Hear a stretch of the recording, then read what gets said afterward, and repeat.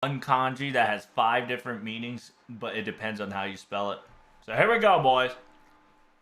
It says, welcome to the Fate Grand Order 5th Anniversary / PvP Final Tournament. What the fuck is happening? There's a weird delay. There's a weird fucking delay. Why is there a delay? The voice and the the voice and the noise that's coming to us is not matching for some weird reason. Am I in the wrong? No, there's a yeah, we're live, boys. So there's some fucketry is always happening. So if you guys don't know, yeah, so they're gonna be talking about the PvP battle right now. They're gonna be creating in 4 different groups. So you see the tournament brackets right there. Those who are winners are going to fight. So it's very nice. So it's gonna be 12 teams. So they did it kind of differently than last year.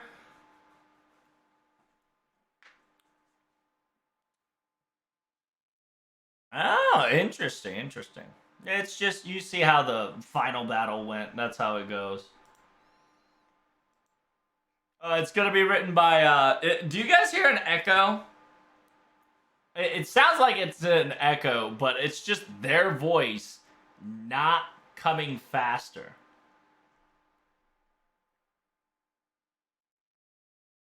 What is happening? Is there like 2 live streams that I don't know of? Why am I hearing doubles? Oh, there we go. Thank fucking God. Alright, we solved the problem, boys. And we solved the problem. There was 2 tabs open. For some odd reason. So there's 2 tabs open. So currently they're introducing the teammates. He's going to be pulling... he's a representative of one of the teams to see which bracket he's going to be on. Unfortunately, we don't know how their team plays out because this is the finals and we never kind of get too close to them. So he's got number 7. So they're the 4th place, Shinjuku Corson. Very nice, very nice. Very fan of Aprilia. Feels sus, man. We got the Ilya and the Miyu. Miyu and Ilya little shrine. So Morio Tomaso, 5th place in the B rankings. So yeah, they're right now just kind of placing themselves in the bracket. Their RNG is being played out. Number 6. They got Phoenix on the B bracket.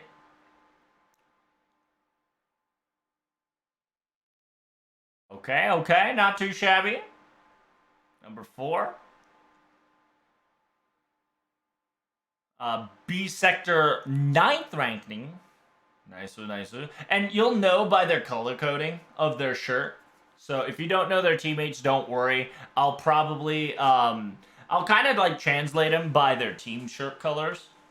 Because it's just that easy. So that team is a Tamamo sim because the team name is Tamamo. Feels good, man.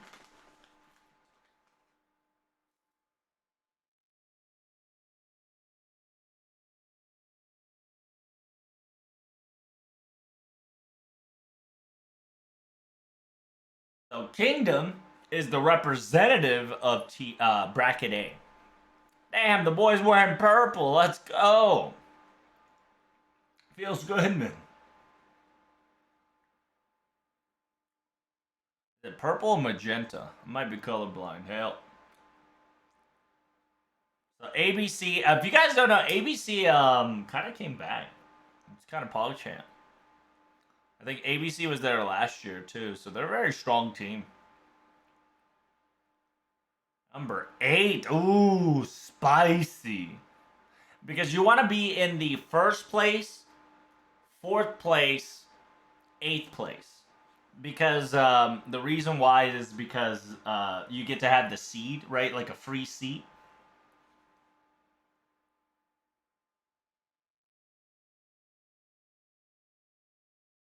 So Tokyo Vacation Tokyo Vacation's first place. They're gonna be picking out the easy seats because they were the top four.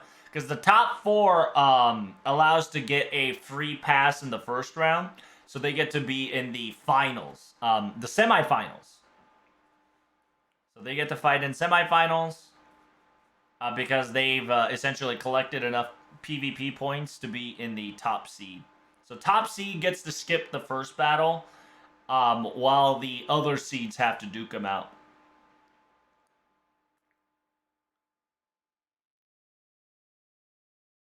Who am I rooting for? I really don't know. Most likely wherever Amaxa is, Amaxa support is, or Makabe.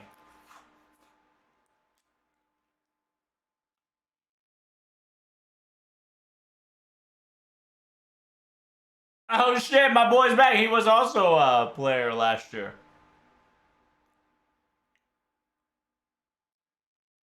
Number one.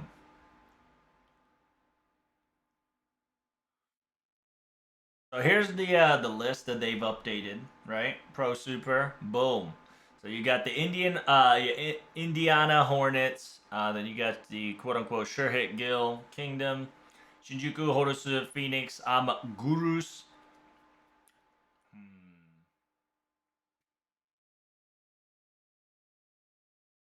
And then you've noticed that like these top fours right here on the corner sides, they are the best in the listing because they had the most PvP points, so they get to skip the first battle.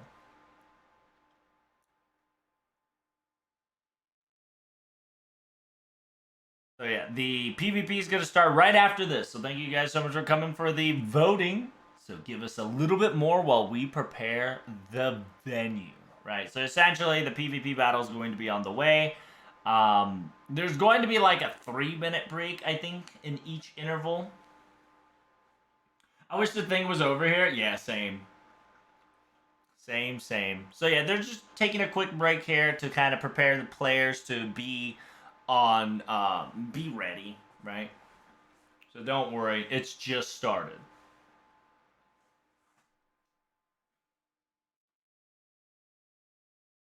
But one day we'll get it. The PP points? What did it say? Oh shit, I can't read the transcription, so you gotta have to clip the VODs for me and show it to me on Discord if you see some of the funny ass captions.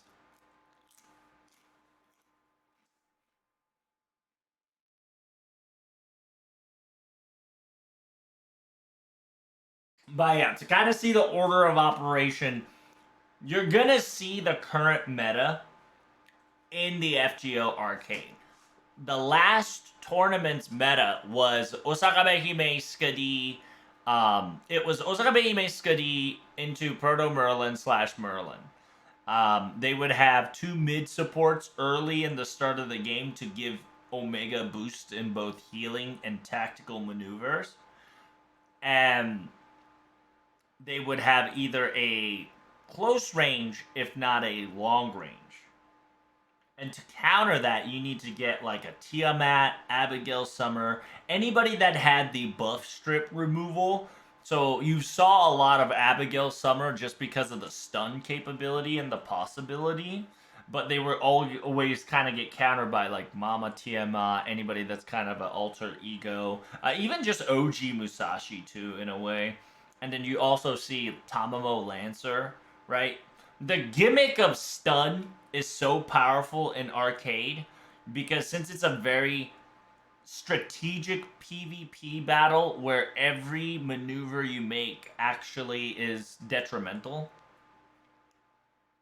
stunning somebody in a place for like 5 seconds is deadly, right?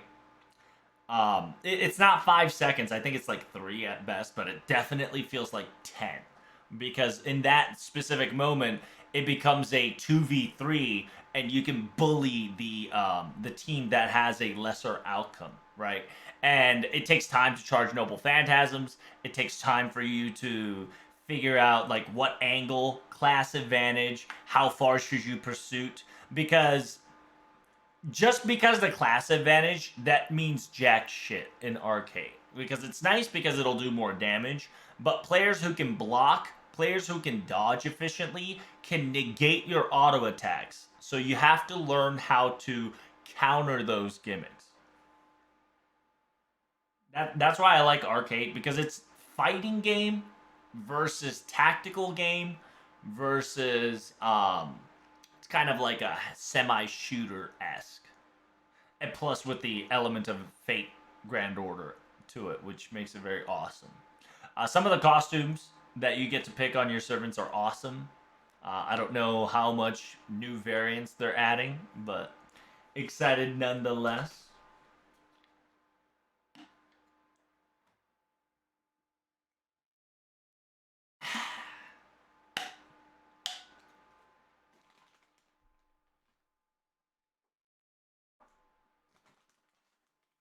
And if you haven't seen it before, you'll enjoy it. I'm hoping that arcade comes up with a spectator mode. To be perfectly honest, because if they create a spectator mode, this tournament will be 1,000% better. Because at this very moment, we only get to see people's third person perspective, and we don't get to kind of see the entire map to kind of show you guys like a strategical blah blah blah like you see in like League of Legends or like in Overwatch.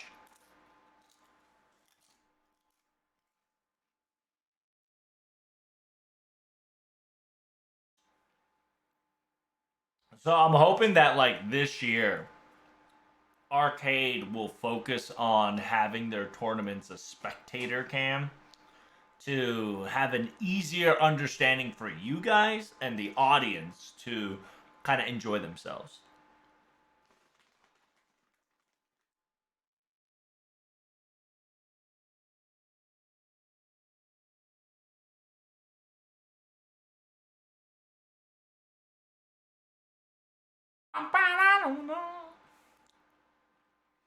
And then yeah, if you guys don't know, arcade PvP is cheaper than ever before, so anybody can join in on arcade FGO.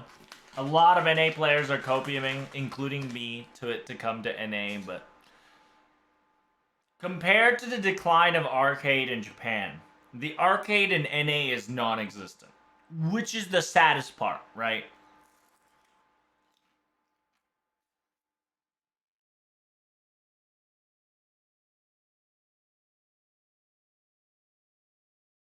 A lot of people want arcade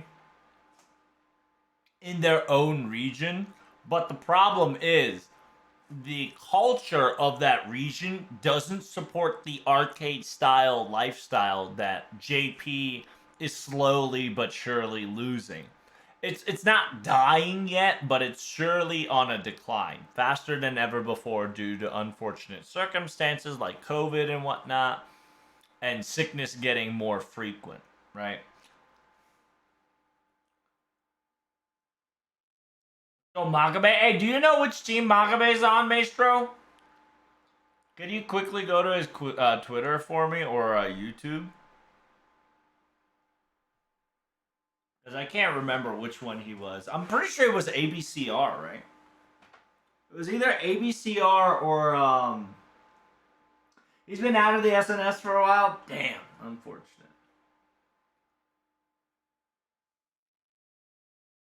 But yeah, I know one of them. He's in it, so I'm hoping for the best. Check his YouTube and check his community tab. See if he has anything to say.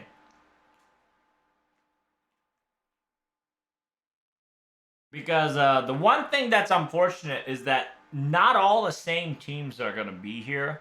And even if they are, their team name might be a little different each year. I've noticed that Waning Presence this year was a lot easier to play arcade. That's good, right? Like, and that's I think what arcade's going forward, right? Where they want to make it like League of Legends. Everybody can play it, but only few professionals will pop off, so they can take all your money.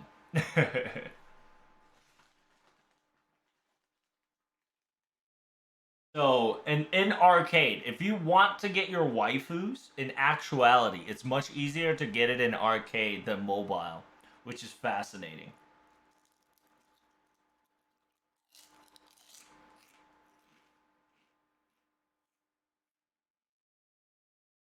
Nothing since the Skadivad 2 weeks ago? Okay.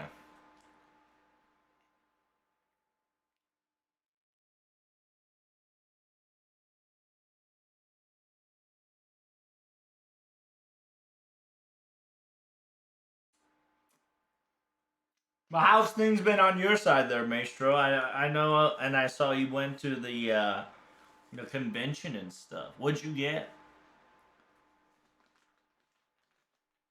Arcade and NA is on an endangered species list.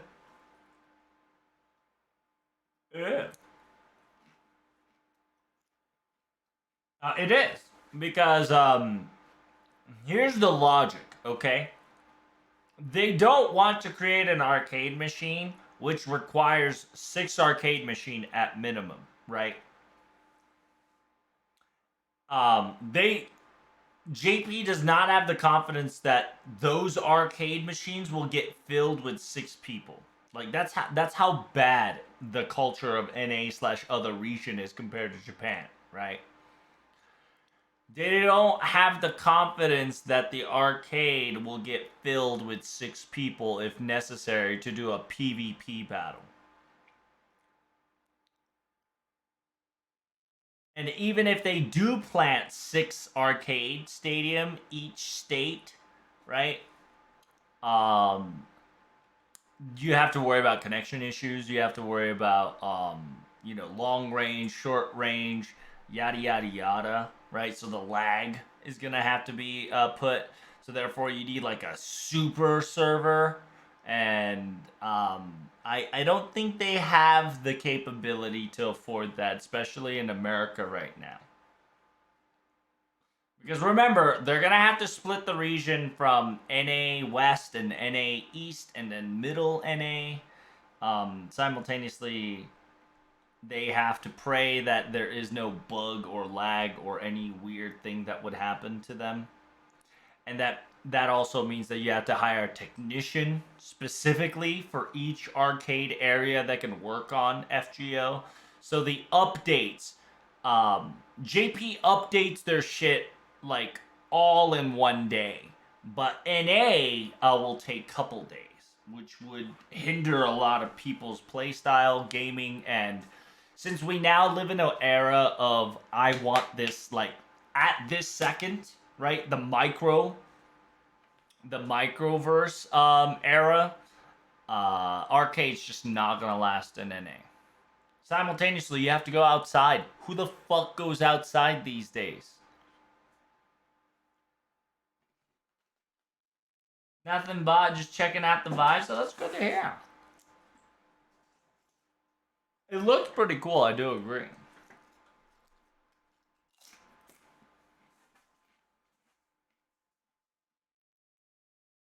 Maybe release it as a console as a free game, like Genshin, you're high, right? And I'm gonna tell you straight up that you're high. Well, I kind of do agree with you. They're most likely gonna release it on Nintendo than on like an Xbox or PC or PlayStation that you guys are thinking of. Most likely PlayStation, actually. Sorry, let me retract that. They're most likely gonna be PlayStation 5/6 exclusive if you want to put it into a console.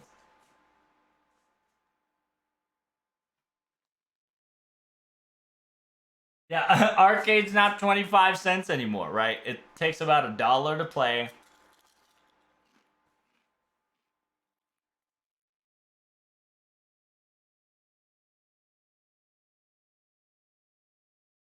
Because what you guys are thinking is free to play, right?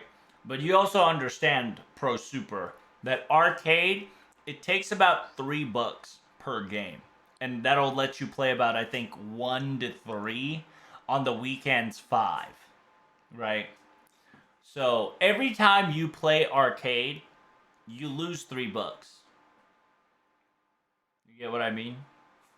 So, to tell a company that wants money, hey, you should release this game on a console for free, is ludicrous. Right? It's ridiculous. You're talking crazy.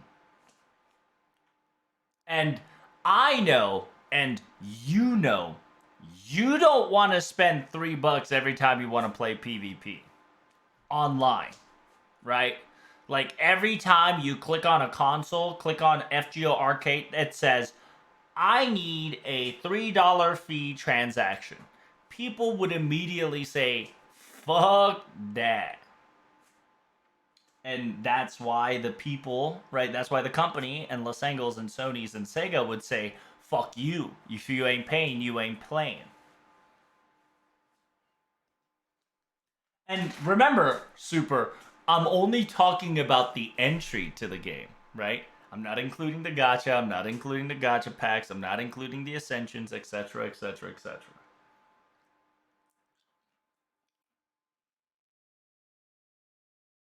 And also, people are gonna bitch and moan about how can I get my arcade IRL cards, right? Because remember, one of the cool things about FGO Arcade 2 is that you can print arcade cards. And sometimes they get a rare variant, sometimes you get like a cool variant. There's like a limited print X, Y, and Z on some stuff. So it gets very complicated real quick.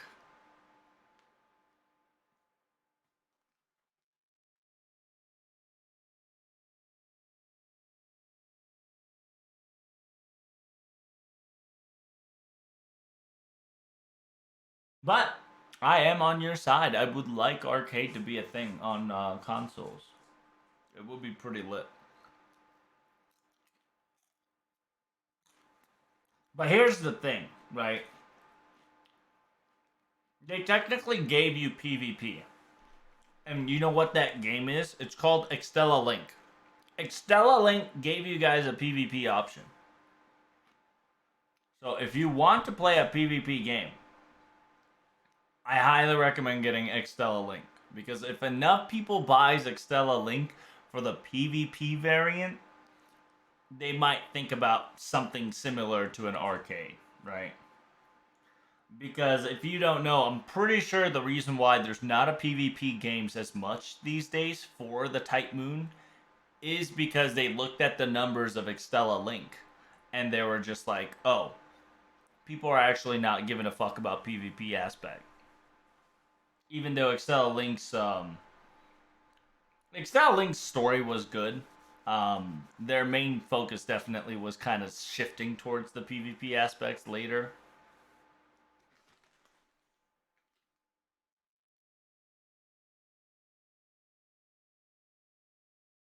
I think the battle will start in about 7 minutes. So we got time, boys. We got time.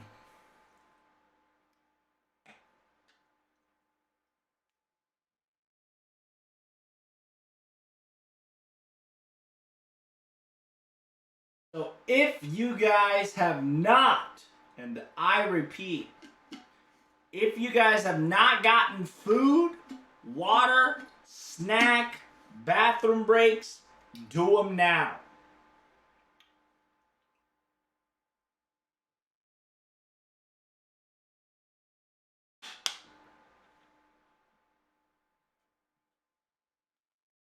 Once the train starts, it ain't stopping, baby.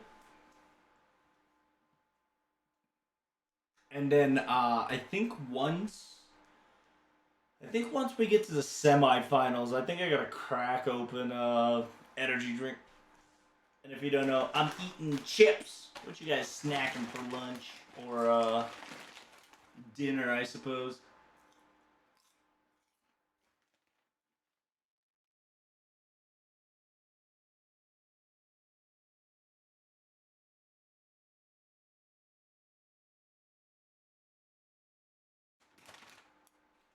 Hmm. I don't know what the meta is currently on JP. It's been 6 months. I know for a damn well fact they'll probably shift the meta to nerf the quote-unquote support combos.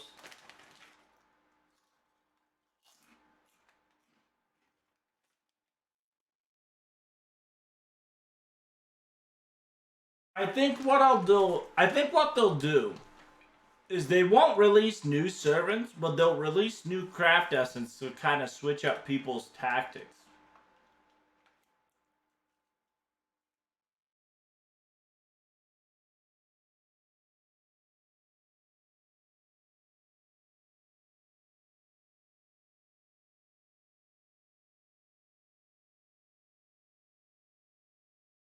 Because depending on what you put on the craft essence, definitely would change how the playstyle of said servants would go too.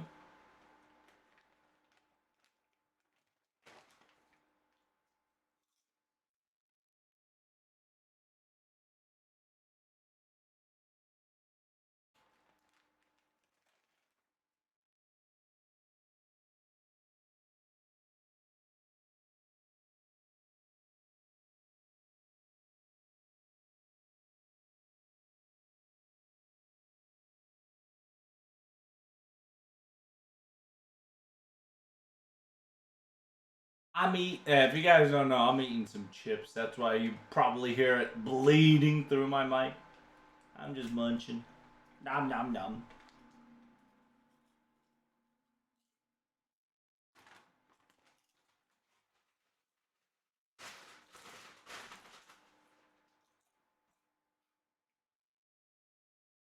Bag of potato chips, my dinner, boys. That's right, commentator needs fuel. So here they are. Oh shit! I didn't bring my coffee up. Let me get my coffee real quick. I'll be back, boys. They're gonna... Worst case scenario, they'll start the first round. Give me a second.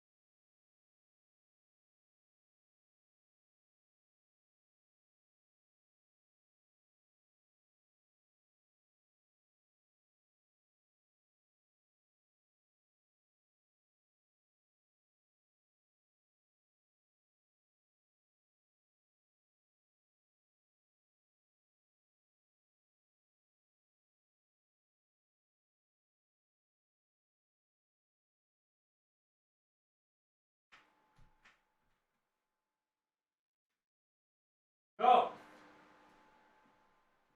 Let the battle begin, chat!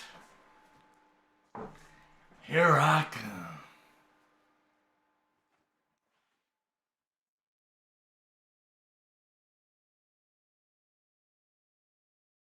You know the sad part is?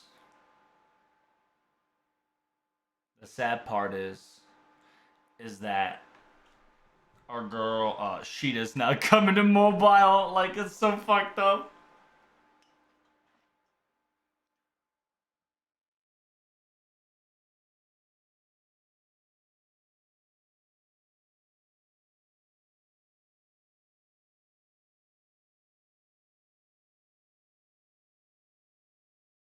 The fucked up part is, we got Durga, and we sacrificed Sheeta.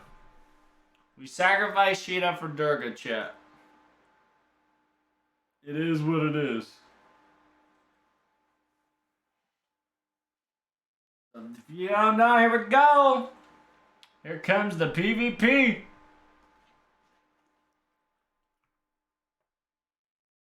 Woohoo! Let's go.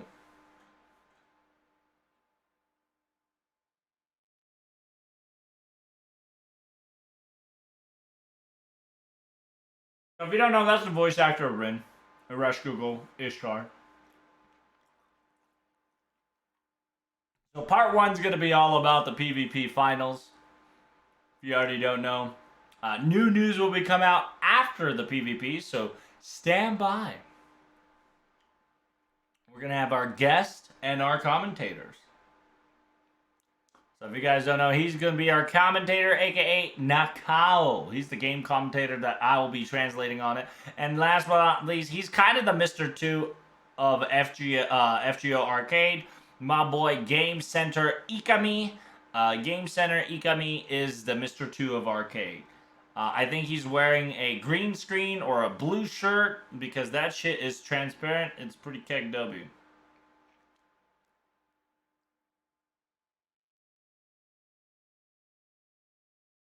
Oh yeah, 12 top teams coming in hot to claim the throne of the first place.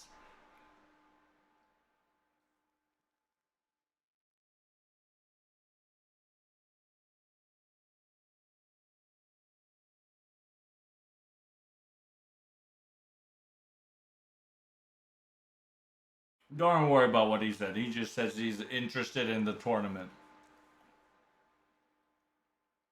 So yeah, let's have this tournament once again without any nervous tension and whatnot. Ready for this. But it says everybody's ready, right? Like everybody's like pumped up. They're kind of talking about the atmosphere is very professional and very strong.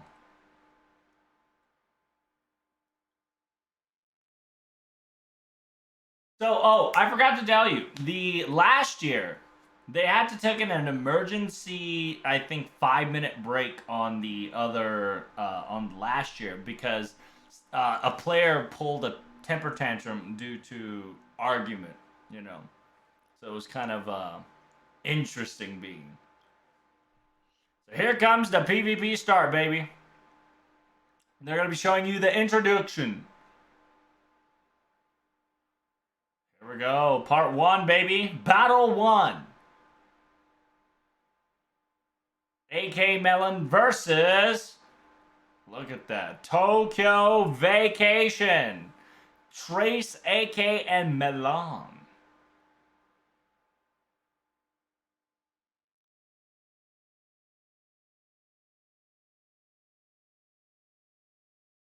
I'm Gurusu, Moon, Ein Orta, and Gurusu.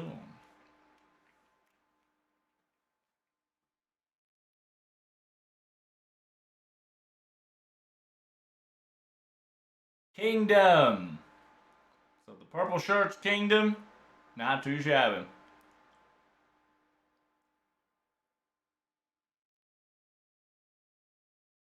Oh damn, Meb fan ABCR. Damn, he wanted to show. He wanted to show off Meb. Let's go. Let's go. they were trying to Kingdom of Meb boys. It's pretty good. So Kaminamaja. I think that is. I don't know who the fuck he's holding. Is that Kintoki? I hope it was. Or Izo. It could be Izo. Skadi plus Gilgamesh equals Proto Arthur? What the fuck is that? What is he holding in his hand? What the fuck?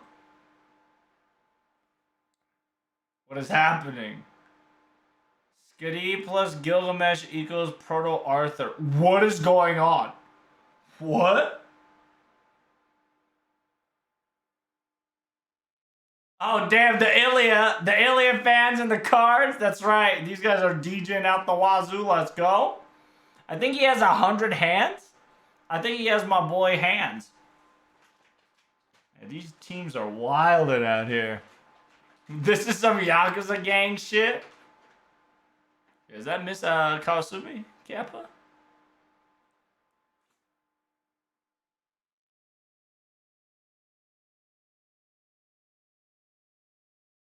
Oh, damn. Emoting. Toma emoting. God damn, brother. Yeah, these guys are wild. Oh, damn. Kiru Kazman is, you know, the white t-shirts are very, not very coordinated. Very nice. This is the last team, chat. The Shadow Kingdom of Tamamo. Praise them. So that is the 12 team that we're going to be seeing. I will be color coordinating them with their t-shirts.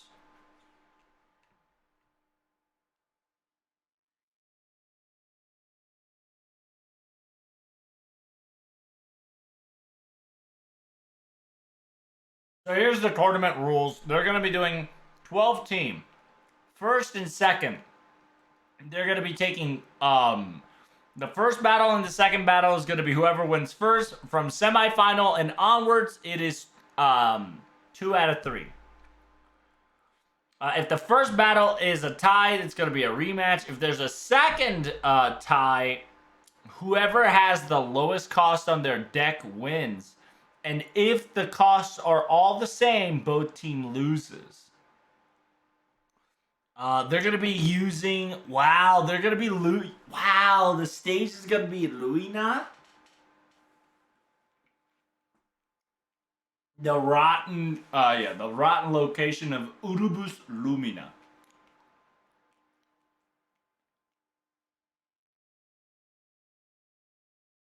So the rule... It says, every match you can change your deck accordingly, but you must follow the rule. Every single member have to use different servants. Class or rarity. You can use the same servant, same name. That is different class, different rarity. A team member can use same craft essence. During the finals, you can so during the finals, one team can change per match. Okay, so yeah, one team can change their shit every team match, right? So yeah, last time it was fucking wild because there was no headphones, but now they got headphones so they can professionally communicate and cancel any outer noise simultaneously the enemy's commands, right? Because that's what was a problem the last 2 years. Oh shit, my boy Spooky Piero, aka the Spooky Clown. Obake Piero is going to be our arcade PvP commentator. He was a former champion in the Battle 2. Now coming in again. Excuse me. He was battle winner of the first game. He's now official commentator, which is PogChamp. Those introduction might be a highlight for me. I'm glad you're liking him.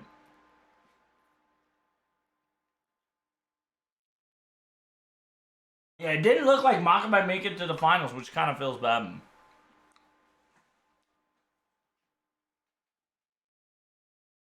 He must be down on the slumps.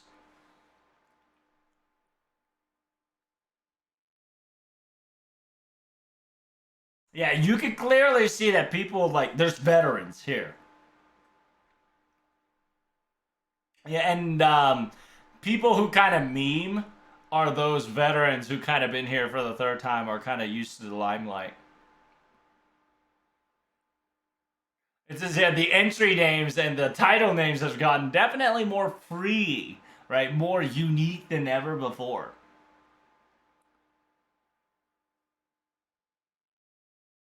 It says, the atmosphere among them are tense. I can feel the cold atmosphere even coming through here. It says, yeah, it's also nice that they're also color coordinated with their team shirts and the same shirts on the team. Oh dang! So they chose color by rock paper scissoring by leaders. This is it is very colorful, and I do agree because there's 12 different colors.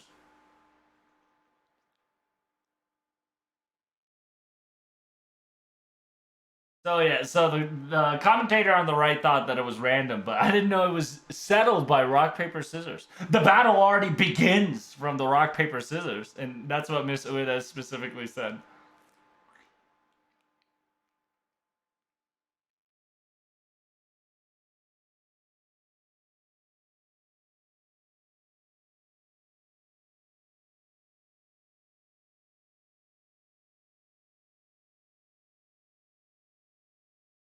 It's the guy who won but didn't get the best prize? Yep, pretty much. Oh shit, they get to say their comment. So, Team White versus Team Purple. They're gonna get to say their comment. So they're gonna say their words.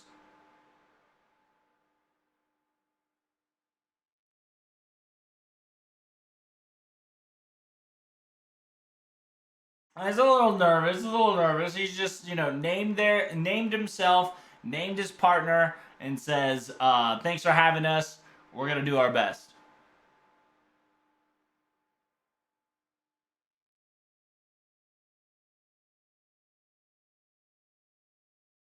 He specifically says that we're definitely nervous. The tension is high, but we would like to get that first win to get that confidential boost of victory. Very, very smart. Very cool. Very cool. Nice comment there. Is there gonna be a Noah time? Who knows, right? Who knows?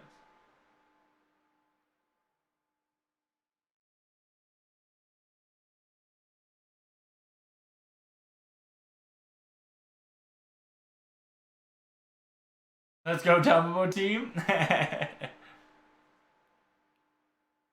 This is Kingdom versus the quote unquote. I forgot the other one's called. I think it was Vacation Trip.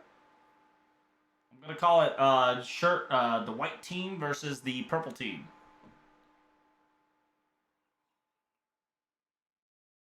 I kind of wish we get to see the draft phase, right?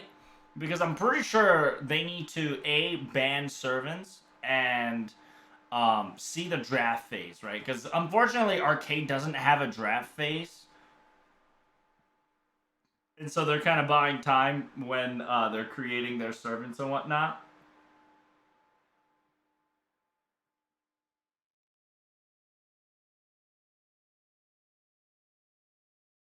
And then they're talking about strategic tactics of like you have to stop things before things go on wild, and the first one definitely is a confidence boost, and you're kind of revealing your hand to everybody for the later battles and whatnot. Tactics, movements, coordinations, formations, X, Y, and Z. So they're just kind of talking about how important this first match is, starting to see what their meta is, what their champion is, and whatnot. So yeah, right now they're trying to figure out the team names. It says, yeah, the team name looks very familiar, kind of sus from last year. It says, yeah, sure hit Gil Zaimatsu, which is a mixture of Izo's place where he worked on, plus Gil, plus sure hit, right?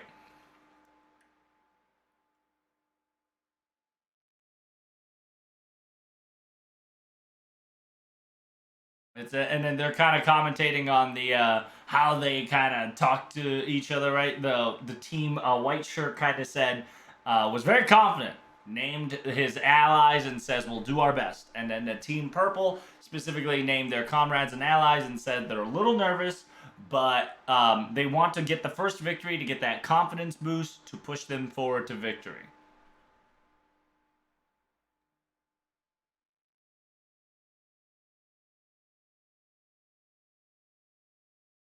As a Smite mobile player, this is pretty cool. Oh yeah, dude. And a lot of people don't understand that like FGO Arcade has a unique controller, right? Very unique controller to the point that you're almost piloting like an aircraft, right? You know those little armored core slash arcade aircraft carriers. It's like that, which is nice.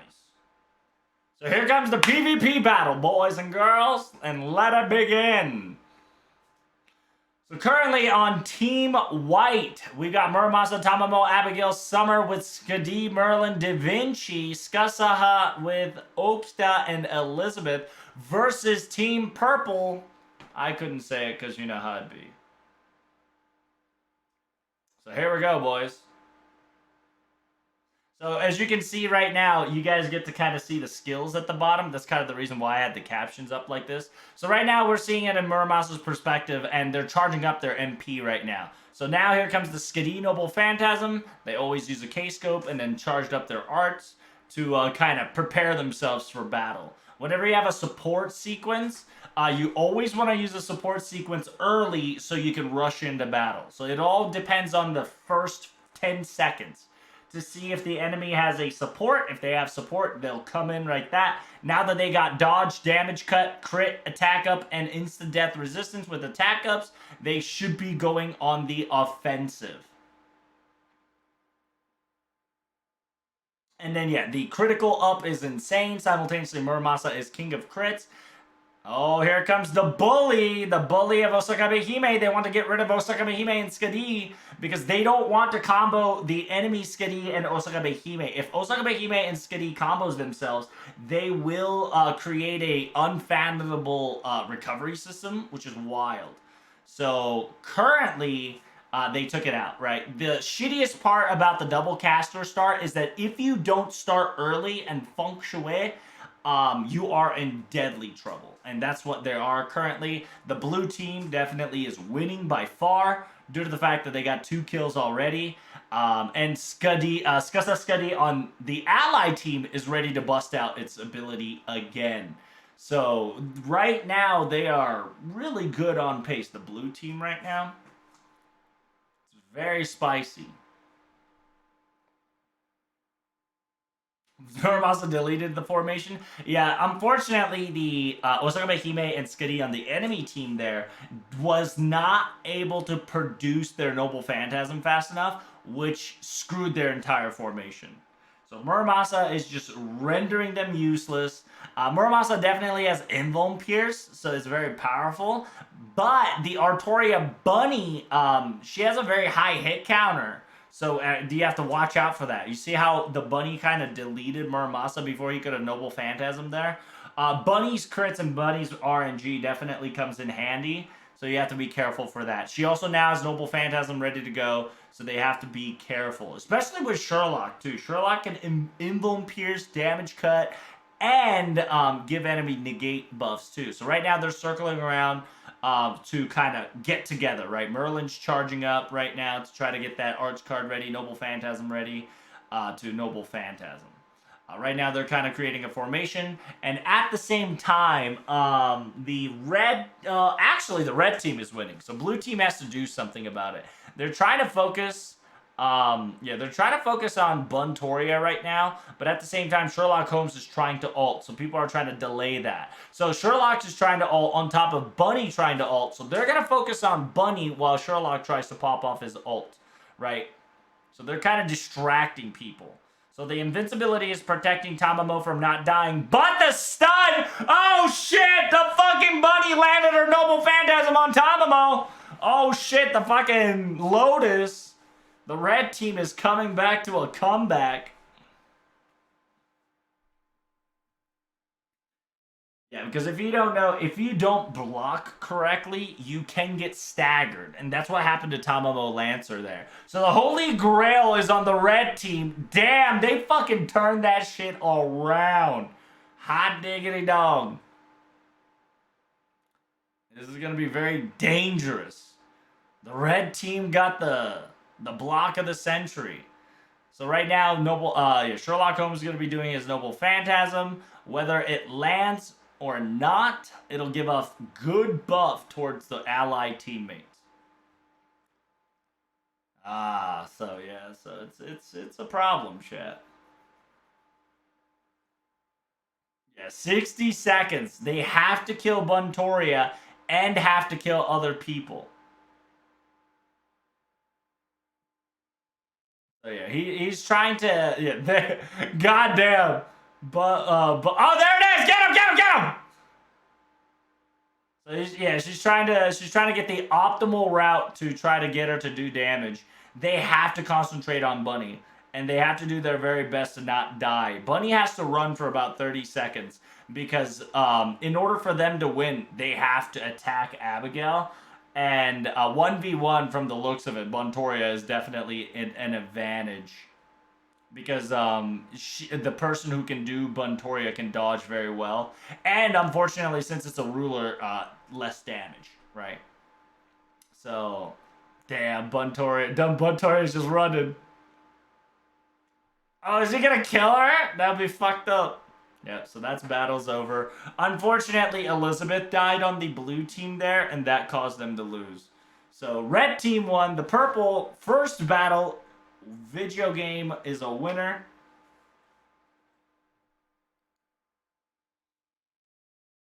Yeah, definitely the white t-shirt had the lead, but the purple definitely waited out for the right moment at the right time. Put them into a nice little trap, and you saw how three of them were really spread out in the corner. So, like, everybody's senses were distracted in a way and not concentrated.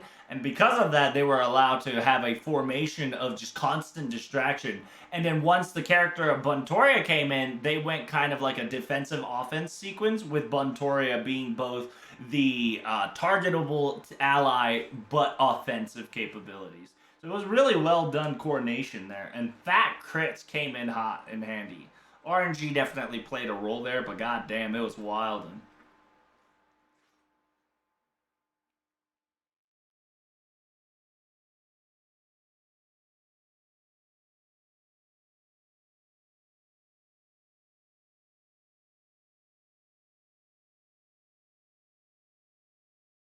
yeah, I told you, like, it was a few seconds stun, right?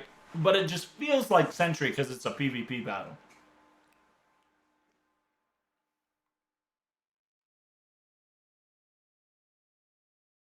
Honestly, a way for forced action instead of the game to keep away would be to remove Grail for the tournament like this. Yeah, I agree. But the Grail is definitely a gimmick to turn things around. So what would have happened? What would have happened is that if they've obtained the Holy Grail, they would have won instantaneously, because the when the Grail shows up, the point modifier gets doubled. So if the enemy team takes the Grail away from the person who's holding the Grail, they get the point times the modifier that's displayed on the Holy Grail, which allows the ultimate comeback to occur. But yes, it's the classic PvP fighting, right? Like, they can run out of timers, and by running away and stuff, and that's also a strat.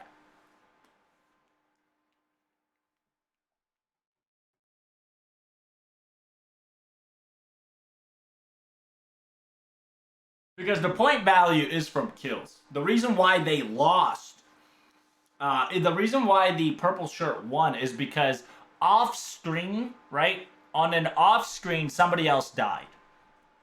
That's kind of the reason why I wanted a spectator mode, so we get to kind of see the entire battlefield and not one person's perspective.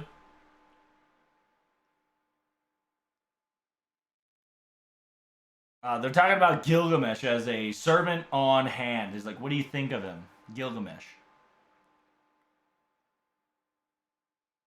It says, yeah, it says it's surprising that the team name specifically says Gilgamesh, doesn't show Gilgamesh. It's like, do you think they're hiding the big guns just in case, or are they just messing with us and not using the actual servant?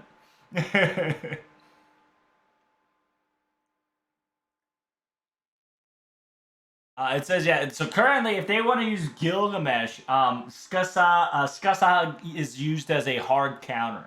So it's kind of those, if you pick Gilgamesh, most likely Skasaha will be used to counter it right away. So, and then they're saying that currently, since it's a one-time battle win, I don't think they'll use the quote-unquote easy counterable character called Gilgamesh, and try to fight and counter that by bringing out the Muramasa to counter the Skadi tactic, Skasaha tactic.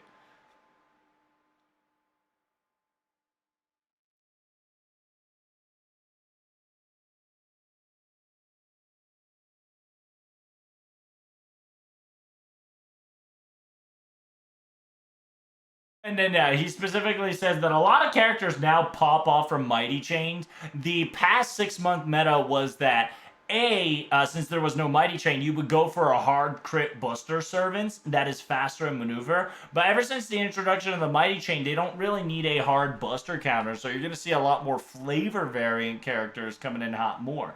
Like Oki-Tan, Okita, Muramasa.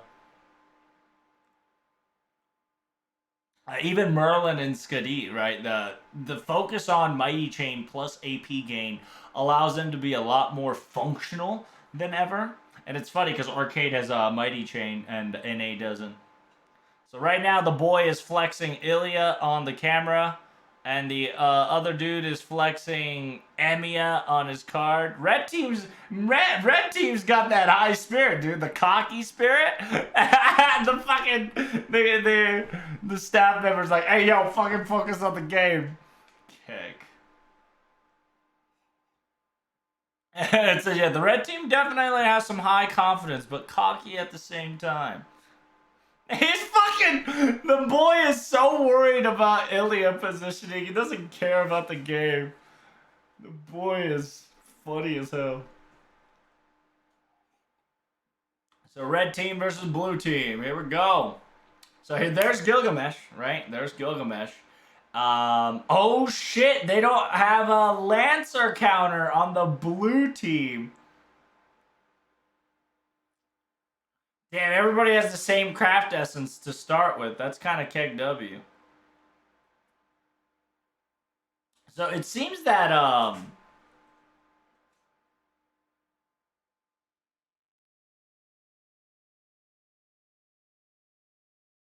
yeah, yeah. Everybody's saying that we're gonna be seeing a lot of Gate of Sky in this meta for sure. So yeah, who can? Damn, blue team coming in hot with Gate of Sky right off the bat. The red team has to pull off Gate of Sky right off the bat, right afterwards. If not, the blue team's gonna be on the offensive. You already know how Skadi goes. You already know her functionality. Essentially, this allows her to give you dodge, damage cut. She gives out a lot all of a sudden, right? Which is making it very powerful. So there's Skadi. Gilgamesh now has Sure Hit on it, so it's kind of spicy.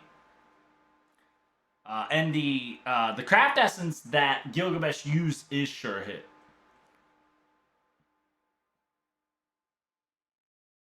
And the reason why Gilgamesh is being meta right now is that the object and the quote-unquote the attack sequence allows a very nice targeting, is what they're saying. God damn!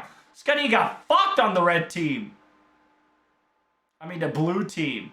So yeah, the crit's disgusting. Holy shit. So Scuddy's already gone. Gilgamesh is already gone. The red team is in the lead by 3 kills already. And the enemy Gilgamesh's Noble Phantasm is all ready to go to booty blast things out of existence. It says, yeah, Gilgamesh is fast when it comes to maneuvers compared to other archers, surprisingly. So they definitely use that to dodge maneuvers and positional wave if necessary. Simultaneously, that Gilgamesh can sustain himself to an extent, but weak to bullying, as you can see right there. So we got more Holy Grails coming in hot very soon. It says, yeah, you gotta watch out that there's Ozymandias on the red team ready to go. Now that Ilya is ready. Oh, shit! God damn. You almost got somebody. So they got Kama Archer, Skasa Lancer, and Ozymandias Rider. Oh! No target. Unlucky. Oh, shit. Ozymandias Noble Phantasm with Okita down. Who's got the Noble Phantasm target? It doesn't matter who it is. Usually if you get Noble Phantasm, you're practically dead unless you got dodge, invincibility, or super damage cut. So, goodbye. God damn. Invuln Pierce, by the way, Invuln Pierce does extra damage. So, the red team has gotten the Holy Grail. They're about to lose if Ilya goes down. So, this might be GG, boys. God damn. Yeah, the quick attacks, that they're bullying Ilya hard. Oh, the stun! Oh shit! She tried a noble phantasm motion Dias with that stun tactic. But unfortunately, the red team got booty blasted.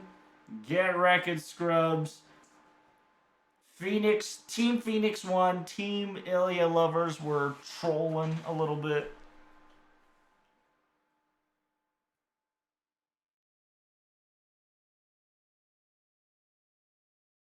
It's very interesting. Like at the very first, whoever takes the first step takes a very quick attack, but there's a lot of comeback sequence coming in.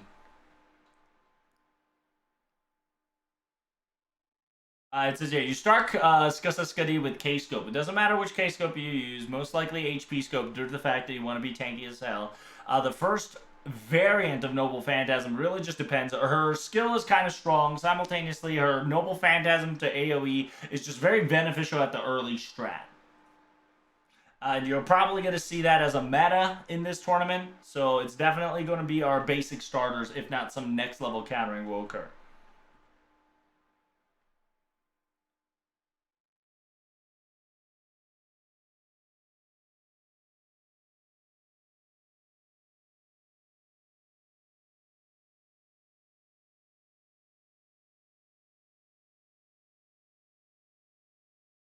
It was not bad. Calling themselves ill lovers when Gil feels wrong. Yeah, Gil's meta. Apparently, Gil sure hit is a meta thing. Simultaneously, you can definitely see Skadi strat. It's gonna be a thing.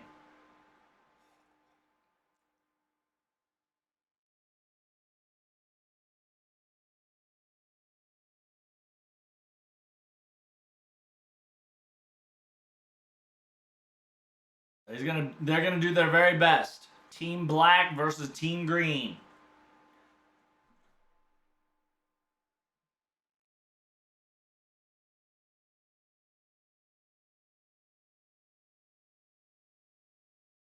Oh no! Yeah, he said he was gonna ask his girl out after the tournament. Oh, she rejected him, so he's in a little bit of pain.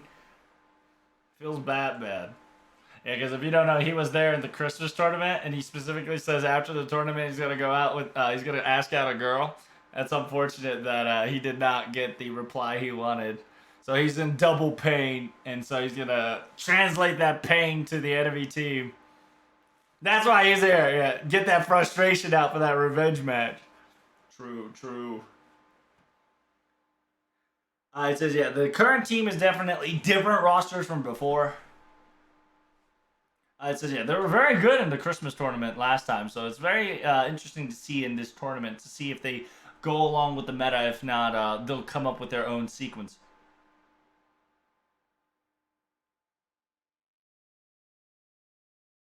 Because they used a lot of Jacques Mole sequence, so.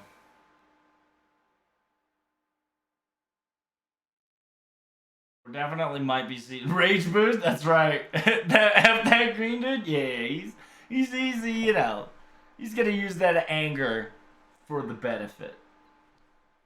But see, it's pretty funny, right? Like nobody would say that shit, but the dude knows that it has entertainment value slash he can kind of the fact that he can vent that shit out in the open. He's a strong man. And then right now he's talking about how great Skitty is, and you guys kind of saw how OP Skitty is. You're probably gonna see a lot of Skitty unless she gets nerfed. Remember, this Skitty is the upgraded Skitty, so she just has so much buff on her Noble Phantasm with the Mighty Quick Chain plus her capability in her kit is kind of dumb.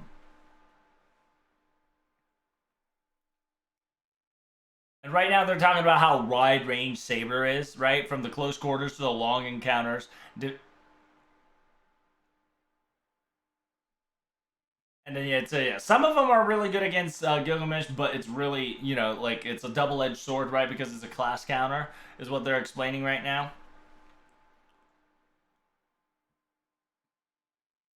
It depend. A lot of the battle kind of depends on which lancers you pick and how you can efficiently use against Gilgamesh if they bring out the Gilgamesh comp. which the Gilgamesh comp apparently brings out, is Ozymandias and Skadi to kind of create the star comp slash crit buffs. Due to the fact that depending on the area, right? Depending on the area, if the field is sunny, Ozymandias can definitely provide the attack up plus crit up. And Gilgamesh is projectile is both long range and mid range, allowing him to kind of crit hard with his ridiculous hard to dodge. Essentially, his ability, his long range shot is one of the harder ones to dodge because there's so many projectiles. And so that's why they're talking about that. The fact that you use Gilgamesh with a sure hit CE, allowing him to crit hard, hit hard, and Ozymandias for Scassa Skadi for Star Collection with Ozymandias with both Star Collection and crit gimmick, allowing them to just kind of booty blast out of existence.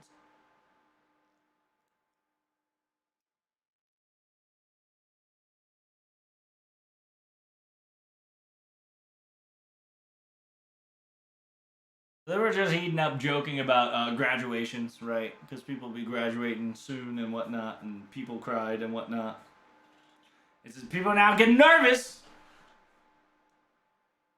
I'd suggest you can definitely get tension because the noise canceling headset will create a closed environment. So if you don't keep talking or, like it'll be a new experience that you don't experience in arcade because arcade is very loud, right? So it'll be very interesting to fight in that circumstances when you're so used to skirmishing in arcade.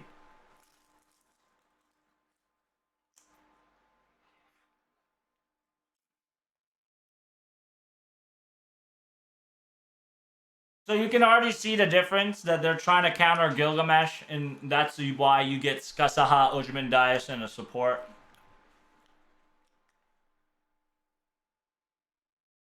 What you do is, Noble Phantasm with Skadi with K-Scope. Because if you don't know, K-Scope starts with 50 Craft Essence. With Skadi Craft Essence, they'll use their skill on top of it, and then here comes Skadi Noble Phantasm, and that's how it works. Always works. It's K-Scope Skadi, use the skill charge on Skadi, and then arch charge up. The faster you can arch charge up, the faster you Noble Phantasm. So just kind of have a pretense that you're going to see this all day. And then, you did see somebody have melt, but let's see how it goes.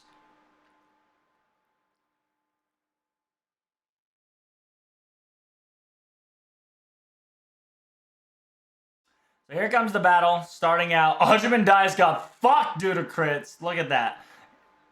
God damn. So they're trying to get rid of Skadi to prevent the spam for her Noble Phantasm. But because of Skasaha is just so fucking, pumped up, it's booty blasting possibilities.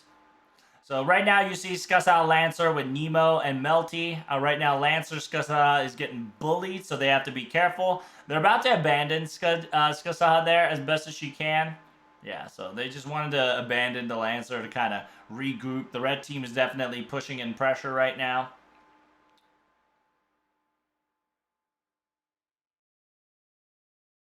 So it says, the draft that the quote-unquote the blue team that we're looking at was a second team composition setup instead of the first team composition setup. They were ready to prepare the first team a lot faster than everybody else compared to the other teams. So here comes the Noble Phantasm from Noah's Ark. So they definitely bought time in order for the Noble Phantasm Noah's Ark coming in hot. Those two were definitely distractions.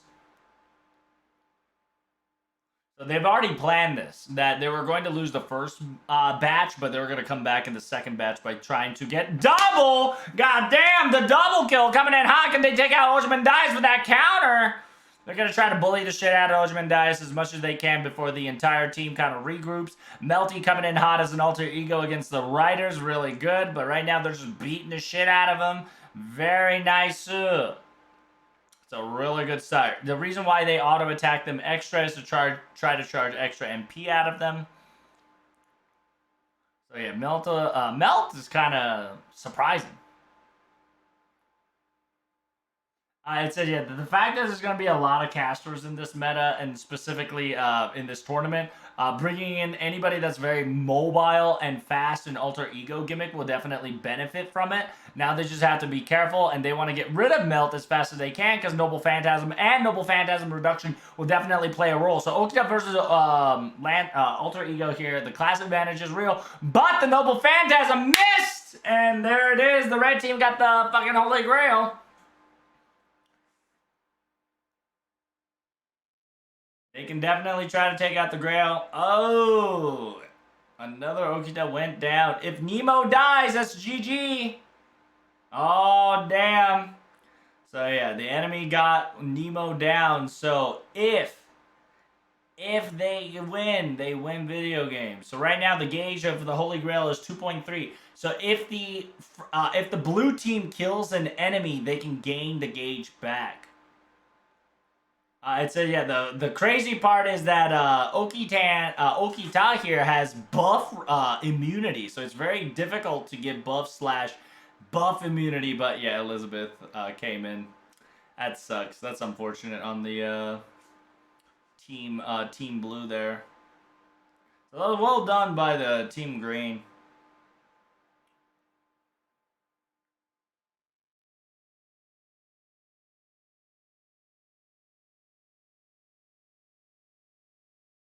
Ellie melted? Yeah. Because the Okita critted, most likely.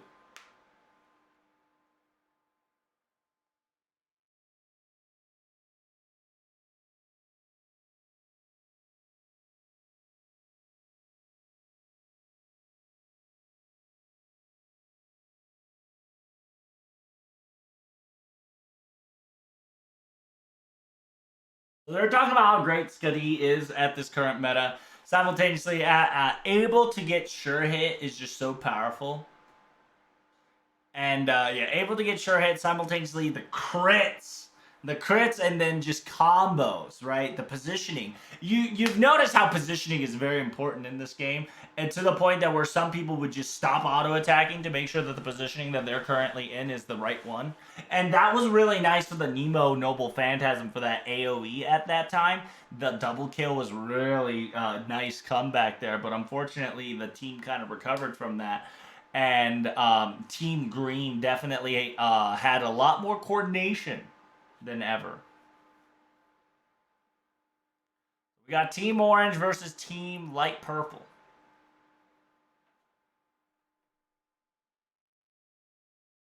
It says, I can't believe I became a leader of the team that I lost last game, last tournament. As yeah, we practiced a lot. So we're gonna be picking up the we're gonna be picking up the win that we didn't get last time. Why is Mabu upside down, bruh? Bruh.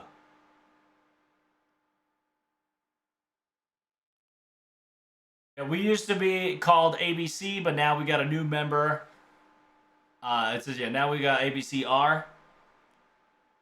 We're going to be doing our best. The person who loves Meb, he's not here right now because he didn't make the cut. So there's this nice little hand gesture, nice COVID exchange, PogChamp. It says, yeah, they didn't change the name, but they added a letter to it. Because, yeah, if you don't know, Team ABC was a thing. But now it's ABCR. Because of a couple new addition to the team. Team Light Purple is kind of funny, not purple, specifically light. Yes. Here comes Orange. And then, yeah, a lot of the teammates here definitely was seen in the last tournament.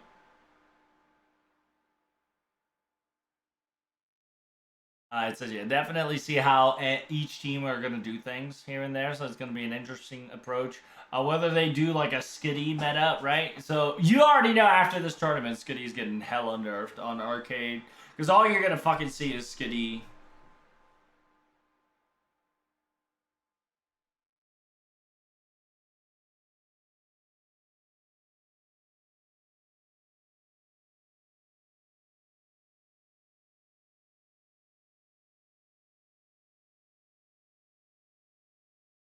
And then, yeah, depending on the craft essence and how you use it, after the Noble Phantasm, each team kind of differentiates in how they coordinate, right? Some people play back, some people play aggressive, some people play a little bit of standstill to kind of touch how the enemy would react and whatnot. So I'm going to tell you, if Arcade keeps adding craft essence, I think that's a smart idea because craft essence changes a lot of the metas in FGO Arcade for sure. But they're definitely 100% nerfing Skadi next patch. I thought it was aqua. It could be aqua. Aqua purple. Like light purple, light pinkish.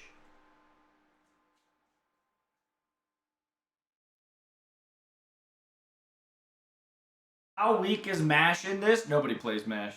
Let's be honest. I'm gonna tell you right now. In this PvP tournament, nobody plays MASH. The problem with MASH in Arcade is that she doesn't dish enough damage and she doesn't move fast enough. That's her problem. She's very non-agile, not defensive enough, and doesn't provide enough abilities that like the 5 stars can provide, even though she can definitely be a 4-star. So MASH is low-key non-existent during the PvP time.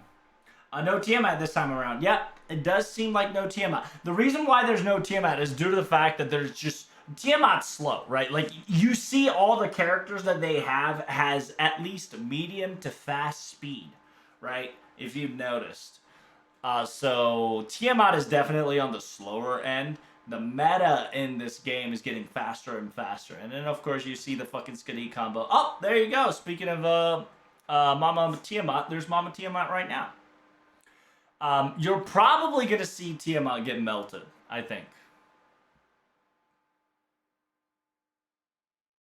It says, yeah, the commentator specifically says Tiamat usage definitely dwindled from last time, from the last tournament, because Tiamat was used a lot last tournament. So compared to last year's tournaments, Tiamat usage has been slow due to the fact that she's not the fastest and the most agile one compared to everybody else. Because, yeah, Tiamat sucks at close range. So if anybody gets to close range on Tiamat, she's practically fucked. That's the problematic part. Other than that, her skill usefulness is very efficient and very nice to remove buffs and stop buffs from occurring and whatnot, which is well done. So it really just depends on the distancing of the enemy team versus allies. You see how Gilgamesh just auto-attacked? That's some bullshit auto-lock. That's why Gilgamesh is broken. Because I think Gilgamesh Quick is the auto-lock long range. And sure hit with that shit is bullshit.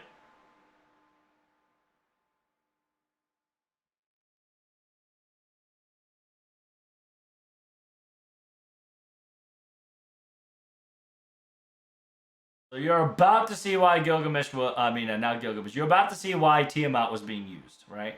So there's the stun, which is nice that they should be focusing on Skadi, but Tiamat can't do anything about it. Yeah, so Skadi is purposefully inside the Tiamat's non-attack range. Because Tiamat pops off at range, right? You see how the laser beam works? That is her specialty. She's supposed to be a long-range laser beam optical support. But if Tiamat gets into the close range, it gets very problematic. Because she can't do shit. So the second Skadi, Noble Phantasm of the game, PogChamp. Gilgamesh do be hidden. Gilgamesh's Q currently is undodgeable, auto lock, long range, and that's why you want to put sure hit plus crit plus auto attack, right? Because it's fast, it's efficient, and if you crit on it, it does fucking disgusting damage. And so there it is. Somebody critted with either with Mama Tiamat or somebody else, but the laser beam, god damn, fucking just melted.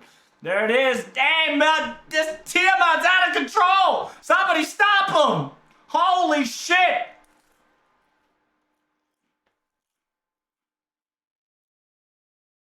God damn. Because the enemy team is not taking care of Mama Tiamat. They are just getting fucking laser beam. Oh shit. Noble Phantasm by Skusaha onto Tamamo. God damn, the positioning was so perfect.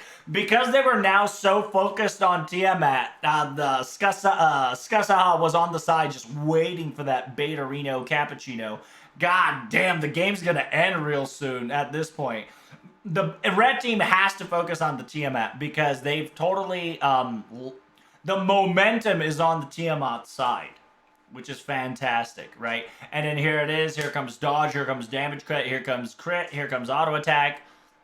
This is going to be very scary.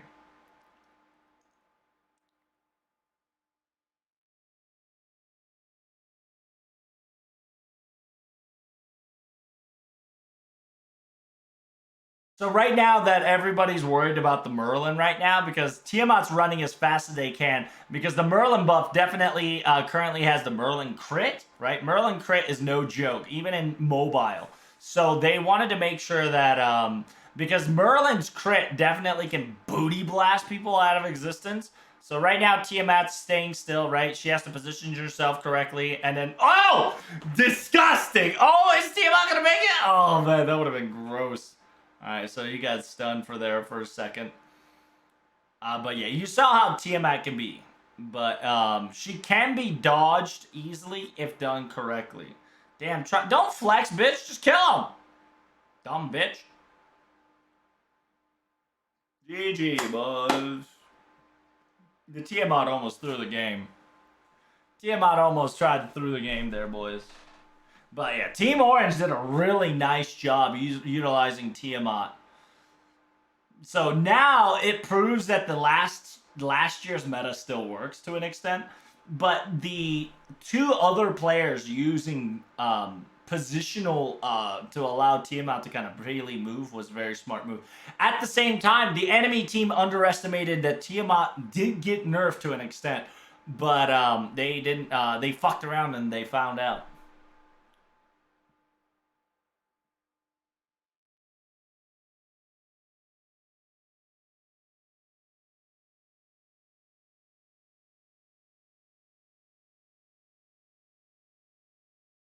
Tiamat sweep the floor this time. Yeah, and you've noticed that like a lot of the enemy team didn't focus on Tiamat just because the other teammates were doing their very best to be a nuisance, and they were a individual threat as well. So they couldn't focus on the Tiamat, and Tiamat just kept fucking laser beaming people and critting him out of existence.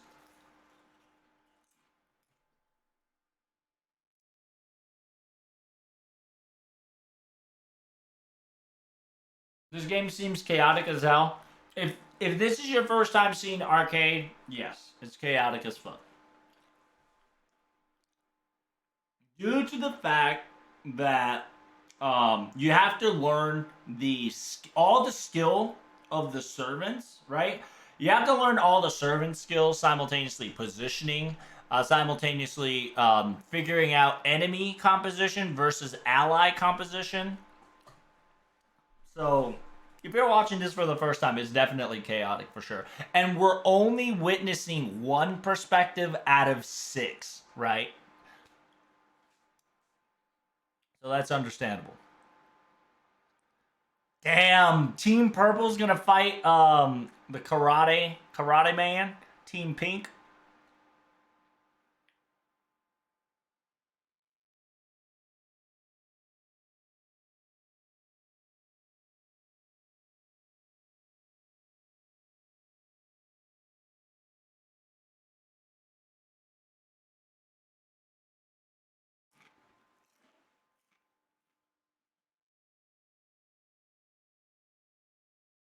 I'm really glad they didn't switch POVs. They did, I think, in game one, and people complained, which I sincerely agree. They're getting better in the perspective sequence. Oh damn, he's taking off his dojo. He's taking off his jogi, boy. This boy's serious.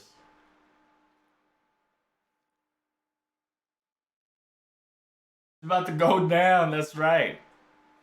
He's taking off his gi. He's taking off his gear. Um, like Tamamo. I think Tamamovich.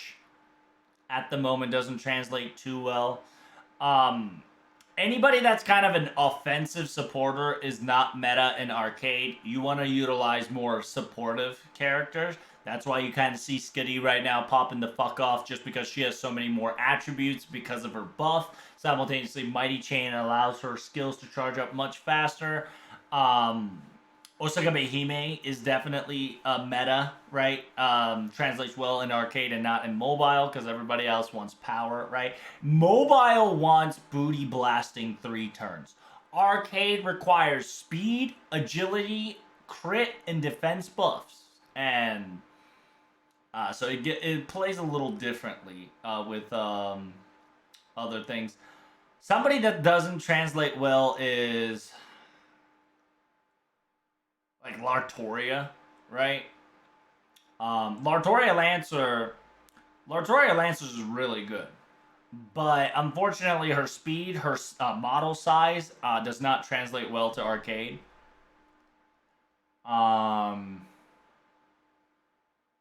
Linus, I think Linus doesn't translate well in arcade at the moment, due to the fact that she doesn't have her strengthening, I don't think, and even if she does have her own strengthening, she doesn't buff allies. She only kind of buffs herself in a way, so that needs to be changed. Medea, yeah, Medea. I think the reason why, yeah, Medea doesn't work well because her healing's kind of trash. At the same time, it's not all about charging Noble Phantasm, right? Any servants that kind of have like a 50% charge, 30% charge doesn't translate well because the MP charge is nerfed in arcade. So like if anybody's 50%, it's most likely 30%. Anybody that's 30% is most likely 20%. Anybody that's 20% is like 10%. Blah blah blah. Simultaneously, the arcade plays more relying on team positioning plus learning to attack cancel and learning to understand attack maneuvers, defense, and dodge. So you rely on yourself a lot more than servant skills and whatnot. But you definitely see support characters, right? Like you definitely see Skadi, you definitely see Merlin, you definitely see Tiamat. Anybody that kind of moves fast, long range, mid range, long range, mid range, and fast maneuverable skills translates well. But currently, Gilgamesh is meta because Gilgamesh, I think his Q is undodgeable, and as you noticed, that bitch can be shot from afar away. Add a craft essence that allows a star gain simultaneously with the sure hit that's been given by Skadi plus Ojimandias combo. That's kind of the reason why you saw that for a couple of the matches, and they talked about how crazy that combo is because the star generation and the crit insanity that can occur for both Ojimandias and Gilgamesh is insane with Skadi Noble Phantasm buff. What about Cursed Armasan? Yeah, anybody that's kind of like a lower. Like, the sad part about it is that the lower tier servants doesn't get used because you'll definitely use 4 to 5 star servants due to meta, right? Due to meta because they're base stats. And that's what I kind of hate. I kind of wish that all servants had a little bit of different base stats, but I just wish that the lower rarity is able to reach a 5-star base stats, in my honest opinion. So you're only going to see a lot of 4 stars and 5 stars because of just pure base stats are just that better. And of course, skills are broken too. So you see Skasa Skadi coming in hot with Morgan and Skasaha versus Skasaha and somebody else.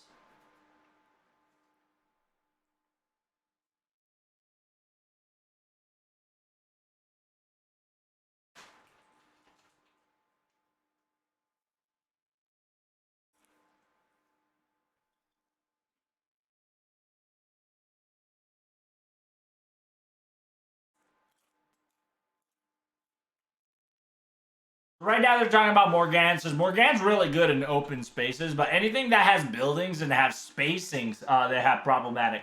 Damn, Skasa with the instant Skadi kill. Oh, can they chase it down before the enemy Skadi comes in hot? Oh, they did it. God damn. Morgan's chasing the Lancer Skusaha right now. Oki's trying to survive. It seems that the person that can build castle is also here. Yeah, because Osaka Hime's goal right now is definitely to keep building castles. So if the castle is built on top of Sherlock Holmes is kind of dangerous. So Skusaskadi's Noble Phantasm once again. The difference between PvP and PvE, the lower rates are useless? Unfortunately, yeah.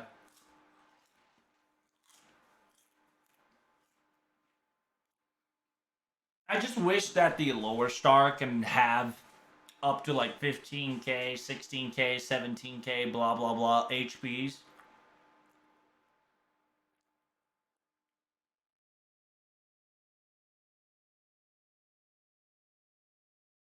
Because I think if the scaling is the very same as a 4-star to 5-star, I can almost tell you Benki will get used a lot more.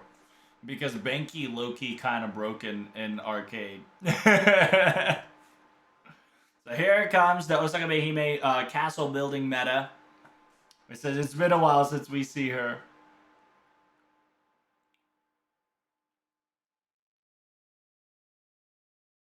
I like how the castle does not build from ground up. Sometimes it can get built from ground down. From up to down. It says, yeah, because if you don't know, last tournament, Skusaha Skadi with Osaka Behime meta was wildin'. Because somebody realized that Oki can charge MP. God damn, did you see that? Skusaha fucking attacked. Oh yeah, Skusaha attacked Osaka Behime. Took that opportunity to kill this Skusaha, which is wild. God damn, 120k is wildin'. So whoever's playing Skusaha is really good, right? He went Oki, 180'd, and just automatically clicked the Noble Phantasm button right away. So Morgan's Noble Phantasm is ready. If you don't know, Morgan's Noble Phantasm is really fucking long. Like, really long range. So, it's gnarly, right? Simultaneously, because now they're talking about how blue team is powerful right now, because Morgan is very powerful, and Merlin can definitely back him up simultaneously, ironically, right? Able to give invincibility if needed to kind of keep Morgan covered, and she can activate her guts when that sequence happens.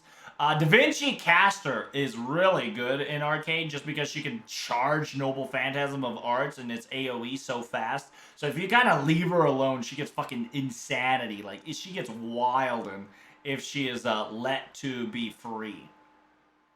She's a mid-range servant, mid-range close servant. Oh, goddamn, Abigail got defeated! And GG.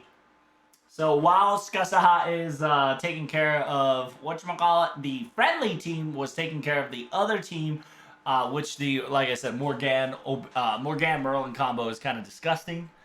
So while he was playing the distraction of the main team, which was, I think, the leader, they took care of the mobs, which was well done.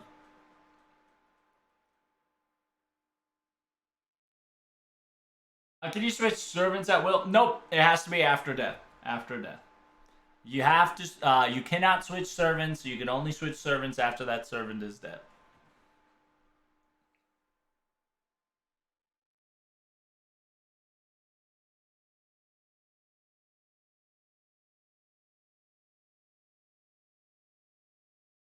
Immortal Team Morgan works even in arcade, something like that, right? It's not Castoria, but it's Skadi, right?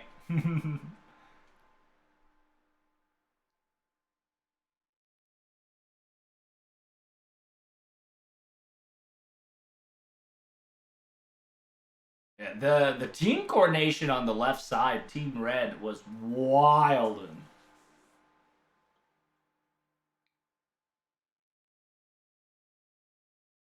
Is Doan Body viable? Unfortunately, not. He's not as fast. You'll probably see him in a match or two, but unfortunately, his attack motion is a little slower than others, but he does pack a punch. It's one of those. a lot of the servants that's currently used on the tournament is fast attackers, fast attack motions, and fast attack canceling characters. Of course, some of them are meta due to coming in hot, simultaneously minor adjustments, allowing them to be like untargetable or sure hit, blah blah blah.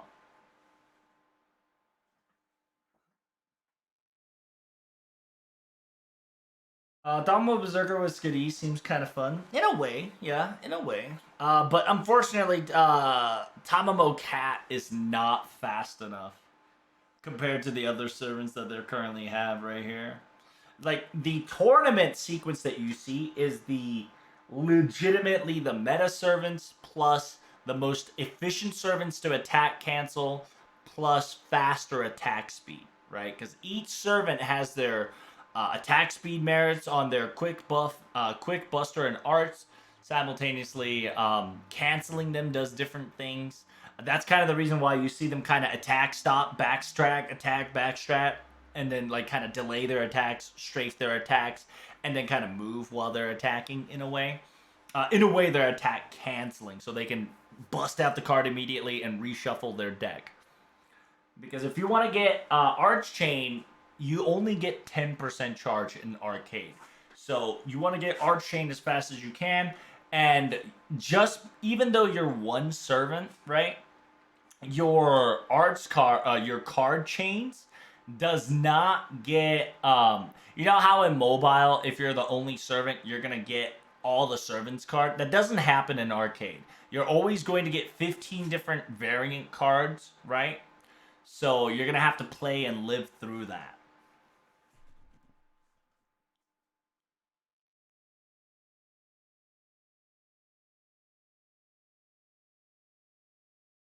Is Merlin better than Proto Merlin in arcade? I think Proto Merlin got nerfed because Proto Merlin definitely got used a lot during the last year's tournament.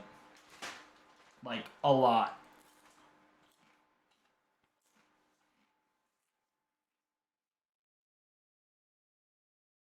Like, I mean, everybody fucking used her. So, yeah, she got nerfed. She was meta. And at the same time, Proto Merlin is rare, right? So if the person who didn't gotcha for that character didn't get it, they're not gonna use it, right? At the same time, Proto Merlin, you have to have higher MP count. You want to have MP5 Proto Merlin in order to be very viable and useful meta wise.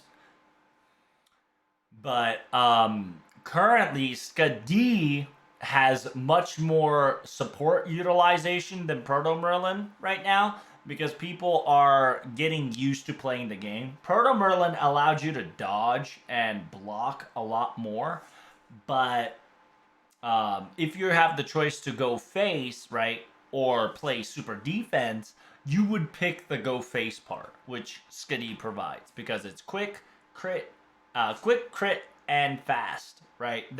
That's the generality of quick in arcade. Is that quick motion is the fastest motion in every character. Simultaneously, crits really nice and does big booty damage. And quick usually can cancel faster if done correctly. So you can kind of say currently arcade is in resurfacing of quick meta. Thomas Shark gets more used in arcade than mobile. Yep, it's because of the stun. The stun and now the invincibility part, the third skill, has no demerits. So since the third skill has no demerits, it's actually very useful in arcade.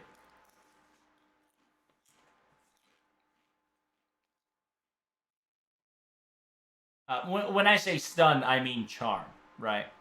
You can charm somebody.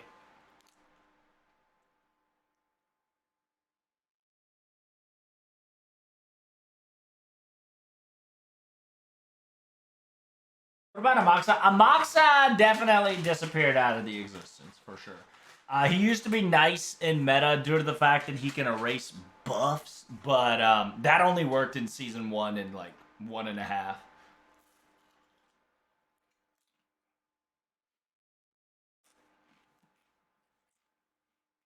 Amaxa definitely needs more balance in our game.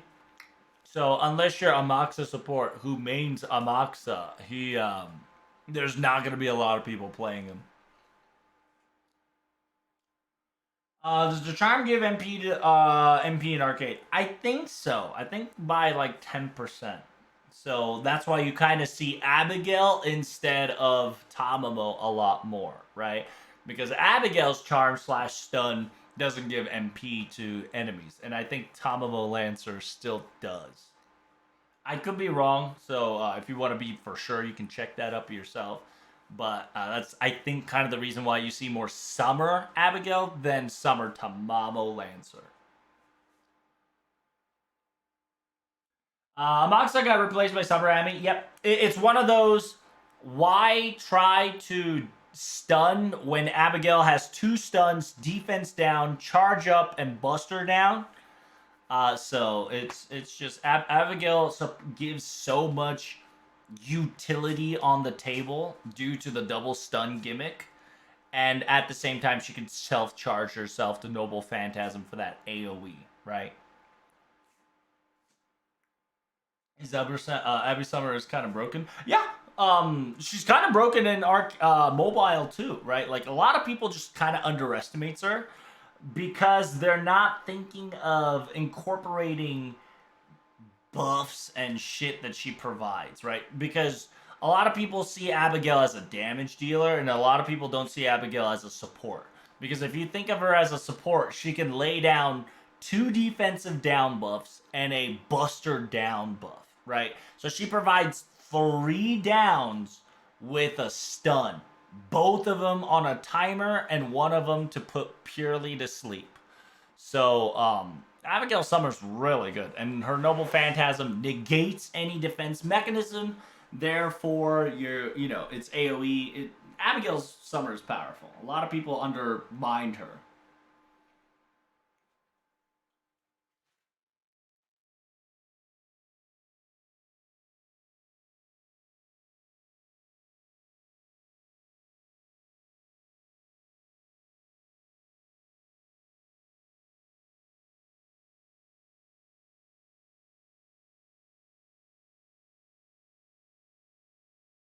The veracity of the time charge doesn't change much for me. I understand.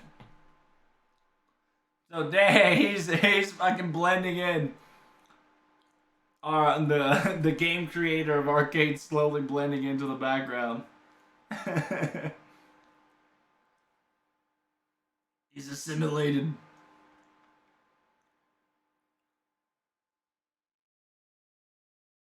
So they're kind of talking about Vlad Berserker didn't come in because Vlad Berserker is definitely fast last game. It was really nice. It says here, right after that arcade live stream tournament ended, the amount of Vlad Berserker spiked hard just because Vlad plays such a crucial role in the finals. It was insane.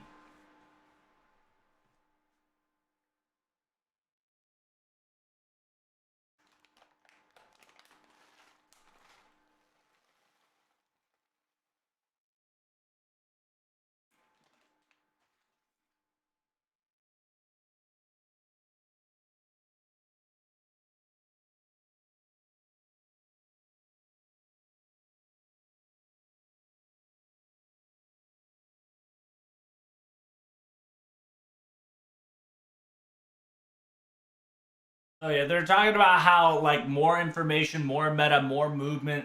A lot of basic people, right? The baseline of skills has gone up to the point that you see Elizabeth kind of play more. You see Leonidas kind of show up more. And in actuality, you see this composition right now in the PvP meta tournament, but if you're playing like outside of arcade, you'll probably see a lot more tank composition than this kind of offensive rush composition. The reason why that is because a lot of the people are picking different servants, right? And that's kind of a tournament rule.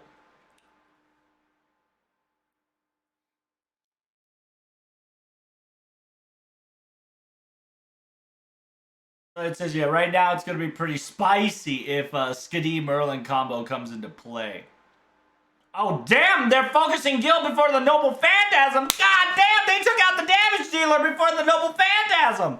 Holy shit. Fucking blue team is popping off. They killed Muramasa and fucking, whatchamacallit, Gilgamesh. And that, they went full offense on the caster regimen. God damn. So yeah, you clearly saw, right, that these casters opted towards offense versus spamming Skadi Noble Phantasm right away. And that's why you can play this meta in a weird way. Because it's one of those, oh, you guys are going to try to charge, we're going to go balls deep because your guys are not going to do anything because you're so reliant on the Skadi charge, right? And then they just fucking faced. So now, Merlin has to charge his Noble Phantasm, and then right when he charges Noble Phantasm, it's GG.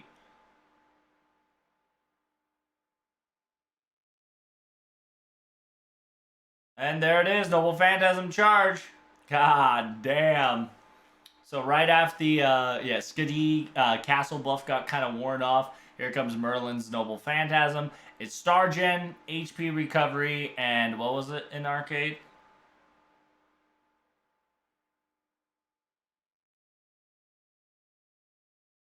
So MP gain. So it's not really bad at all.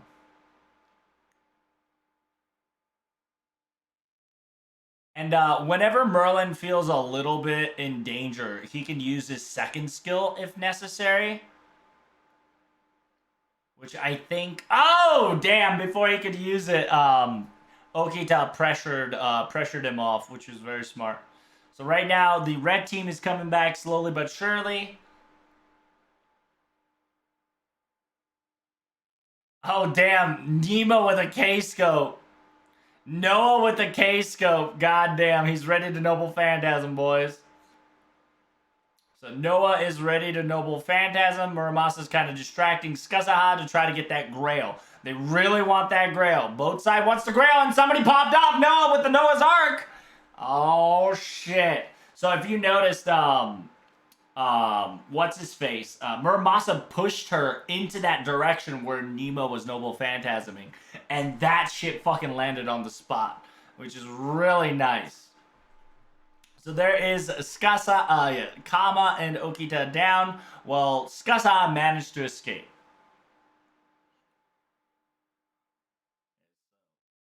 Remember, she's guarding, but the problem is the class advantage is really fucking her up. And that might be GG if the auto attack hits. Oh, So if you don't know, if you get hit too much, you get staggered, and Muramasa definitely got staggered, so he couldn't finish Skusaha off there because of Da Vinci. Da Vinci just kept spamming, so he could not charge his card fast enough to kill Skusaha on time there. But if he is able to full combo and GG.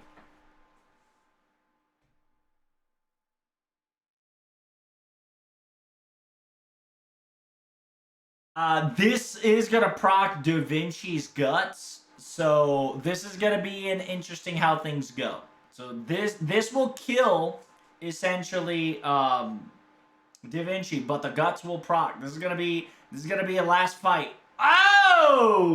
Noah right on top of it to make sure that the kill is secured. That's GG, boys.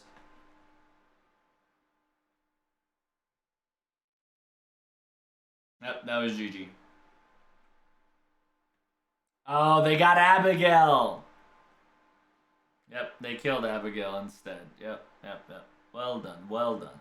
So if you don't know, Noah Noble Phantasm from the opposite direction there, right? Opposite direction to the right, I think, to make sure that if anybody tried to escape from the pillar, they get kind of hit by the Noble Phantasm.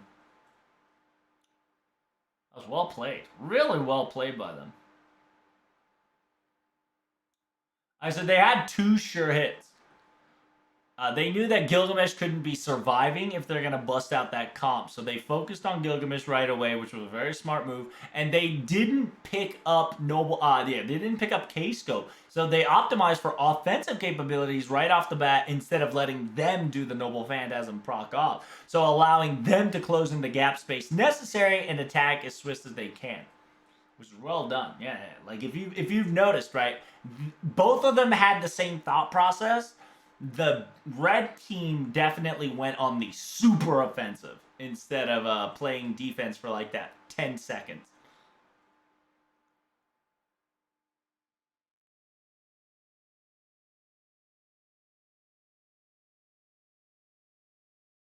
Did Noah MP twice this game? Yep, Noah definitely MP twice this game. He had a K scope, welfare scope. I don't know if it was a welfare scope, but I think it was a K scope on that one.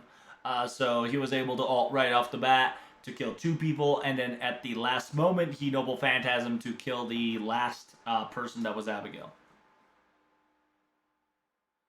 Team. I think that's gray. I want to say gray. Team gray shirt versus team green shirt, because there is a team black shirt. That's not the black shirt, I don't think.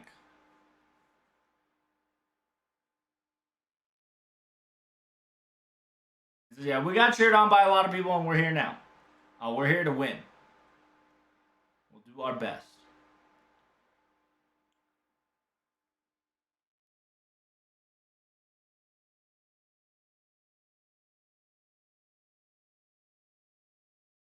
What about Nyalter? Nyalter's not going to get played. She's a little too weak. If you've noticed, right, a lot of the servants' skills are laced. All the meta servants currently are everybody that has laced skills.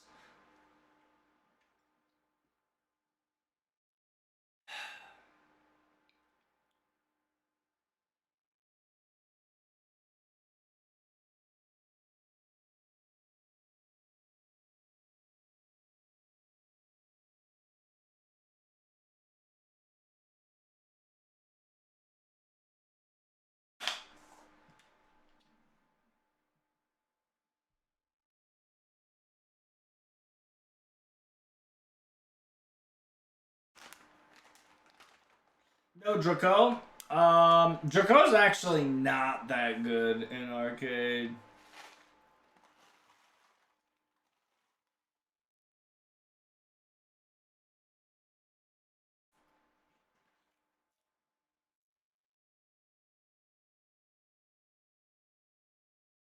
The reason why Draco's not good is because Draco's very selfish in her skills, and a lot of the quote unquote skill in FGO arcade, some way, somehow kind of benefits the ally in some circumstances, tactical wise as well. So.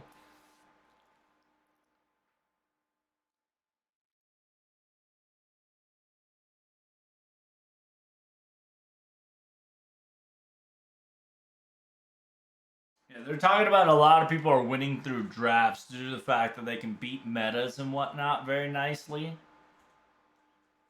So they're ready to see more exciting things to come. Notice that like a lot of the top teams are coming in and winning, and that's that's normal because the people who kind of had the easy seeds are the top players already. So. And then yeah, he was talking about how Skitty's sure hit was very interesting. Which that was the team that kind of went balls deep.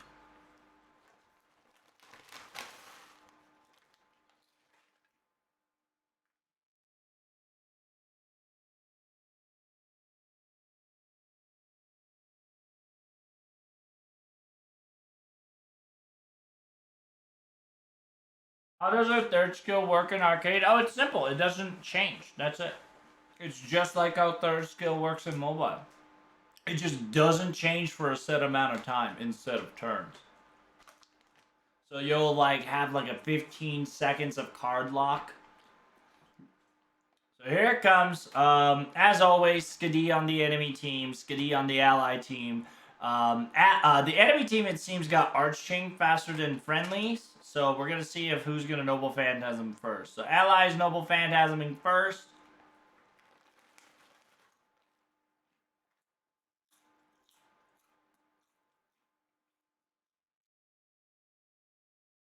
So if you've noticed, both of them had Noble Phantasm, but they kind of delayed each other to use Noble Phantasm to see who's going to bust it out first. So now the friendlies are going to use Noble Phantasm to kind of, buy time and kind of cut the momentum.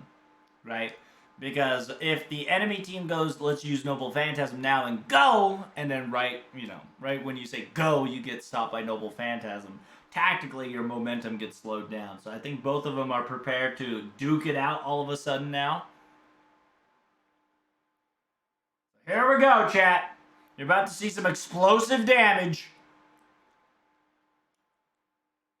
That was with guard, by the way. Invuln Pierce with anti-king guard. It's fucking ridiculous.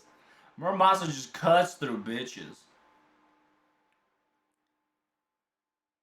Because Muramasa is definitely anti-king, and Ozymandias and Gilgamesh is definitely king. But the red team is just booty blasting the blue team, no problem. Just due to the fact that they didn't focus a person, and the red team did a really good focusing along. So now we got ourselves, aka Okita Altar with Merlin and Okita. Excuse me, Mysterious X Altar and Okita. Now the red team is using Skadi once again to buff their, regain their buffs and then smack as hard as they can now.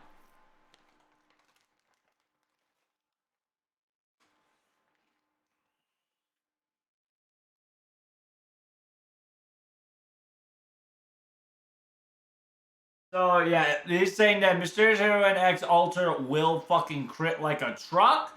So if the attack lands, it's almost a guaranteed death. God damn! Oh, the dodgy! Oh, damn. Well done by that Skadi. She bought time. Oh my god! Fucking X Altar is just shredding people. Holy fuck. Yeah, and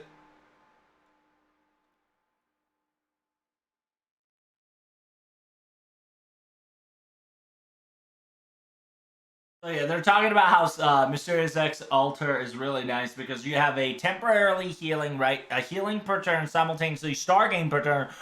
Well, works with Merlin because the star gain. You're almost guaranteed to have above 50% star gain on most of your cards, allowing Echan to crit hard as she can. And she got a quick buff, simultaneously a star buff on top of it with the star gen, allowing her to concentrate. Oh, so close, yo! Did you see that fucking sideway Noble Phantasm?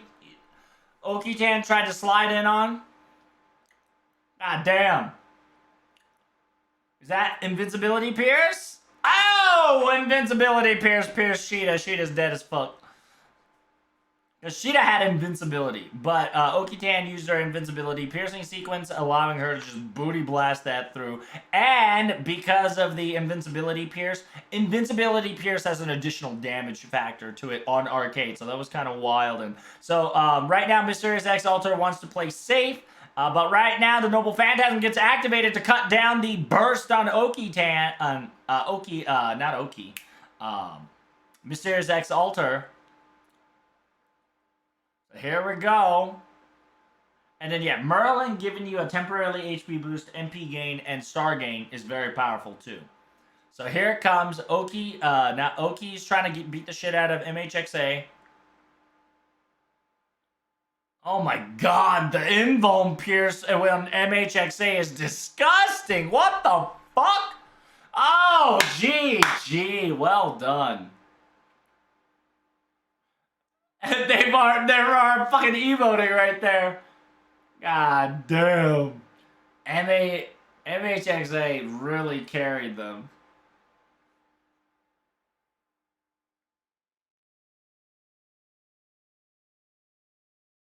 That was wild, and that was a really nice Noble Phantasm finish. Whoever played MIXA, not MIXA, sorry, MHXA, played so well.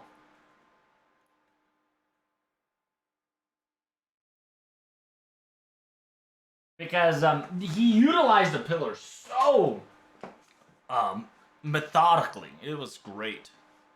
And whoever used Noble Phantasm on Merlin used his Noble Phantasm to stop the barrage on MHXA, allowing her to breathe a little bit and allowing her to dodge the attacks that was coming, separate the enemy, kill that enemy and then fling was it Okita?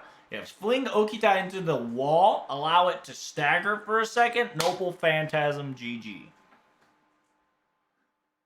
I like how it said Noble Phantasm GG, but it didn't just write it on the transcript. That's KW.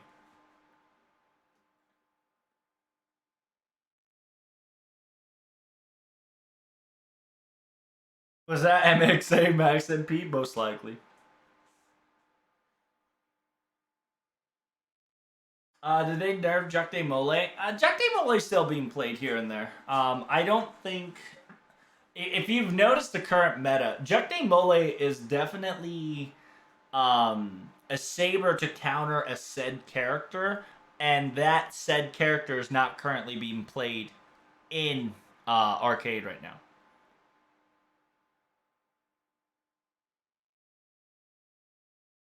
We got the Team Orange versus Team Yellow.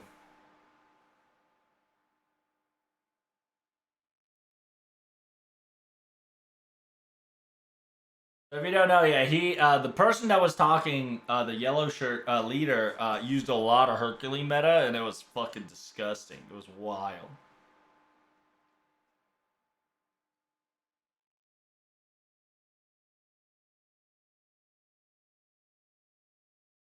It's a team from the boonies.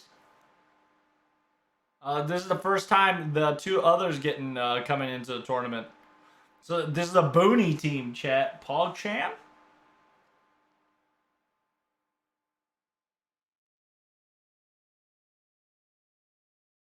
Which team is in Makabe's in? I don't think Makabe is in this tournament, unfortunately. I think his team got kicked out. That's why their team name is called Tokyo Vacation. That's pretty lit. Yeah, so these guys, Team Yellow, who's technically in the top seed, are coming from the boonies. And the leader used to be in the tournament, I think, in number 2. No, in number 1, and could not make it to number 2. So glad that they're making it to number 3 and taking that revenge and showing that even the JP Boonie arcades will, ruin, beat the shit out of you. We got that underdog treatment here coming in hot.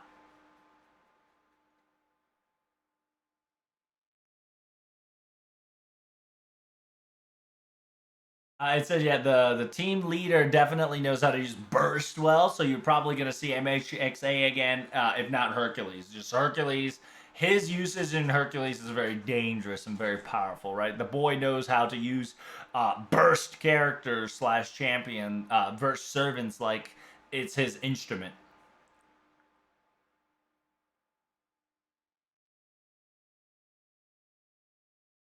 So yeah, it seems that the seed teams are winning. Well, to be perfectly honest, like, it's not fair in a way because the seed team gets to see the enemy's composition first, and they're fighting the enemy. They're fighting the other team back to back to back to back without giving like 5 minutes rest, which is kind of unfair because that doesn't give them time to plan. That doesn't give them time to recuperate. So I think that's a really bad thing that the arcade's doing. But I think they'll improve upon it later.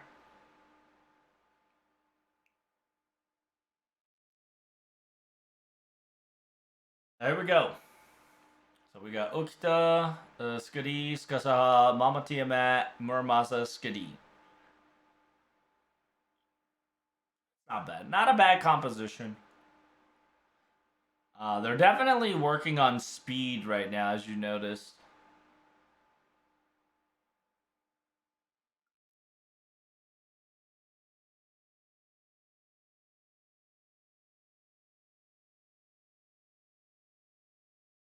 It's hard to make a comeback then. What do you mean by that? It's just that Makabe didn't. His team just didn't make it to the finals, which is unfortunate. They just didn't make the cut. They're gonna focus on Tiamat, maybe. I could. We'll find out here, right? So right now they Okita and Muramasa got the buff now, primed and ready for attacking. Their goal definitely should is to get rid of Tiamat as fast as they can. It's probably going to be Skasaha into Tiamat, but right when they show their faces, yeah, she's gonna try to Noble Phantasm to bait people so that Tiamat can be in position, right? Because they're using Skasaha Skadi's Noble Phantasm as a bait tool, like a tag, right? But Larva Tiamat can shoot from afar because of it. So Muramasa is being used as a fodder. Oh, god damn! The fucking crit popped off. Yeah, I think the plan was they were using Skadi as a bait while Muramasa and Larva Tiamat kind of used an offensive. But, god damn, the 1 HP Okita, Poggers, my Nodders, god damn! Okay, there it is. Oh, Muramasa's Noble Phantasming. That was wild. HP 1 was nice. A team who are losing to beat the winning team. Yep.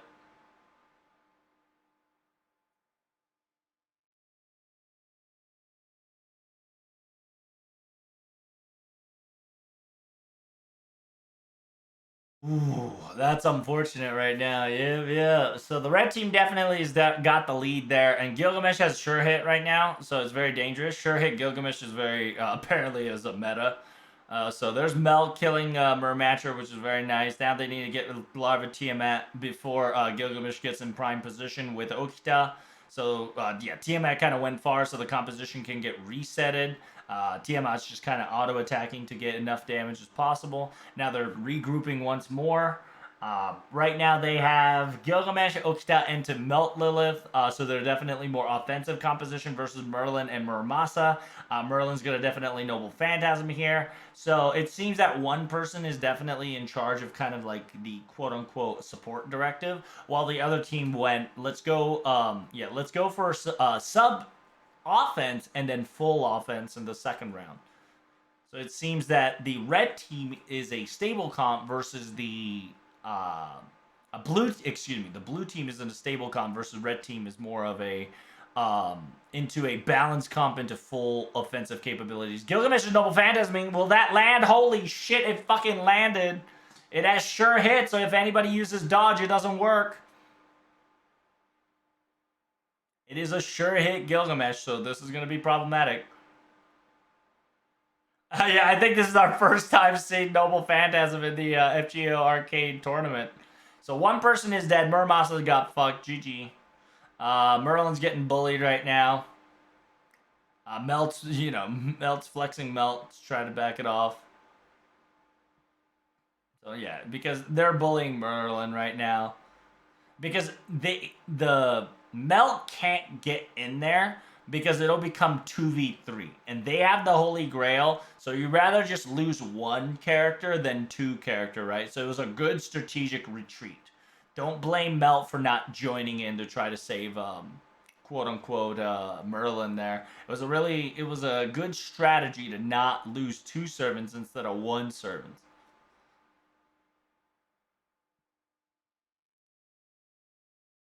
Oh shit, here it comes. And then yeah, if you didn't notice, Melt's Noble Phantasm is really fast. So as long as she doesn't get delayed for like a few seconds, it's GG. Oh shit! Fucking friendly Da Vinci, Noble Phantasm coming in hot. And if you don't know, Da Vinci is one of the fastest MP charger in arcade. It's kind of wild. You're gonna see how fast she fucking charges once she starts. Oh, I hit 3 people! Oh shit! And it's Invuln Pierce. God damn, the fucking comeback! Holy shit. They fucking turned the script around, boys. Now they just have to play safe. That's it. They really just have to play safe. Yeah, this is whoever wins this next few battle is the winner.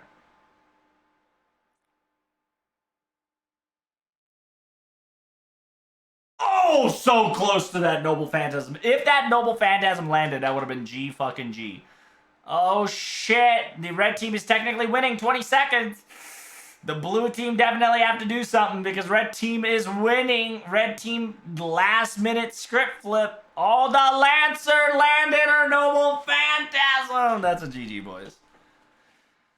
That's a GG. I think Da Vinci tried to Noble Phantasm, but Tamamo got him. That's game.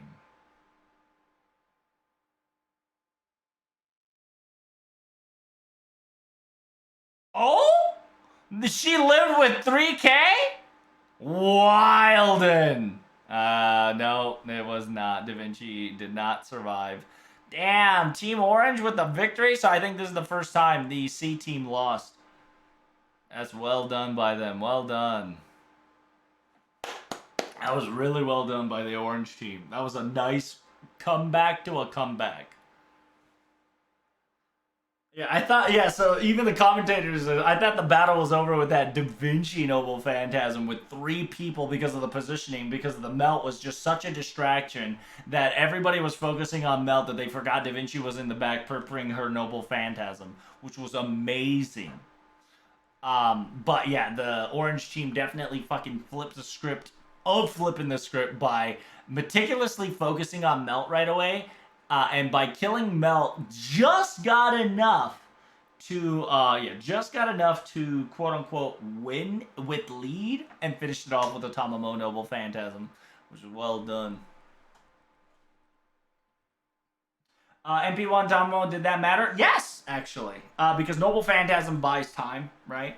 And simultaneously, because that, even though she wasn't able to kill Da Vinci, Da Vinci did die in the end, which secured the victory. So, yes, MP1 Tamamo did matter. So now they're going to be doing a final, semi-final. So there's going to be a 5-minute break. So if you guys want to piss, if you guys want to eat, they're taking a quick break. They're gonna take a quick 5-minute break. So if you guys need a break, make sure you do so. If you gotta pee, go pee. Speaking of which, I do gotta pee. I'll BRB. You want an MP5 for sure, but that MP1 definitely played the difference, right? Damage factor wise, you want to get MP5 because MP1, as you clearly saw, you couldn't kill a level 100 Da Vinci slash 120 Da Vinci there, but it as long as you know what you're doing with your character slash servant, it really doesn't matter if you have MP5. It's preferred you have MP5 to kind of guarantee kills.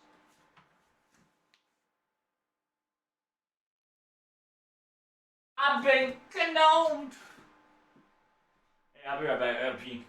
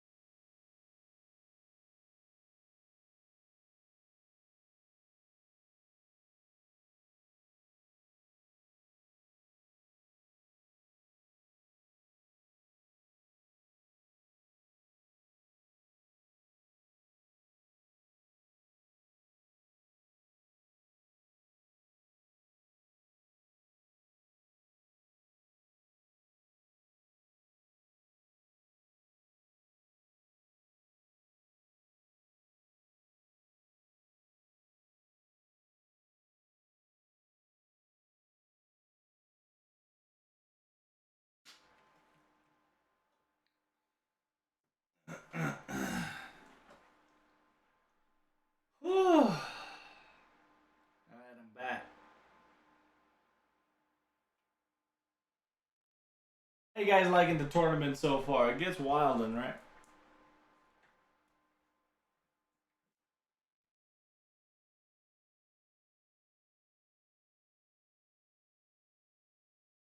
From so far, S tier Skadi. She's literally followed by everybody from Gilgamesh, Kasaha, Melt, and Gil. Yeah.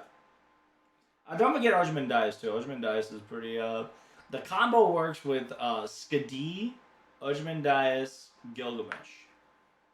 That's the current meta combo because it's a mid to close range, a mid to far, support far, activates Skadi Noble Phantasm, activates attack up and MP gain.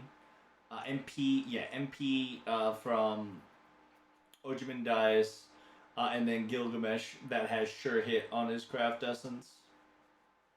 So anybody that kind of has a skill dodge gets kind of fucked.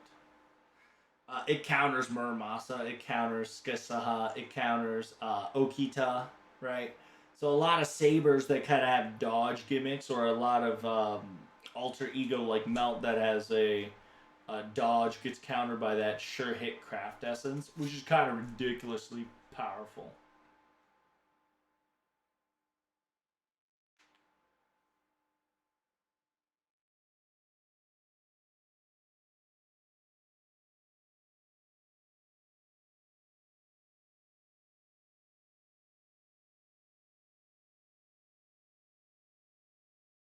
If Skinny's MP looks more OP in arcade than mobile, in a way it is. Because it provides damage cut, it provides noble right. Like if you actually see Skitty's kit that's upgraded, she's very powerful. It's just that in mobile, you want to prioritize offensive capability versus defensive capability. And arcade gimmick is a lot more towards single target gimmick, so it's more based towards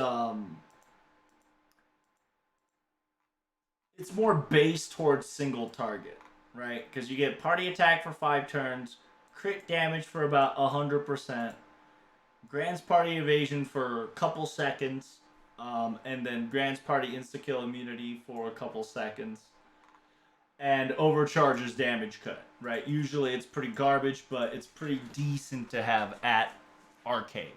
And arcade focuses on 1v1s more than AoE, right? So that's why Skitty pops the fuck off more in arcade versus mobile, which kind of focuses on pure damage instead of defensive offensive capabilities.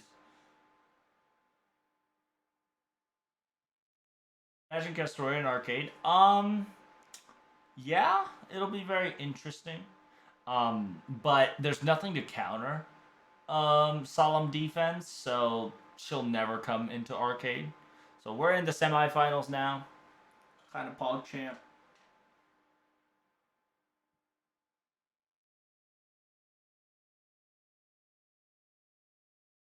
So it's gonna be 2 out of 3. So from here on out, it's 2 out of 3. It used to be just one-offs, but now here comes Battle 1. Team Pink versus Team Light Purple, blue-ish, light color. Here comes my boy. He's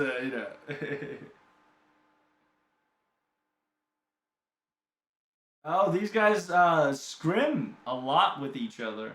So they're excited to see they be able to beat him on the battle.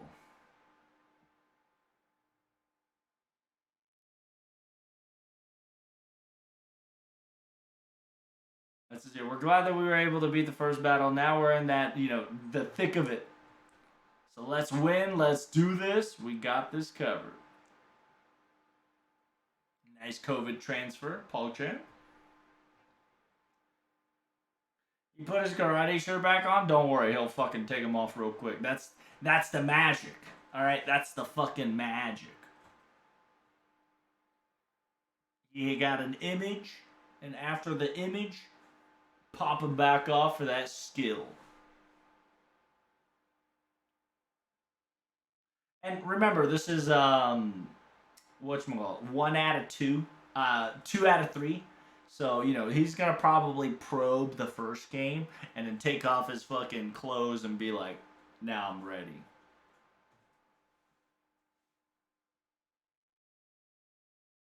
It says scrims are different from actual battles, right? Scrims you use to practice compositions. You know, like real battle does not go crazy as scrims should be.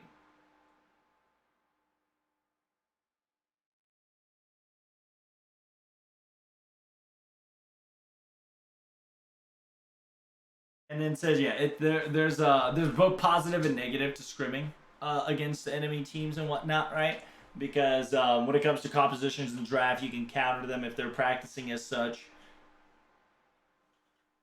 So they were, yeah. So he was kind of giving both pros and cons to both sides there. That was very nice.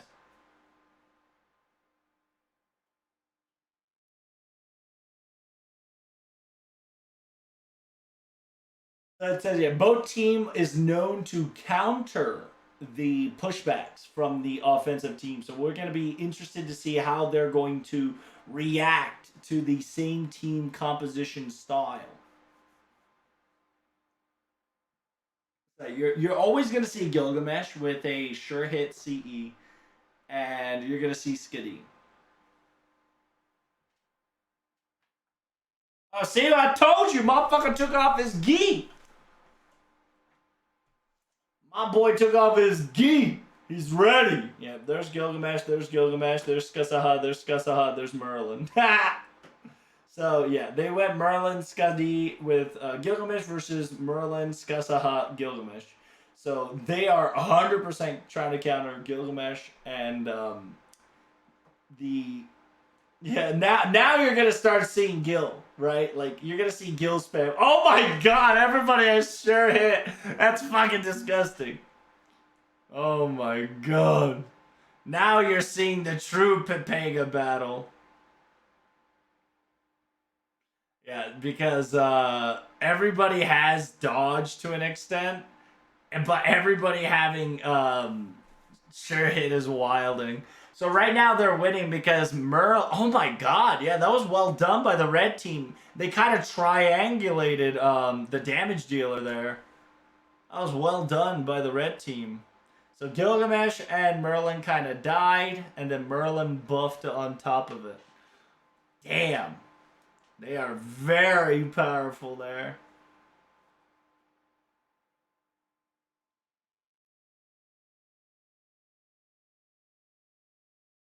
That was good. That was well done.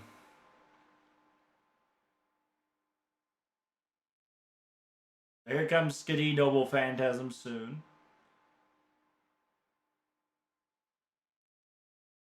So notice that the blue team go for offensive support comp versus the red team kind of went support offensive comp.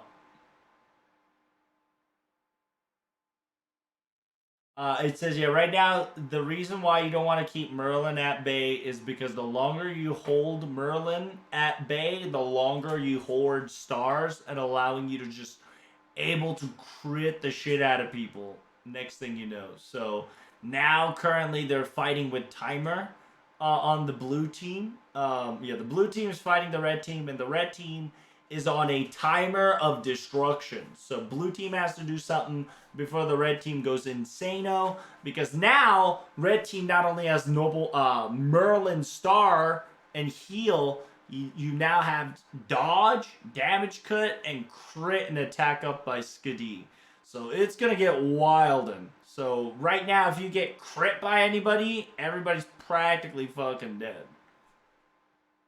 Oh! God damn, that crit fucking hurt. That shit hurts. That was wild. That shit hurts. That's a Merlin crit right there. So right now they're trying to stop. Yeah, they're trying to stop Caster Skadi from doing so. What they want to do is they want to bully. They want to bully the Grail winner and then try to damage them as fast as they can. Oh, but the melt landed, focusing on, you saw that, the focus on that one target, which is well done. So this is a really good comeback. Even though it's a damage resistance from what I saw as MP5, so it's definitely an overkill. So that's good shit there. Nice. Merito dirisu. Well done. Well done. So, yeah, the blue team's finally coming back. They are bullying the shit out of Muramasa right now. And a Noble Phantasm land to reset. So now red team is on the... red team has to go on offensive. Now that the blue team has gotten a kill with Holy Grail, which is big, right? Because if you don't know, whoever has the Holy Grail has the modifier. Therefore, it bounces the winning lead a little bit. Right now, in technicality, the blue team is winning by a small margin here, and especially if Muramasa is able to escape. Is Muramasa gonna try to buy time?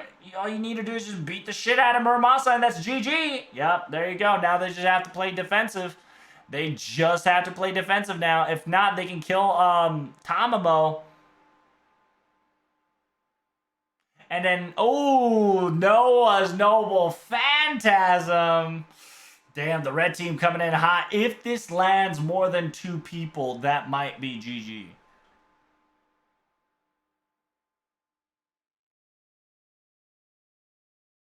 Okay, so it only killed Skadi, so that's not too shabby, right? Blue team is still in the lead, and if Tamamo dies here, that's game over. So it really just depends how this is gonna go. And Melt died, and you see how Tamamo Lancer stopped the enemy team from coming close so the Melt can finish it off. So well done by the pink team right there. They came back from a detrimental circumstances from that 2-team loss instantaneously into a crit Okita death.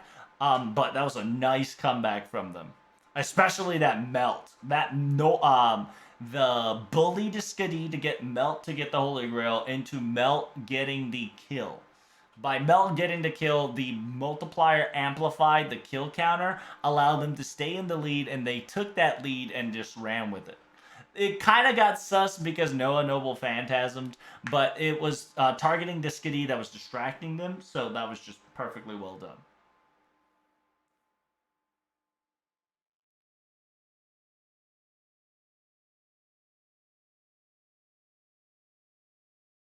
I like Tama Tama action, yes. So right now they need to come up with a composition. They need to figure out how they're going to counter this next attack. It's 2 out of 3. So right now the pink team is reached. The light shirt people now have to come up with a plan.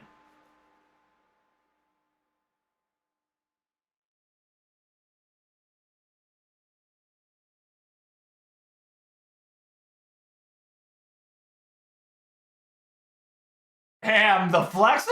Sure. I don't know what they're talking about. Indiana Hornets. Are they trying to be baseball players or like judo guys? It's a little bit of mix. It's a little bit of rambunctious. They got high energy, which is awesome. It's definitely entertaining.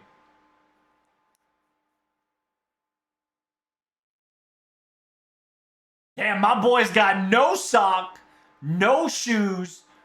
Boy's ready for battle.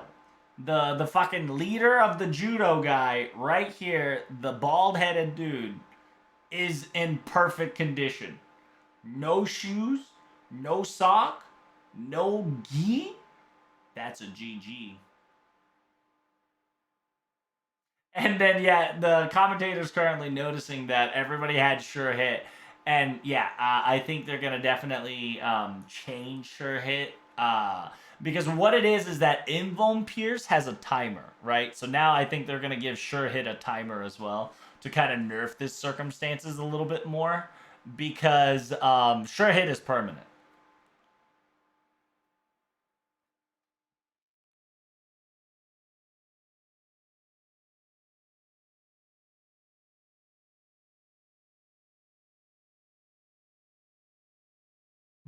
Fungus poison debuff IRL strat. Yes, sir. Well, he's a judo, so it's hard to get foot fungus. He's a judo player, so he uses his bare feet a lot more than anybody else in this room.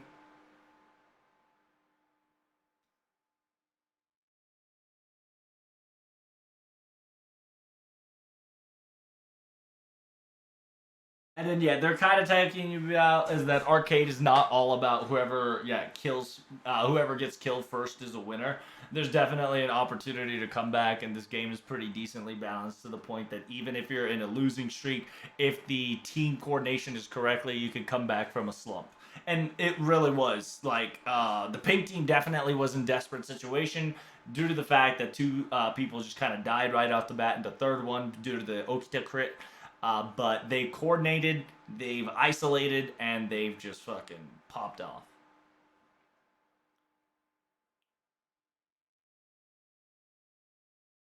There it is. Here we go. Another same composition, Skiddy. Everybody's got the same comp, boys. God damn it.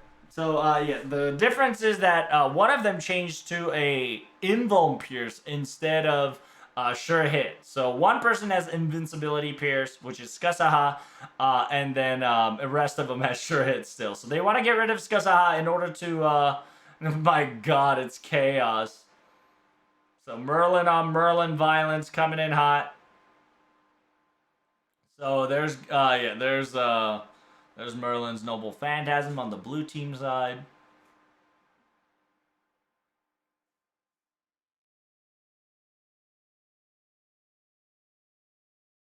Here it is. The timer for crit has begun on the blue team side. They're trying to isolate this Merlin. And yep, they sure did isolate that Merlin. Yeah, Moon's HP is a little low, and that's kind of sus, is what they're saying right now. Because he definitely want to recover a little bit before the fight comes in. Noble Phantasm wise, he didn't. So there you go, the 2K action, not too shabby. He wants to charge one more time before the battle occurs. Skiddy on the enemy team is Noble Phantasming for another Assault Barrage coming in hot. Friendly Skiddy also has Noble Phantasm ready. Hopefully Merlin can prepare his afterwards. So this is going to be a spicy little gimmick here in these past 10 seconds. Past 10 seconds going to definitely show what's going to happen. So yeah, friendly skiddies being used here. Now comes the question of how this will work.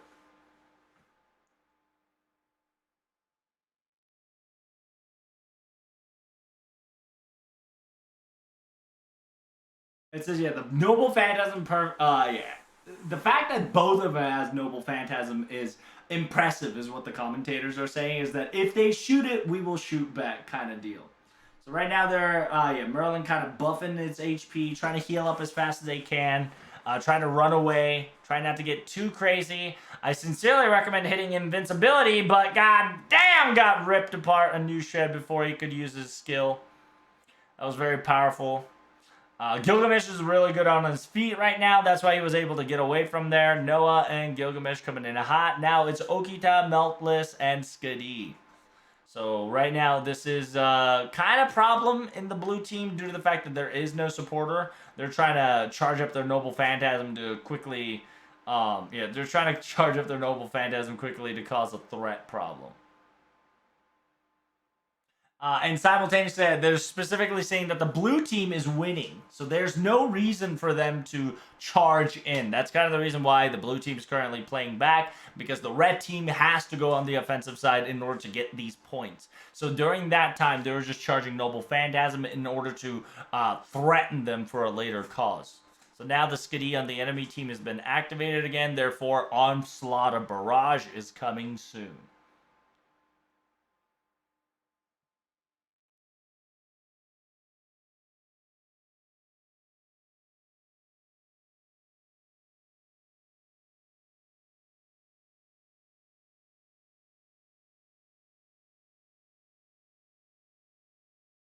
Ooh, so far so good. The dodge block gimmick is very nice. Oh shit, you gotta dodge it. All right, so Noble Oh, two people down on the blue team. The red team's in the lead with 2 kills. Oh man, the Okita ult most likely into the fucking Mermatcher there. God damn.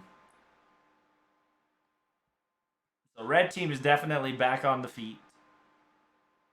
So far so good. We still got time. We got 80 seconds there. Blue team still definitely can come into a comeback. Noble Phantasm, Holy Grail Gauge is about to hit 2 timers, so if you kill somebody, they definitely have the chance to come back to the play. But right now, Melt has Noble Phantasm ready, which is very dangerous. Simultaneously, Okita is there, and Skadi is trying to do on the side. Right now, Okita is being far away from Melty, and in order to get Skitty buff onto Melt, and then Melt can start going on a rampage. That's why Okita was in the far corner there to kind of give a nuisance, right? Kind of like, hey, look at me, I'm about to flank you kind of deal. Because Okita can crit like a fucking motherfucker because she is a crit saber. A crit saber that allows her to star concentrate, so you gotta watch out there. Da Vinci, there it is. And then, it's just so scary because she can just spam her Q so fast. So nice. She was able to put somebody asleep, but the Mel got fucking out. No, was that Abby? No, it was Okita. Damn. Yeah, it's one of the great thing about Mel is that her Noble Phantasm charge is super fast.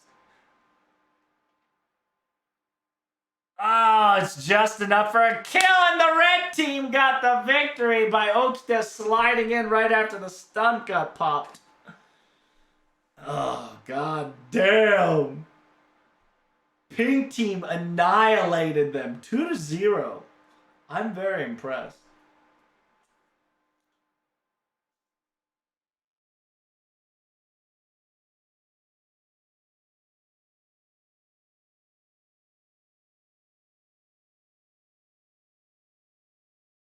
It says the Melt's very strong due to the fact that she's an alter ego that counters the class. Simultaneously, her maneuver is much faster, and a lot of the skills kind of negate.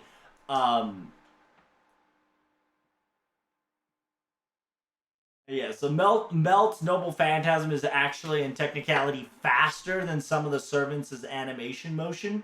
So it gets very dangerous, right? Like you saw how fast Noble Phantasm command sequence occurs in Melt. So that's why a lot of people use Melt at this current moment, because if you can get her to charge to 100, her Noble Phantasm does go faster than sometimes mid-range servants' animation motion that hits the target to cancel out the Noble Phantasm, right? And that's why the commentator specifically stated that that's a lot of people use Melt to counter Abigail, which usually she's on the third slot.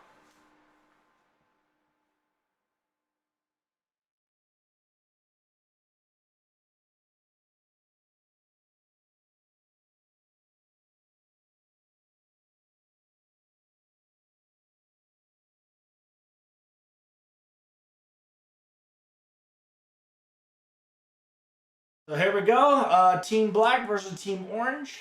Pog chip, pog chip.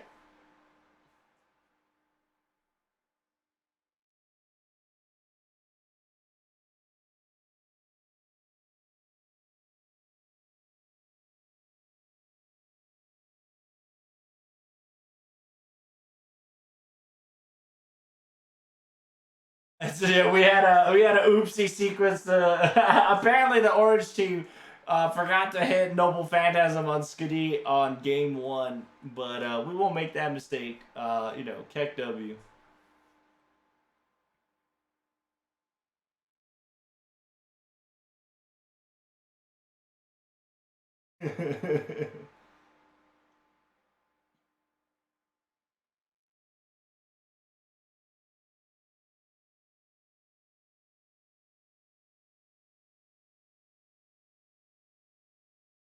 So yeah, they're talking about the orange team is known for the Mysterious Hero and X Alter.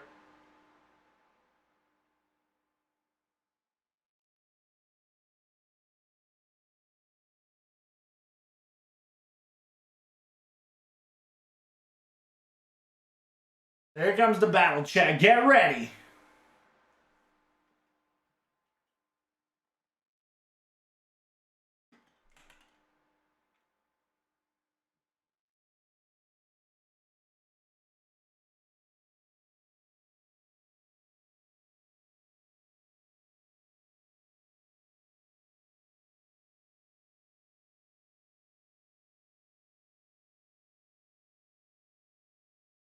And they're saying that I think they scream loud enough to the point that it's on record of how loud they kind of say they can do it. So yeah, each team can't hear it because the noise canceling headset, but I think the live stream audience could definitely heard that shouting whenever they said they got it, they got it, they got it. He's like, yeah, you can hear the echo and reverb on the double. It's kind of impressive how passionate they are sometimes when.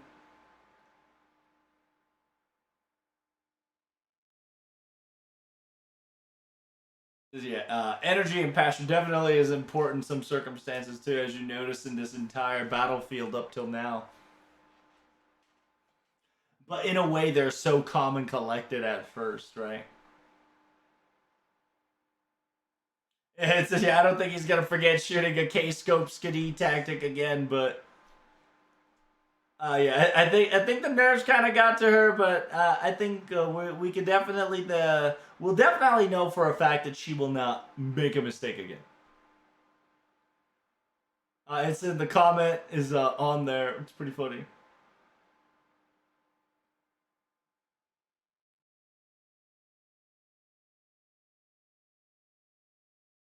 It's like it's taking me back to my high school years, like this passion and this awesomeness.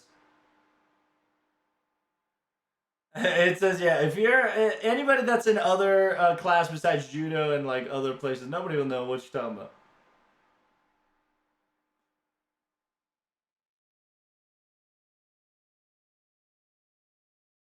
It says, yeah, when it comes to like baseball and like basketball, you're known for sweat, but there's like other sports that kind of have more elegance to an extent besides sweat. And then yeah, it says that dojo, like it was really nicely, his gi was really nicely like folded, and then people are like, clean soul, clean mind, right? And then it's like, oh, that's pretty smart. That's pretty smart.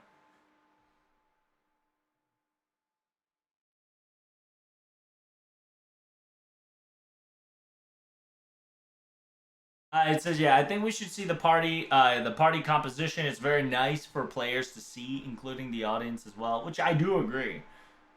So there it is. So Skadi, Seishogun, Murmatcher, Gilgamesh, Murmatcher, and Skadi. The new servants are Moriarty and Hassan the Arm and Seishogun.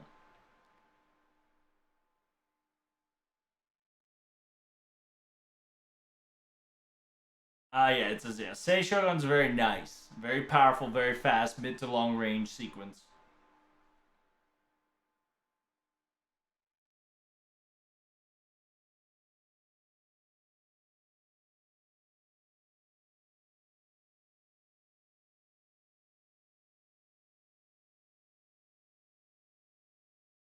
There's Skiddy right there using his noble phantasm. I think the enemy team had a lucky MP game there.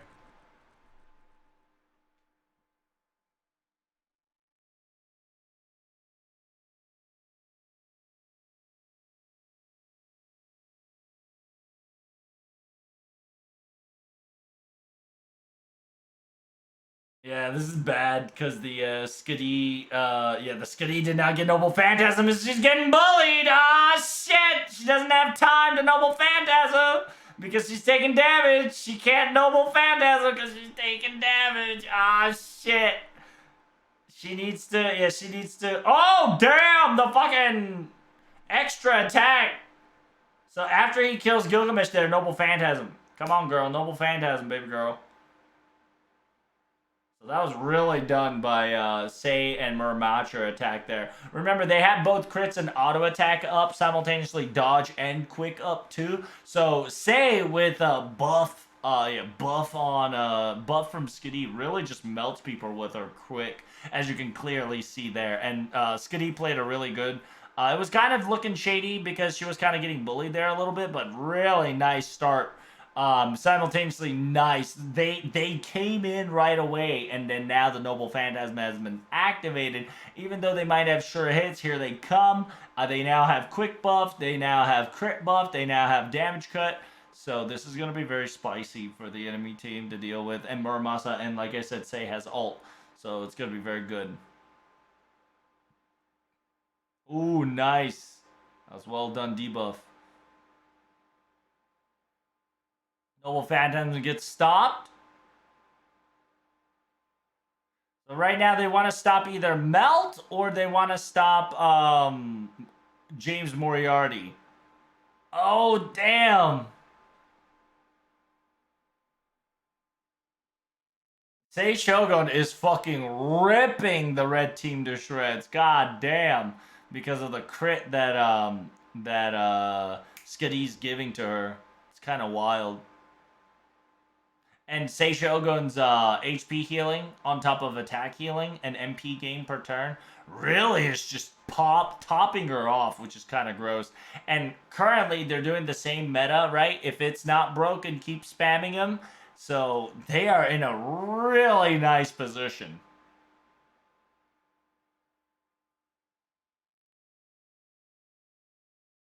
It says, yeah, if you get too concentrated with Sei and Skadi because there's such a threat combo together right now, you're going to get assaulted by Muramasa. Which is, I sincerely agree. Oh, the double phantasm of fucking... Yeah, Muramasa, because notice, Skadi went in front of Muramasa in order to block any frontal damage that was going to cancel it. So there it is. If it hits 2, it's a GG. If it hits 1, it might be a close game. Oh, it hit 2! Oh my god! Oh, the victory is almost assured. You chase that third one. My god, it's almost over. Holy shit, that's a GG clean sweep very soon. Yeah, so right now they're trying... yeah, Skadi was trying to save Sei Shogun from getting hurt there, which was really smart. It's practically GG. Just kill him. Just kill him. Oh, the Sei Shogun final Noble Phantasm. Let's go.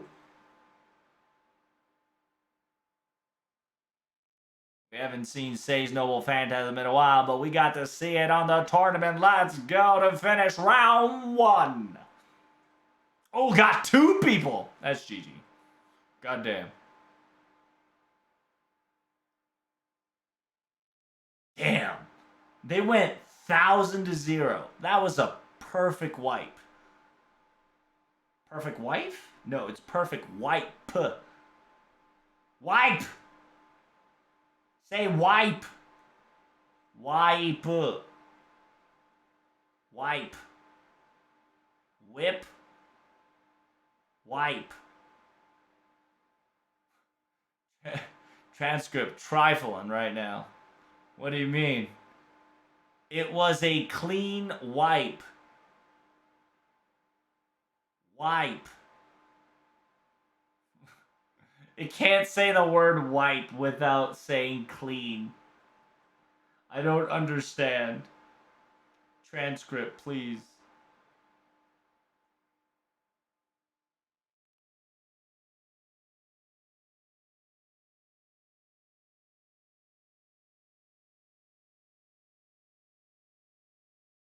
Oh yeah, they're just kind of talking about how great each of the players kind of popped off due to the fact that Da Vinci wanted to use her skills to kind of heal MP and HP like Sei Shogun did, but it was interrupted because of I believe it was either Sei or Muramasa's Buster that staggered Da Vinci to the point that she couldn't heal on time, so she had to kept running, and that kind of separated the team, allowing the victory to come in close.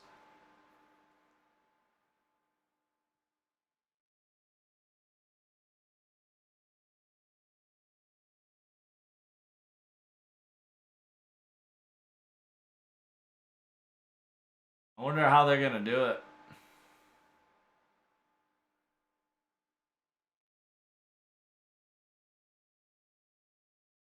And then yeah, they're talking about like I wonder what they're gonna do, if they're gonna come up with the same comp that they lost to, or if they're gonna have some yeah, like change up a comp to counter it and such.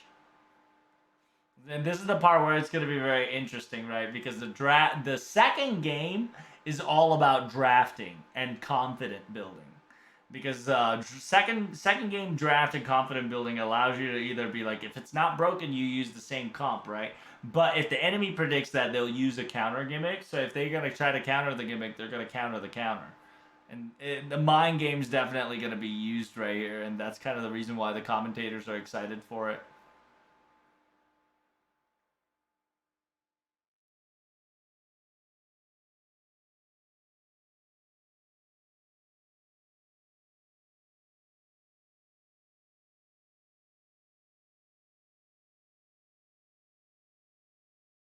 Here it comes.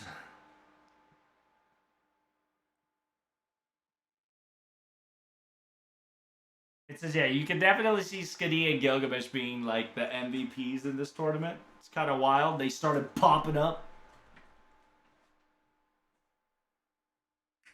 Tiamam, Skadi, Ojmandais, Skadi, Say, Muramasa. Yeah, so they're not changing. The red team is the one who won last time. They're not changing their composition versus the blue team that has changed composition to go for the support long, 2 long range and 1 mid to close range.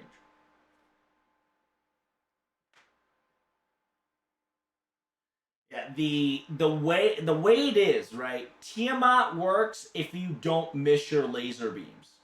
If you hit and crit your laser beams, it's disgusting. That's the thing about Tiamom. Tiamom is all about as long as you don't miss, you do big dig damage.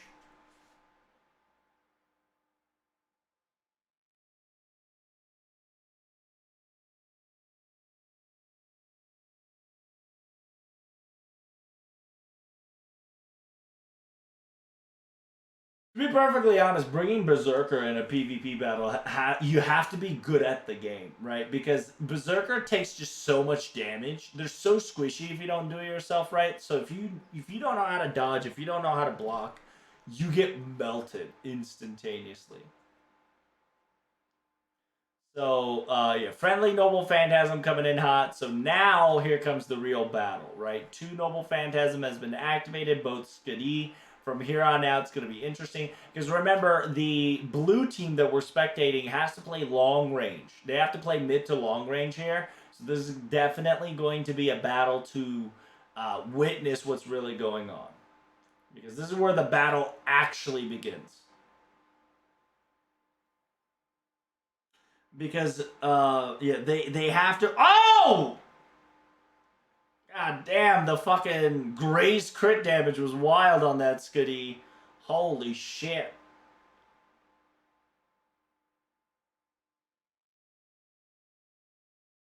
And then, like I've told you before, Tiamat is weak against super close range.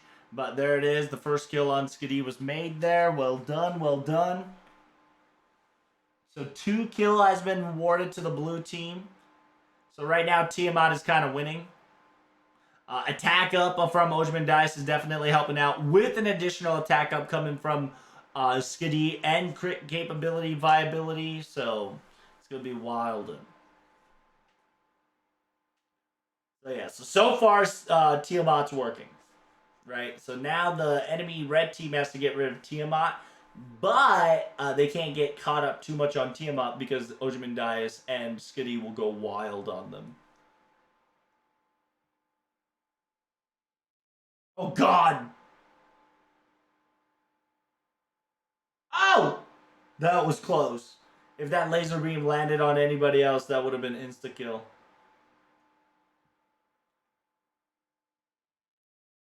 Yeah, the thing is, ooh, the enemy noble phantasm on somebody. Oh shit, yeah, because now Skiddy's gonna get isolated. Skiddy with Skiddy death, Tiamat's gonna get isolated, so everybody's gonna turn and bully her. That's a really smart by Merlin buying time. She wants to hit her laser beam on Muramasa for that one-shot kill. But right now, she has to defend herself from that Okita's barrage. Ooh, unfortunate. So that was well done by the red team there.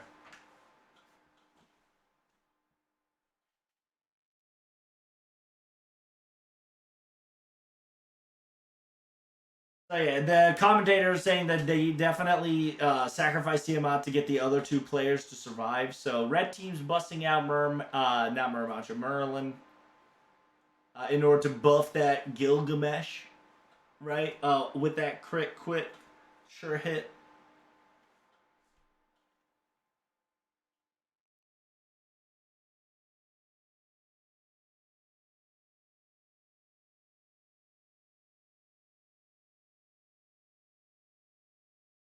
There it is. Oh, okay. Melt's trying to bully Merlin here. Not too shabby. Merlin's fighting back really nicely, but the crit comes into play. Oh, goddamn! The Holy Grail has been taken by the Gilgamesh on the friendly team on the blue side. So, oh, the Merlin comeback! That was disgusting. The Merlin crit actually popped the fuck off and beat the shit out of Melt there. Right now, Okita's trying to bully Merlin as much as possible, but the... Damn, that was a well played. That Merlin crit disgustingly destroyed Melt there. Oh my god, the Oki... Oh, MHXA! MHXA just destroyed Gilgamesh and Okita at the same time, and god damn, killed Okita!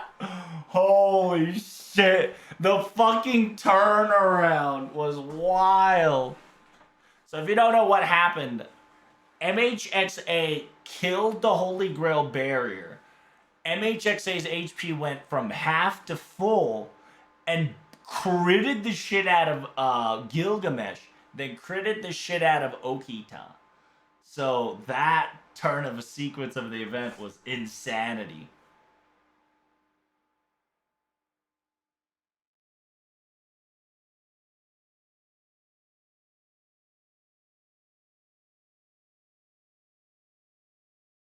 That was... I want to see that shit. I want to replay that shit from a different perspective.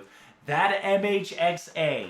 But first, yeah, so they're talking about the Merlin. The counterattack from Merlin against Melt was beautiful because the crit landed from Merlin and it just instantly annihilated Melt.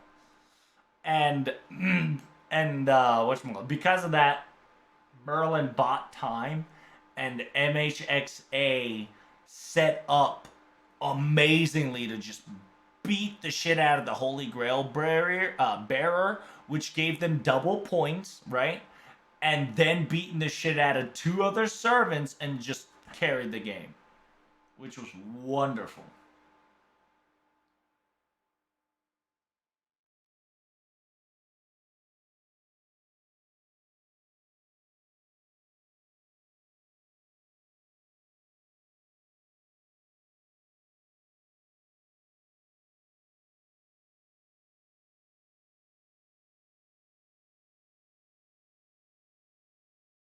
Here it comes.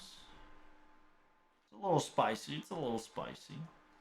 Man, the semifinals gone wild.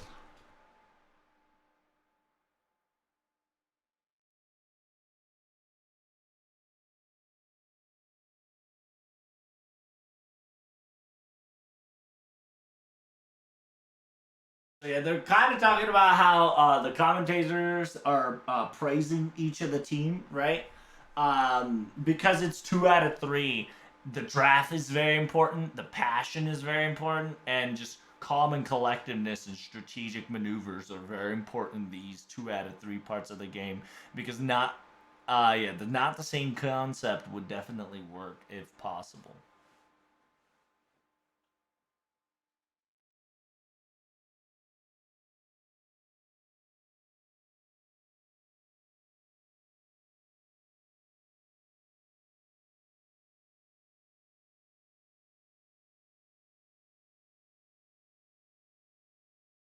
That was wild. Like the person who has to counter MHXA has to, I don't want to say play far, but they have to get rid of MHXA instantaneously, or else they're just gonna be in trouble because of this quick meta sequence of crit insanity.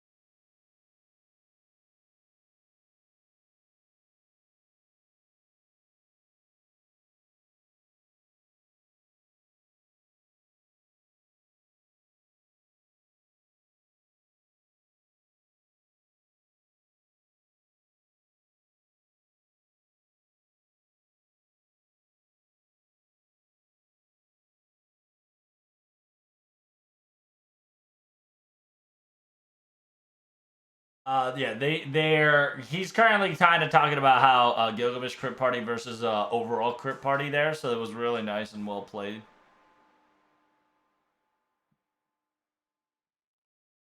And kind of comparing the fact that the weakness against the Gilgamesh all comp is that if the crit gimmick, if the crit damage dealer kind of ceased to exist, or if any of the support kind of ceased to exist, that composition kind of collapsed versus overall crit team there, allowing to be a little bit more flexibility in the earlier day of the stage.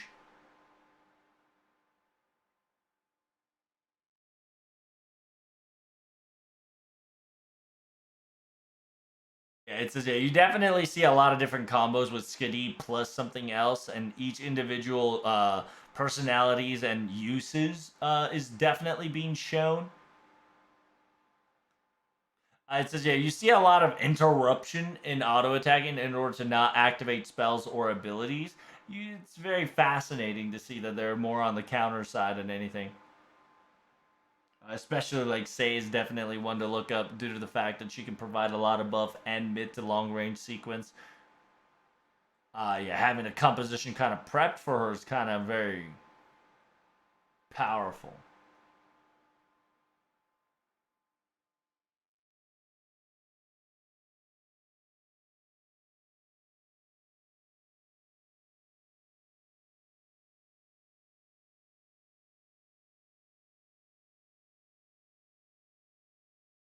It says yeah.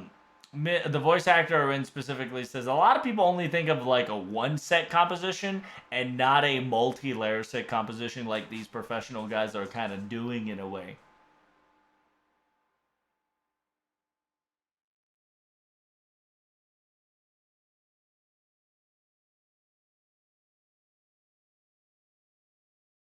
So it says yeah, they're happy that they're seeing a lot more people watching the tournament, which is kind of PogChamp. And I enjoy the fifth anniversary slash PvP tournament finals. I just wish they do more of this online. I would love to cover it. So we got Skadi, Skazad, Tiamat, Skadi, Murmacha, Gilgamesh. Ooh. The red team went offense. Blue team went semi overall.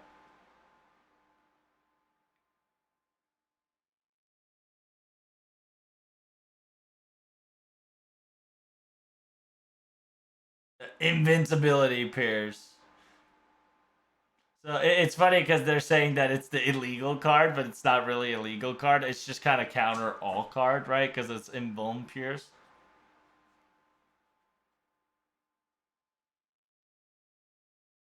Yeah, Muramasa is known for his crit, so it's nice for him to have that crit on him, so he can booty blast a lot of servants out of existence. Oh, the stun instantaneously. Here we go.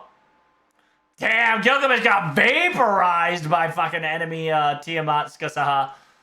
Holy shit, and Skasaha is just booty blasting Muramasa there with Tiamat Laser Beam on the side. The red team is having a head start with 2 kills already. That was well done. So Skadi's Noble Phantasming right off the bat. That was quick. That was disgusting. We didn't even see the HP decrease. It just kind of vaporized. Yeah, that Skasaha crit on Gilgamesh instantly wiped the floor there. So Skadi might die here, so they might have to reset. Worst case scenario. Yep. So Skadi is being the fodder there to kind of catch up. Composition is getting reformed as we speak. The second party is Merlin.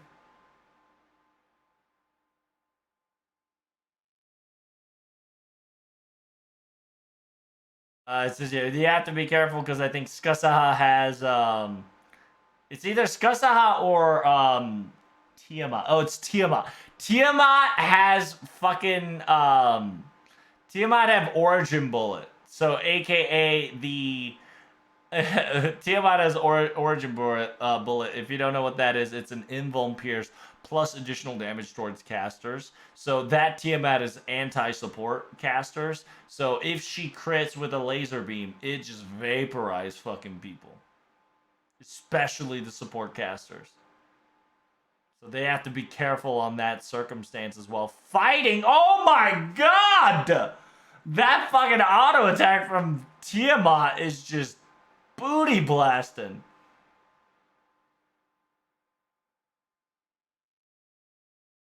Okay, so they got rid of Skadi there. Now the Skasaha, now Tiamom. So now the compositions are coming back. Melt is definitely playing role to kind of buy back time there. And Merlin Noble Phantasming for the crit buildup.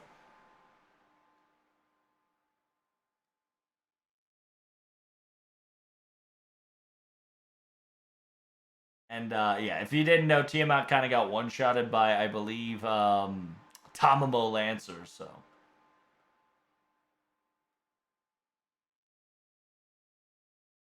whoever, it's ideally to get Melt to get the Holy Grail, which it did. And if you don't know, having the Holy Grail allows you to full heal. Oh my god, the Gilgamesh is getting fucking deleted.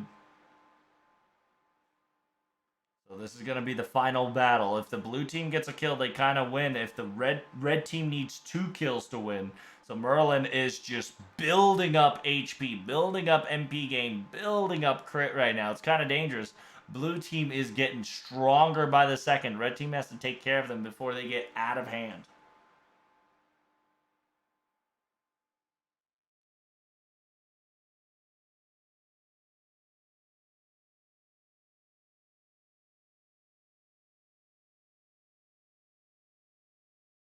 Oh my god!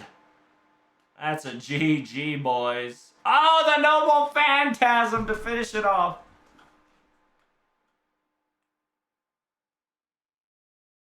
If this kills or not.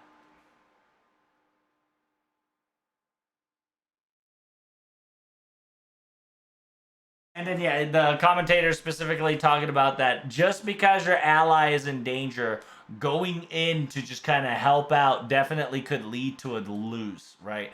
And if you don't know, Tamamo was waiting for Muramasa to kind of stop in to help out Caster, Caster Da Vinci from getting deleted, and kind of got targeted by Noble Phantasm of Tamamo there.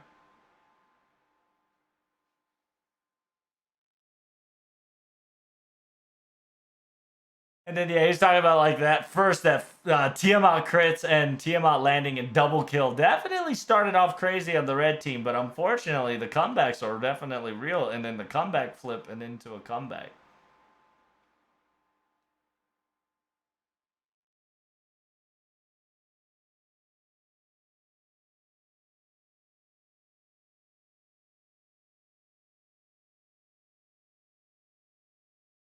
So yeah, right now they're trying to figure out who's going to be in third place.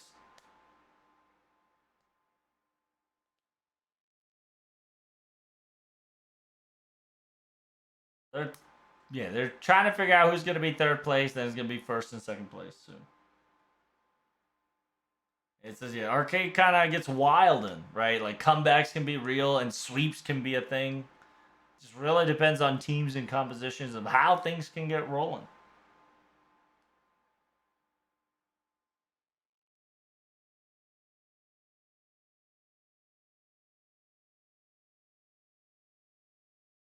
It's a, yeah, the Gilgamesh just vaporized in one shot right when the battle started.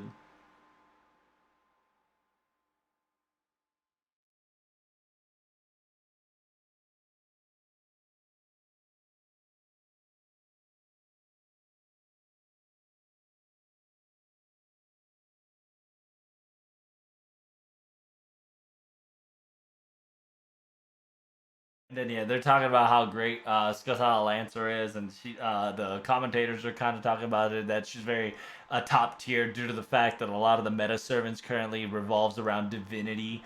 and she hits Divinity like a truck. Simultaneously, she has a stun factor to it, and it's a Lancer that counters the current Archer meta. So it's just that Skasa is just really nice. And right now, like I said, it's a quick meta, and as a person who has Noble Phantasm quick, and as auto attack that's pretty decently fast on crit, quick crit is very powerful.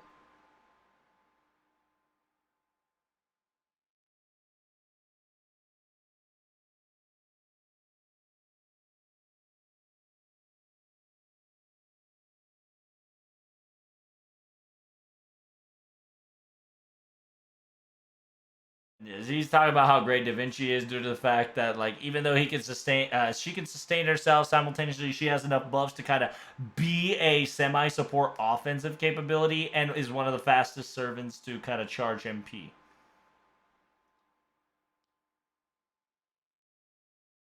Nothing really changed too much, except the origin bullet being added once again. Yeah, it seems they took out origin bullet out of Tiamat. So yeah, yeah, because Tiamat had Origin Bullet last game, and that shit fucking would have destroyed Merlin or Skadi.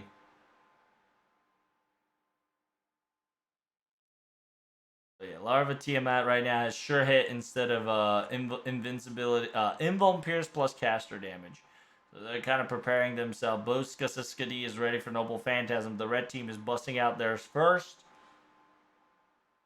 Yeah, the Noble Phantasm and the first burst shot is gonna definitely change the game.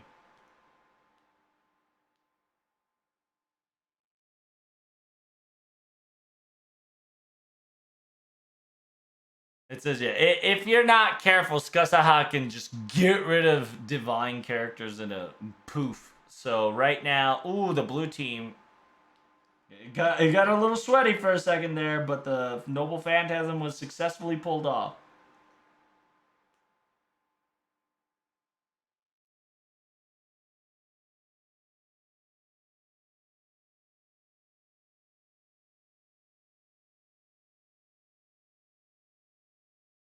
Here we go. Oh my god, Gilgamesh got half HP'd already. Skasaha getting vaporized. Skasaha is getting vaporized. Tiamat needs to land an ability. Needs to land an ability. Skasaha Lancer went down right off the bat. Muramasa and Gilgamesh is bullying Tiamat.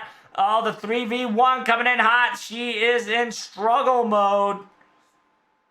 Can she land an auto attack before she dies? Anybody, if the crit lands, oh, the crit's not landing. She needs to hit with an auto attack before she dies. Skiddy's trying to get close. The stun was landed. See if it works. If they take care of one before he dies, they want to get rid of Gilgamesh. Will it land? The crit does not land, but the stun is there. She's trying, and there's the overkill. All three of them taken care of. Well done. It's a 3v1 right now. Blue team in the lead. Tiamat composition did not work as much, but Noble Phantasm did not land. Tiamat tried to be cocky there. Right now, the Skadi is going to recharge her Noble Phantasm once again very soon.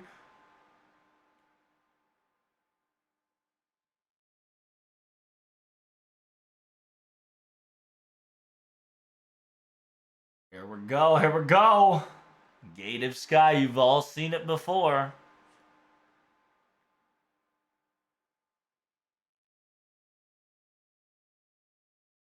It says, yeah, we've seen Skiddy's Noble Phantasm counters roughly on the 50th mark.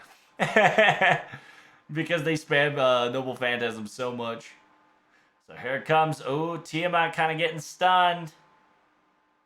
Oh, what's going to happen? What's going to happen? They don't want to shoot Noble Phantasm, nor doesn't Tiamat want to ult. Oh, the stun was there. Nice dodge. Can you do it? Ah, Tamamo. Well done by Tamamo Lancer there. Stop it from happening. Skadi is down. Muramasa is about to get go down too. Before Muramasa dies, Merlin's Noble Phantasm to charge up the Doom counter.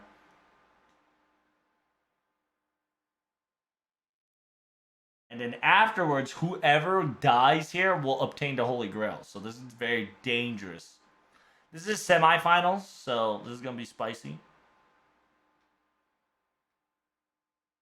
Oh, so far, Muramasa's kind of handling well on his own. If somebody dies, which Mel got the Holy Grail, everybody's kind of focusing on Melt right now. Merlin's down. She's stunned. Oh, the fucking additional auto attack on the blue team coming in hot to get that additional point. One more servant down, and this could be the win. Tamamo's also down as well.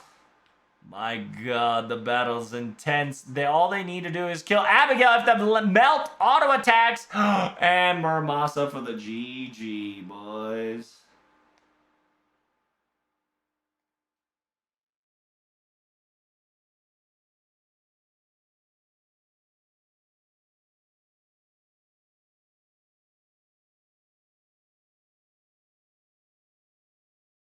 Successfully vaporized. Well done by the orange team to be on the first game. It's 1-1. Very nice. So they're going to be taking a break for 2 minutes real quick. It says, yeah, they made it on time for Muramasa to survive, which was a really crucial gimmick there. Yeah, it was a very close game, and it was very kind of sus. But Melt's composition and the arrival and positioning her was very phenomenal.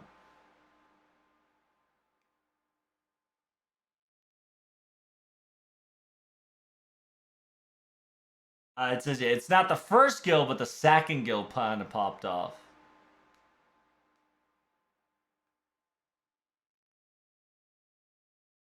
It says, yeah, right now, Gilgamesh, whether you put him in first reserve or second reserve, it's kind of disgusting where you put it. As long as the composition gets set up, he is damage powerhouse.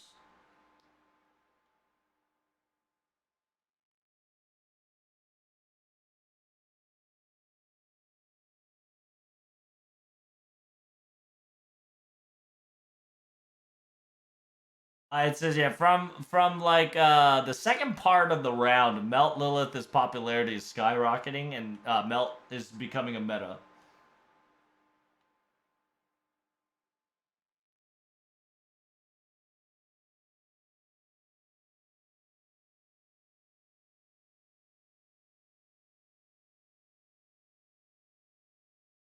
And so yeah, they're talking about how great Melt is. She's got two-time dodge at the same time. She can buff herself simultaneously. She's got crit capabilities to grow every time she auto attacks. And worst case scenario, she can lower the MP on the enemy to an extent that you can try to prevent MP death and buy time a little bit more if necessary. So it's just a really nice. Simultaneously, movement-wise, she's fast, and her Noble Phantasm is one of the fastest animations in the game.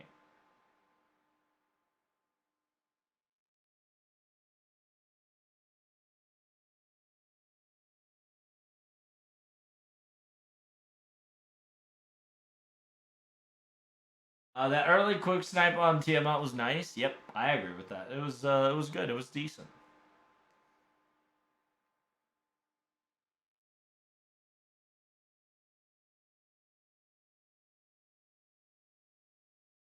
And then they're kind of talking about how Okita's the more she attacks with her quick, the more attack up she gets. Right. That kind of pops off in arcade instead of in mobile because it's a one turn versus timer gimmick. So the composition of that for Okita is very powerful.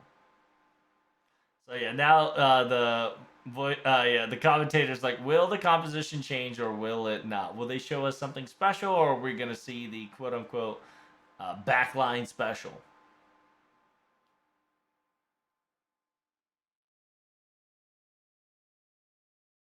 It says, yeah, the definitely one of the fewer meta parts to look after is how you're going to use Gilgamesh, and if you're going to use Gilgamesh, how you're going to prevent the counter from countering him.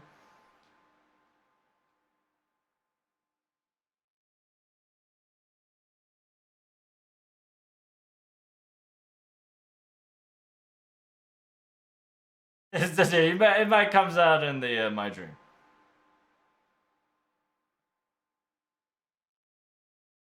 So like it's very impressive that like in tournaments, whatever you have like an impression on the tournaments, you just really don't forget it. You know, it's kind of impressive. This is all down to Dogi. So here we go. Not too shabby. Ooh, Gilgamesh first round. Impressive, impressive.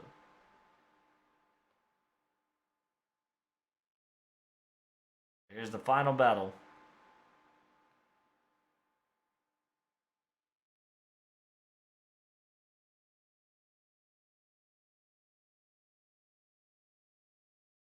Everybody's composition changed a little bit. You need to use headphones to enjoy arcade. No. This is to prevent. It's just esports.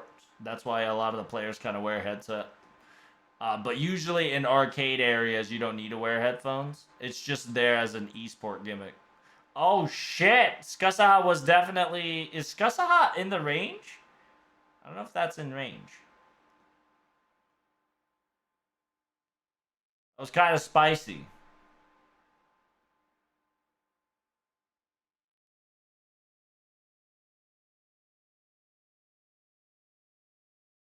Here we go. Stun was added.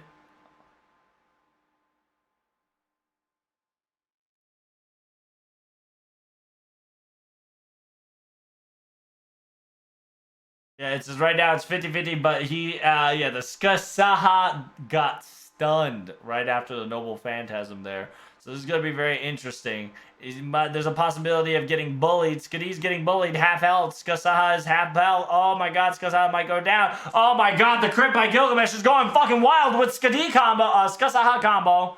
God damn. Yep, Gilgamesh be wild, and Gilgamesh popped off in the first round there. That's unfortunate. So the Skadi won. Yeah, it didn't. The blue team's losing.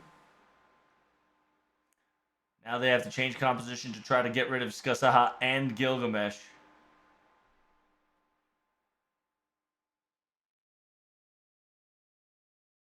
Oh, another Skadi Noble Phantasm.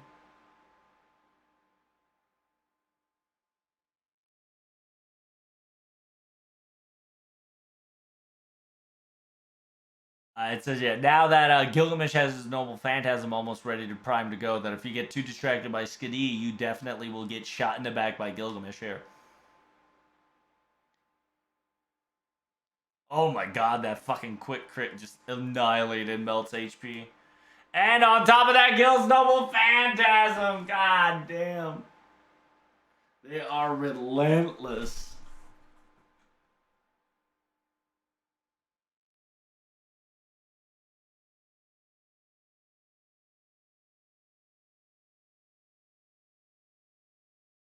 Oof. Yeah, the red team's Gilgamesh composition is just really nice. So they're in trouble.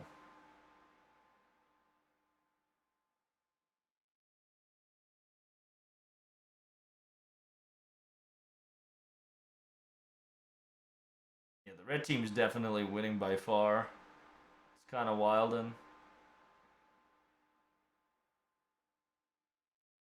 it's very dangerous because if you get too worried about Skadi, Gilgamesh will strike, and if you worry too much about Gilgamesh, Skadi will just keep spamming to make him scarier. So this is definitely gonna be the final battle, chat. It's gonna be spicy. Any one shot from Gil crit will change the gimmick of this game. Oh, the stun, but the Skadi Noble Phantasm to kind of reset. It says, yeah, Gilgamesh can't move at the very moment, but what happens when he's able to move is going to change the game gimmicks here real quick. So they need to get rid of Gilgamesh right off the bat. But I don't know. Abigail has the sustaining damage to do so. So right now they're trying. He's trying to buy time to kill Caster, but it doesn't seem like the full combo is going to get rid of Caster. Gilgamesh is definitely on the move now. Skusaha has been taken down on the enemy team, so it is 1 out of 6. Skadi's trying to run away to get into the composition, doing her very best, but I don't know how it's going to work. He did. Abigail didn't want to fight Skadi because there is a quote unquote Muramasa in the corner ready to strike. Oh my god, there's Gilgamesh behind Abigail. Holy shit, Abigail might be trapped. Abigail's in trouble, but Merlin Noble Phantasming to reset real quick to see what happens.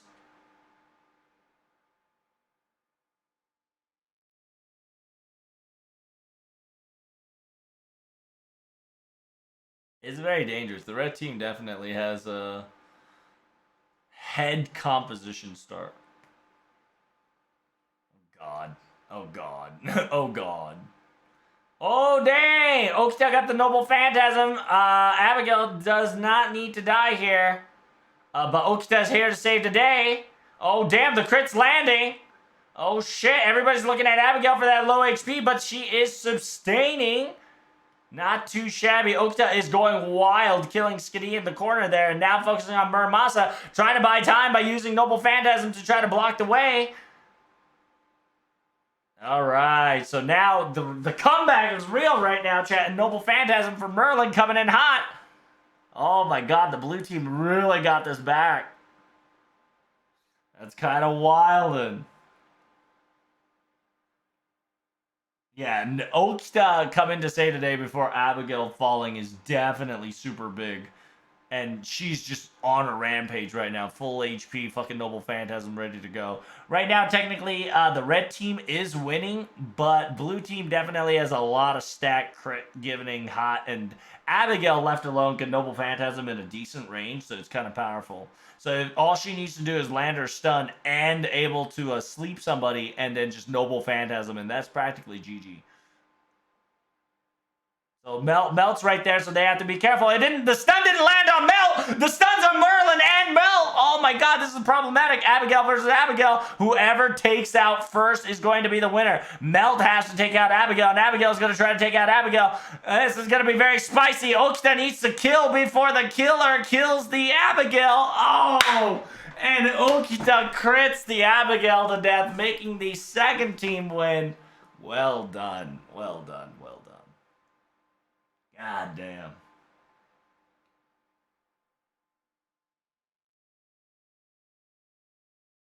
That was good. That was a good fucking game. It says, yeah, from no Holy Grail winnings into the counter.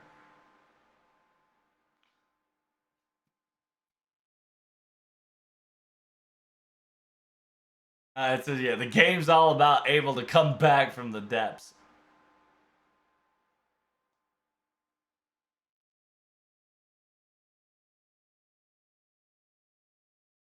It says, yeah, it's easy to say if you have the Holy Grail and then, yeah, just keep winning, you can reverse this, you know?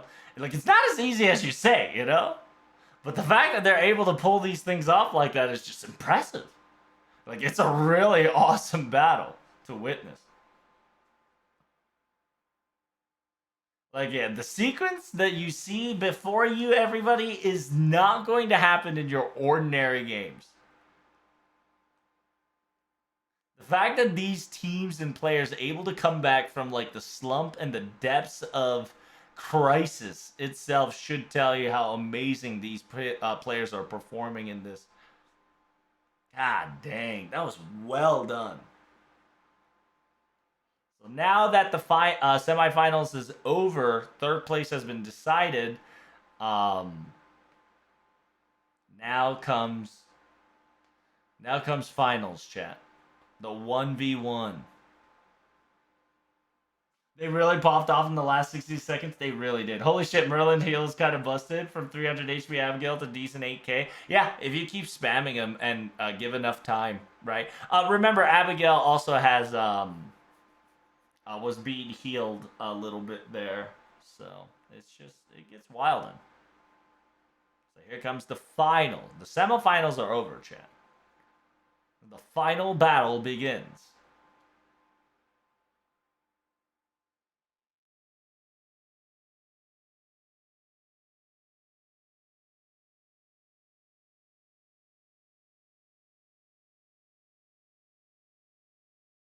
Is there a possibility to get an arcade machine instead of going to Japan? I have no clue. That is a good question. You gotta ask Aniplex. At the same time, even if you were to get the arcade machine, I don't think you'll be able to play with JP players due to the connection issues. Simultaneously, you got to hire maintenance, right? You got to hire a maintenance guy to do your updates for you, X, Y, and Z. So it's going to be a lot harder than you think. Here comes the pink team.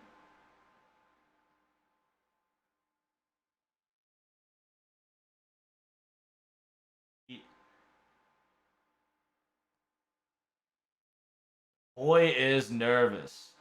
He is excited as he is nervous.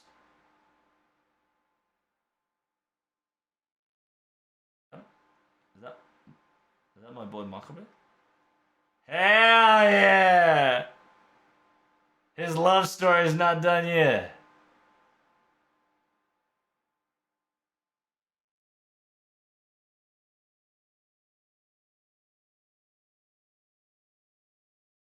Gonna beat the shit out of people with his judo, baby. Let's go! His shoes are off, man. He's strong. Boy's powered up.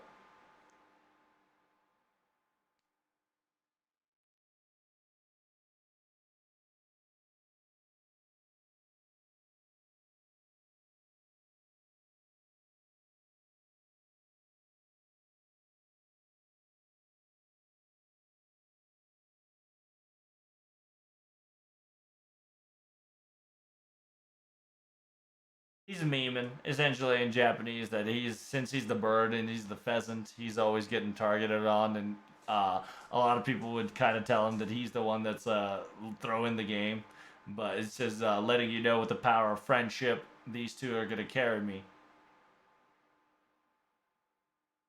I gotta see. I gotta flex on my big sis that I'm gonna be the best player in the arcade.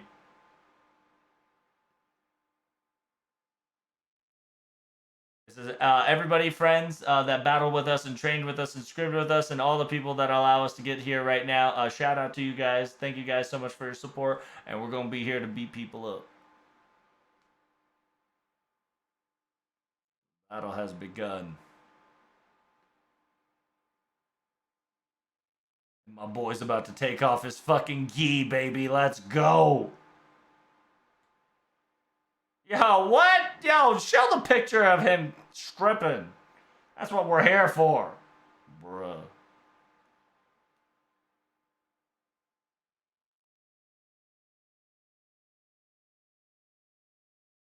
Like, he really do be judoing. Is the belt have IRL name? Is that was that dangerous? It's like I hope he didn't show off his real name there.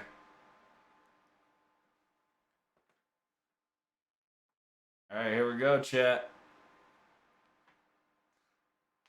Whew, I gotta bust out the energy drink for this one. It's entertainment on the high, but the firepower on the muscles. So it's the quote unquote MHXA team, right? Which is the black t shirt, versus the pink t shirt, which was a very methodical and excellent maneuver team. I can't wait for this battle, too. You can see the Dogi emote, which is the essentially the uniform, the white uniform that he keeps taking off. His efforts.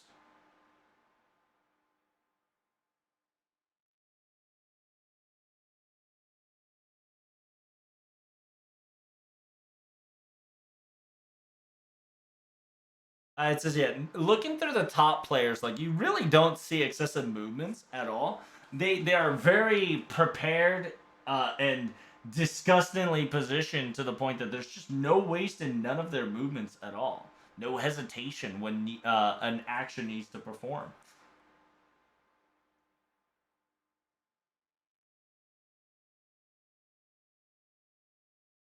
It says, yeah, so this is just 2 out of 3, guys, not 3 out of 4.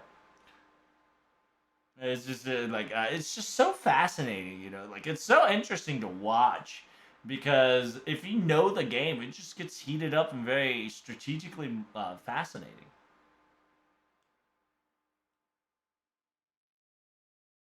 It says during scrims you kind of do 6. So yeah, a lot of during scrims you kind of get to see and enjoy different compositions and whatnot.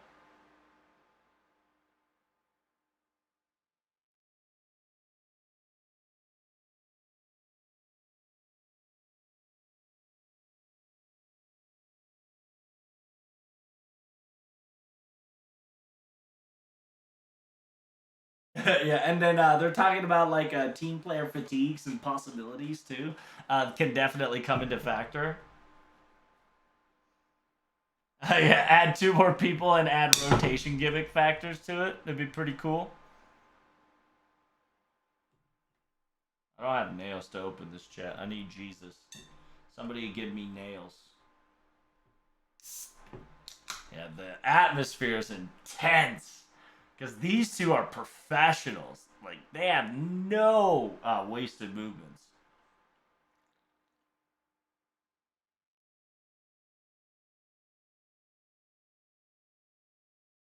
Yeah, it seems that they're shouting out some random plans there. So there's the game screen. This is set. This is finals part 1 out of 3. Ooh, so they're going for Tamamo Abigail Skadi versus Merlin Skasaha Murmasa. Ooh, spicy, spicy. Interestingly enough, there's a Berta Monte in the second composition to definitely look forward to. They definitely started to counter each other or just kind of play coy there.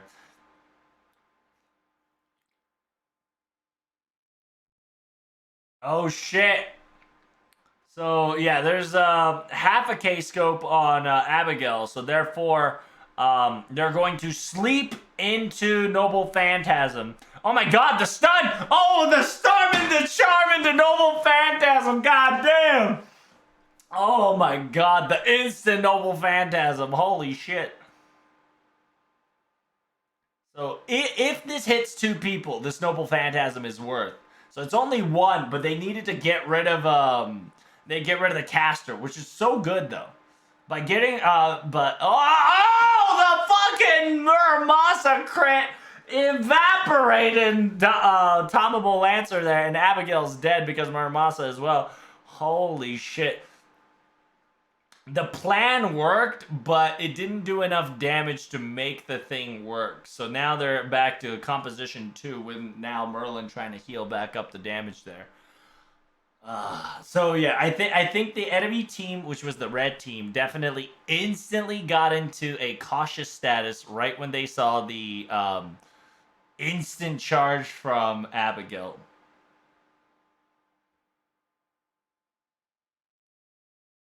From here on out, it's going to be interesting. The double composition of Okita and Gilgamesh is going to come into play here.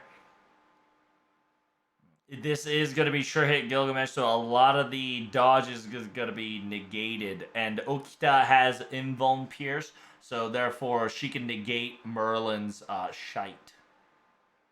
So I think here comes the battle. She wants to hit for Oskasaha for that crit, insta-kill, get rid of it. But it's not working right now. The crit is now working if the card reloads.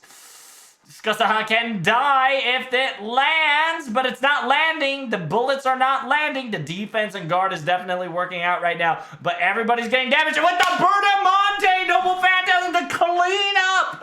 Holy shit. Booty Monte to clean all 3 of them out of existence. Noble Phantasm, Invuln Pierce. Holy shit, well done. Oh my god, that is insane. That was, oh my god, well done. They just tied themselves in composition now.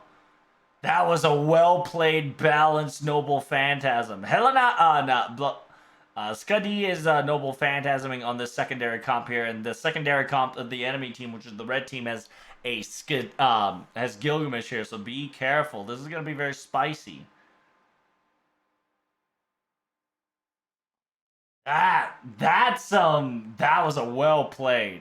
So yeah, the composition is MHXA, Okita, and Skasa Skadi. Now that Skadi has Noble Phantasm, Okita and MHXA has a bust It's bussin'. So this is going to be very spicy. Oh my god, MHXA just critted Bramante out of existence. They are now fucking running because holy shit, they are going wild. Oh shit, Gilgamesh got caught. MHXA is going to finish off Gilgamesh. Oh my lord. MHXA is out of control right now. The crit burst that they've gone from the second composition is insanity. They need to get rid of MHX Alter, but Skadi is definitely being annoying and Okta in the corner being a nuisance. They need to get rid of it. They need to get rid of MHXA. So first they're going to target the caster, but they found the attacker. This is going to be the battle of the century. If everything misses, it's game over. MHXK can definitely come from the sideline and just burst people out of existence. They need to constantly cover corners, but they couldn't, and MHXA just booty blasted. Ah, that's a GG in the first round. God damn. Whew. Yeah, the MHXA composition that they currently have on the black shirt team is insanity.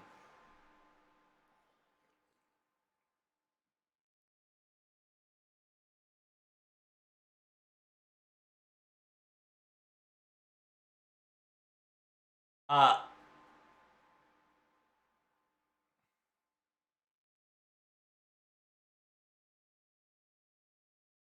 Ah, that was a really good fight. Holy shit. I wanna frame by frame that fight. That was great. Both teams played so well, but once the black shirt team kind of went into the secondary composition, it was just unstoppable because MHXA just had her way. Wow. But yeah, welcome back, guys. How you doing? You guys liking the PvP finals so far? Cause wow, ha, ha. That was a game of intensity.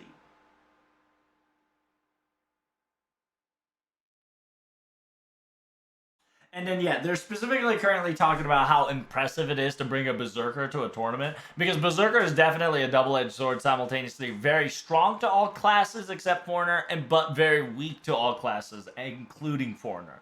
So it's kind of if you don't know how to use that servant right now, it is a very squishy paper mache tiger, right? So they're just kind of complimenting the player of MHXA and how their composition kind of popped off from each other to make sure that there was no empty space for MHXA to have a hole to kind of get critted on, right? That's why Skadi was always in a blind side of where Okita, right? The blue team Okita was trying to slide in. You see how our Okita tried to slide into MHX's behind to kind of give him the crit counter sequence? Because if you don't know, if you're able to attack the character from fully behind, you automatically crit. So it was kind of impressive that Skadi was there to kind of make sure that the perfect crit doesn't land. And at the same time, enemy Okita was definitely flanking their casters and whatnot to be a nuisance. So it was just really great overall in coordination. We definitely need a third party view. I agree. And I'm hoping that Arcade comes up with a spectator mode soon, because spectator mode would just make the game enhancement 1000% better. So I'm praying that every year that they just kind of, give us a spectator mode, but I don't think they will.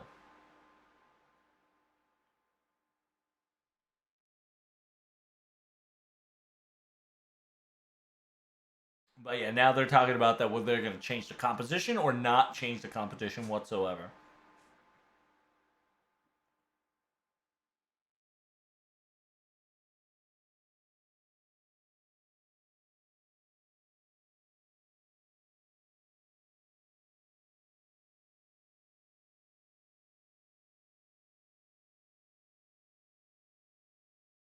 It's very dangerous to fight against Abigail due to the fact that Abigail's Noble Phantasm defies, right, any defense gimmicks and maneuvers. So it's a very scary Noble Phantasm to deal with. So it was impressive that they were able to survive the onslaught of the beginning rush, right? So here's the composition. Oh shit! The Amakusa flex. Amakusa flex with Morgan flex instead of MHXA. Impressive, impressive.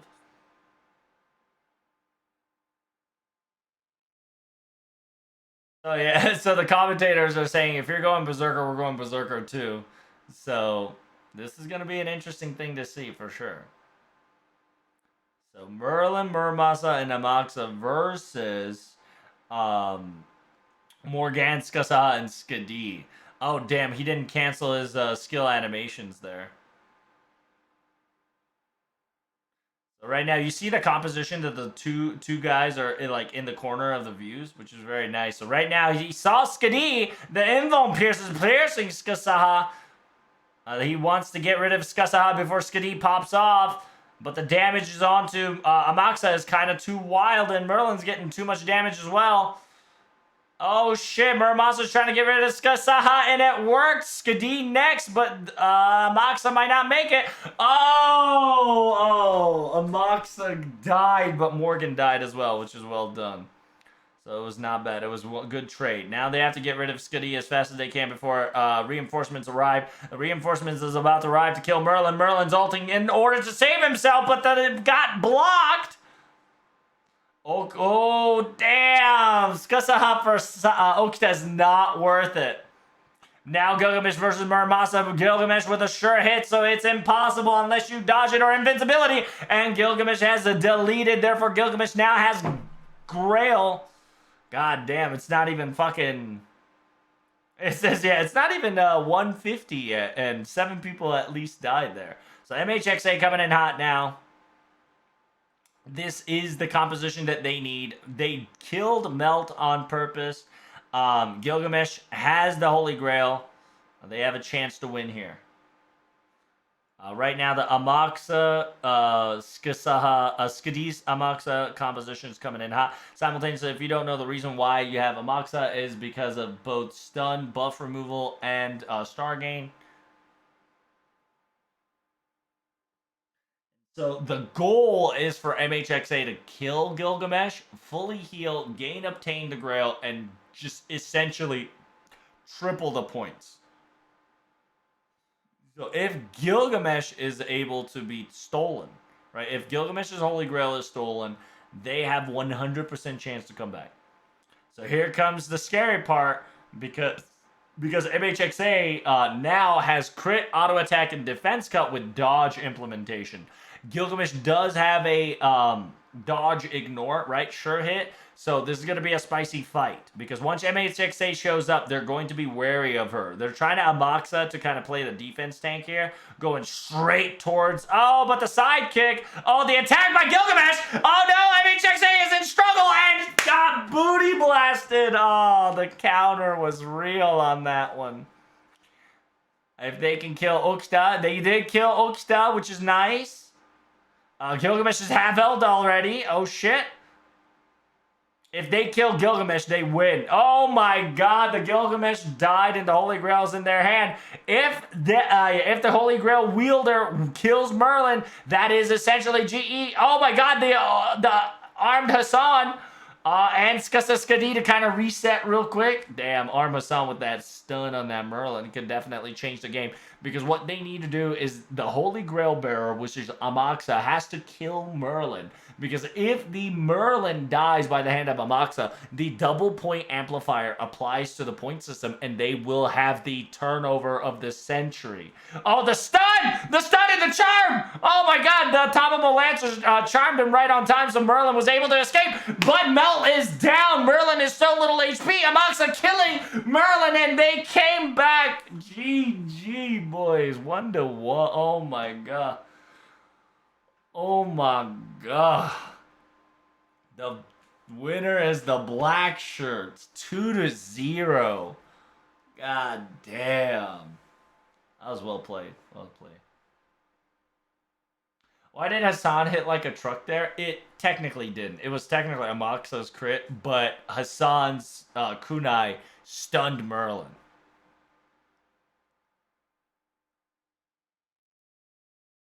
That was a wonderful comeback. Holy shit. That guy was on the ground? Yeah, it was just unfortunate. It was well played by both teams. It really was. But it was just the tenacity of the black shirt team just outweighed the pink team's motive. Are they gonna go for that third round? No, it's the best of twos.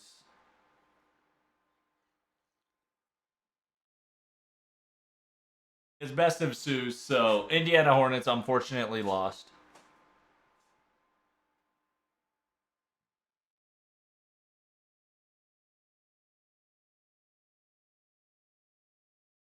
That was an Unga Bunga strap for the win. I mean, technically, the Unga Bunga strap failed on both sides because the Unga Bunga strap was on the black shirt team, right? Was Morgan, um, not Morgan, was MHXA, which failed.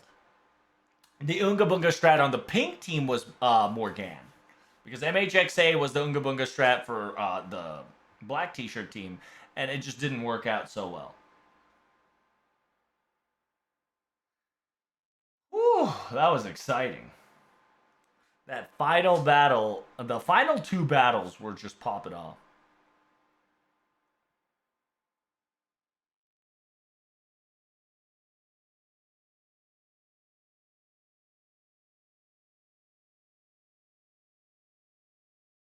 It's yeah, the Gilgamesh was really strong and really nice. Simultaneously, the counter to Gilgamesh was really nice too in the game.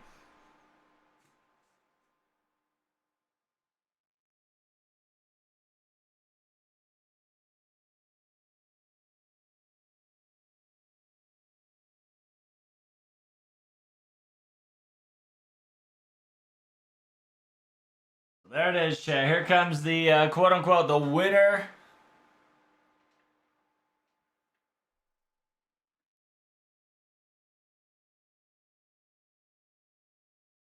All right. So Miss Ueda always give out. So the orange team will get the quote unquote Irashkagol craft essence as Miss Ueda's prize because she liked them. So essentially, if you get liked by Miss Ueda, you get cooler shit than the winners in a weird way. You definitely want to be liked by her because you get a signed Irashkagol card. It's pretty pog. It is a foil Irashkagol card that is officially signed by her. It's really precious. It's very cool. So if you have Irashkagol waifus, that shit is your masterpiece. And I'm not gonna lie to you, you don't want to be first place because that shit is so worth than being first place in arcade. And of course, the winners, the first place will now officially get them, right? Who needs to win when you can get a signed card? Yeah, I agree. 100%, I agree. But the first place will get him as well.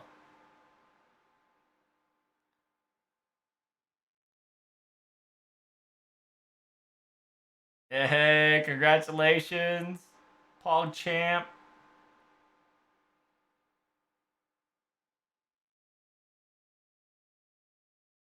Would as personally give them a quote unquote award, so they're all Paul Champion. But we all know we love the card more than this little fucking garbage ass statue.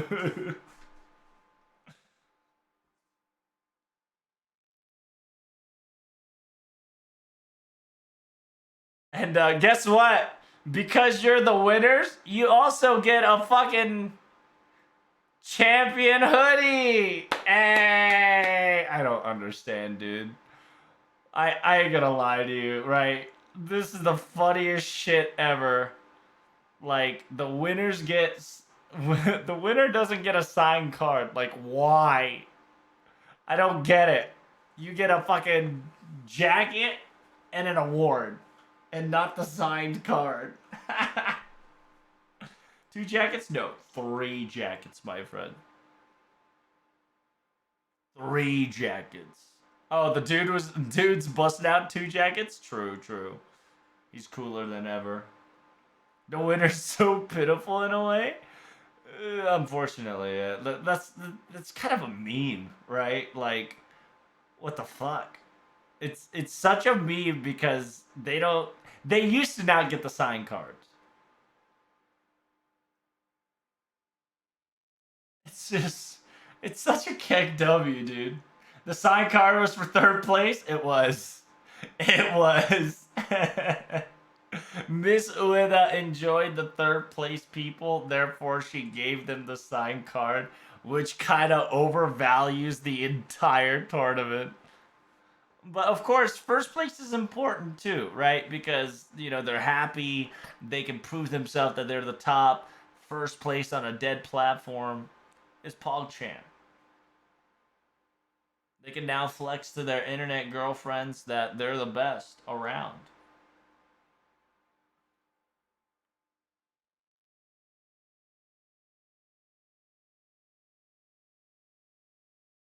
It says, how was my Ed-Chan skills? So if you don't know, he's the one controlling Ed-Chan. Ask him Miss Kasumi. Hopefully I did well.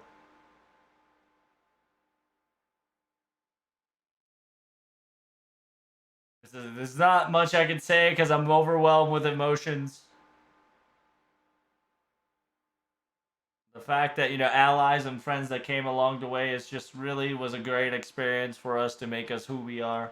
I can only say thank you for cheering us on and helping us build up to this far. I would like to continue to play this game to enjoy myself to the fullest. Thank you very much for having me. And their first place, eh? I mean, at least they're first place, right? Like, these guys have the rights to be amazing. I ain't gonna lie, the third place. And you can read in the comments. Like, I swear to God, the comment section is just like, bro, third place be bussin'. But I'm not gonna lie, the battle, right? The battle of the first place was insanity, right?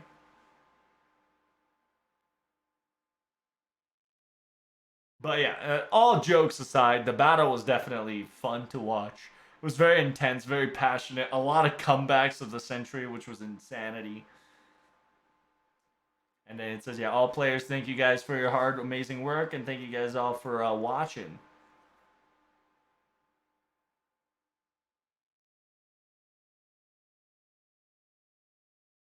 It says, yeah, I thought it was going to be more metalized. I thought it was going to be more like oriented and single cell organized in both counter and non-counter. But you definitely saw some amazing variants, so I'm very impressed. And then the craft essence variation that they busted out, it was quite fun and exciting. I hope to more of that to come.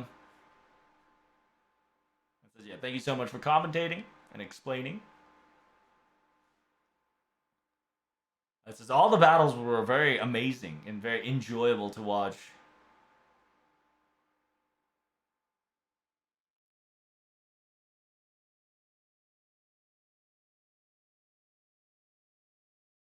It's just, yeah, I really am enjoyed the fact that like the final battle was everybody's personal and favorite servants, and by using that they were able to achieve victory. It really kind of touched me. Very nice that they honed their skills in those specific servants for a very long time, and they were able to pull out the greatest and amazing comebacks and defeats. So thank you guys so much. So, yeah, make sure you guys give the clappage. Clappage to all the team who participated, which I mean, they did a fantastic job. Everybody was awesome. So this concludes the tournament side, right? So give them like 10 minutes, and they'll come up with the 5th anniversary stream. So the archive, yeah, we're definitely gonna watch this in archive in my next stream to kind of see it frame by frame of what the fuck is happening. Because my god, so they're gonna take a quick break here, about 10 minutes, I think. No, they're gonna take about a quick break. They're gonna take a quick break here. Yeah, and then they'll be busting out the surveys.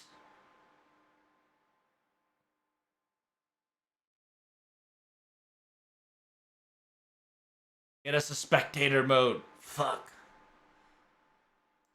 So yeah, thank you guys so much for watching. Greatly appreciated. We're now going to take quick breaks in order to prepare for the 5th anniversary news on Arcade. So here's the Arcade tournament here. Busted out your QR code. It'd be nice if you can, you know, bust out a fucking link in the chat as well, but they won't probably do that shit. Monka S.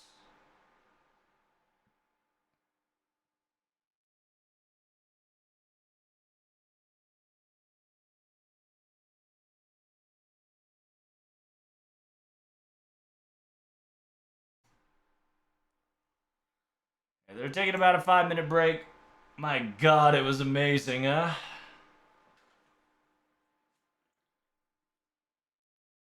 Imagine if they talk about end of service. They're not going to talk about end of service. Why are you so copious, bro?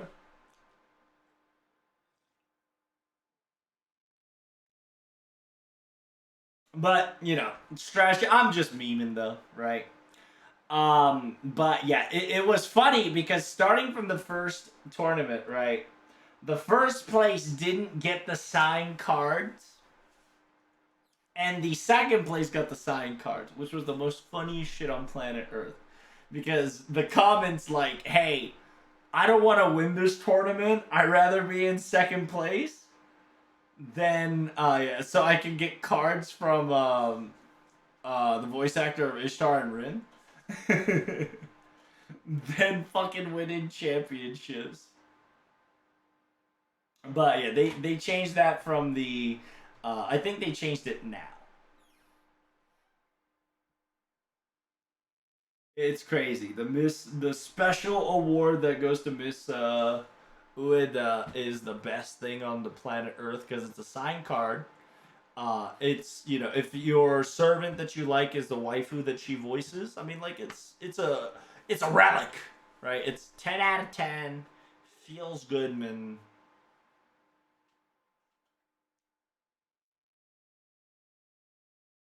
But QR code is the link. Tropes do not have phones. I'm not gonna lie to you. I don't want to use my phone right now. That's too much work, brother.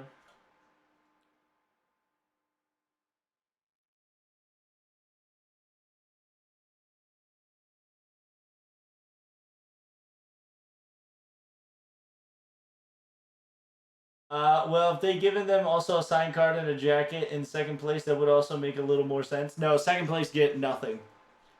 Second place gets nothing, dude. First place gets a jacket and an award. Second place doesn't get jack shit. Third place gets a signed card. So this year, you wanted to be either in third place or first place. Last year, you wanted to be in second place because she gave out the card to the second place player.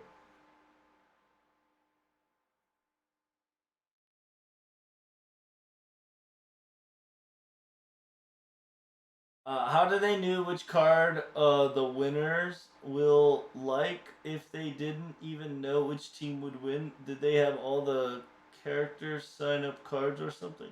What are you talking about, Android?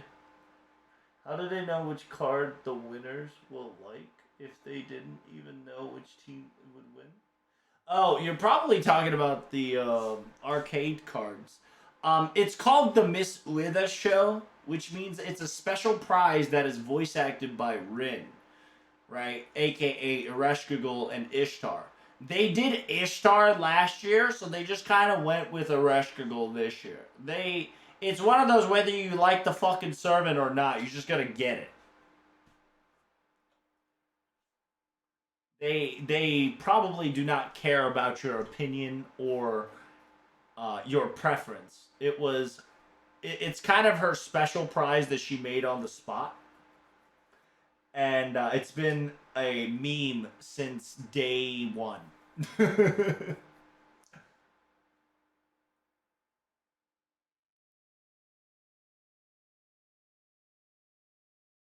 So it's a random signed character card? No, it's most likely random signed card that is voice acted by her. So it's either going to be Ishtar or Erish, since Space Ishtar is not in arcade.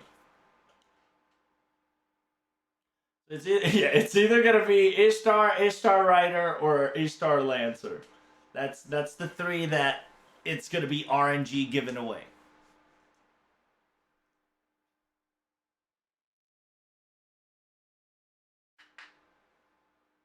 If you like it, it's a win. If you don't like it, it's going to be really valuable to somebody who wants it. Pretty much. It really is. I'm pretty sure that signed card, it's a foil plus signed by her directly. So if you want to put it on sale, that shit's definitely worth a couple hundred.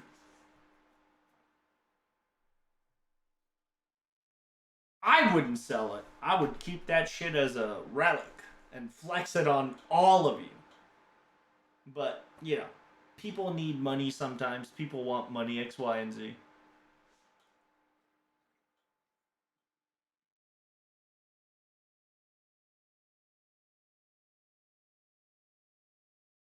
So now that the tournament is over, I can put the caption in the corner like this. The reason why I didn't want to put the caption in the corner during a battle is because all the HP was there, right? All the HP and all the skills were kind of on the left hand corner. So I kind of wanted you guys to see the skills and the HP bars, how insane some shit like instantly evaporated. So now that we don't have to worry about that, we'll put it on the left side.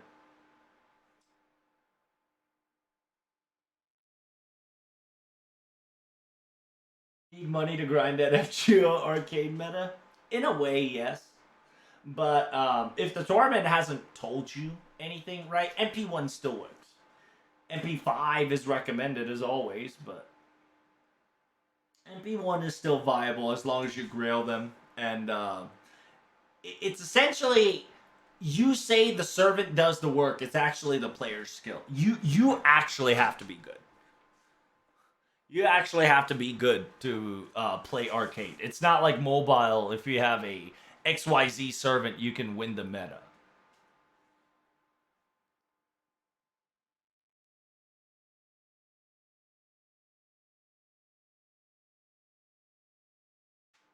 How long have FGO streams been doing for? We're on what? On our fourth hour? Five? Somewhere there. AKA skill issue. It really is. Like, if you see the battles, right? If you witness the battles, 100% skill issue.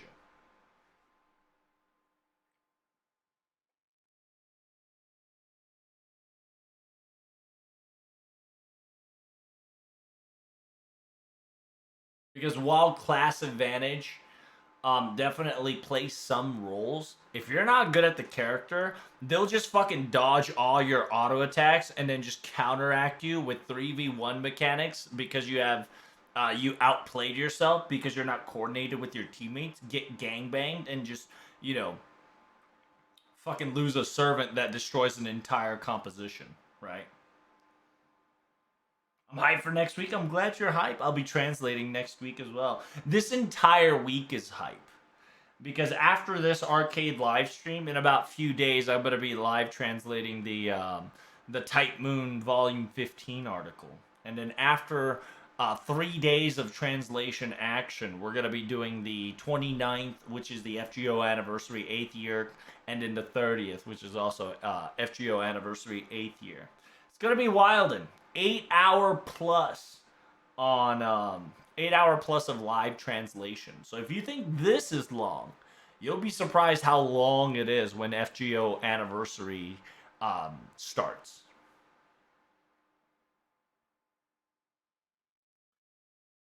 Here we go, chat. We got ourselves part 2 coming in hot.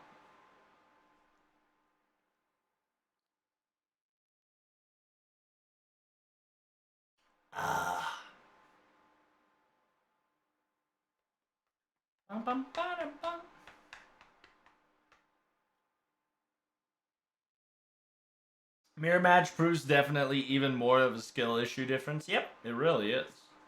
Like you even saw draft composition, right? Like a lot. If you're gonna pick Gilgamesh first round, the enemy team will try to predict it, and if they predict it, they'll put Skasaha in the first round. And if you're gonna put Skasaha, you put Muramasa, right? And that's why you kind of saw like the hybrid comp where it really is a rock paper scissors to an extent. And some people will just say, "Oh yeah, we're gonna put Gilgamesh and Muramasa with Skadi in the middle." So if you pull out any of the stops, we can counter it one way or the other. Or you go all in on one segment like Gilgamesh, right? You saw Merlin skiddy into Gilgamesh and using his Q as a long range, non dodgeable bullshit, able to, crit XYZ, do damage, go wild. But each composition has its own weakness, right? So it really just depends on how mobile you are, how really good of coordination you are, communication skills, and positioning without delays and whatnot. And like I've said, the finals, right? The semifinals and finals barely had any wasted movements, right? They just fucking went in, did their best, and either died or succeeded.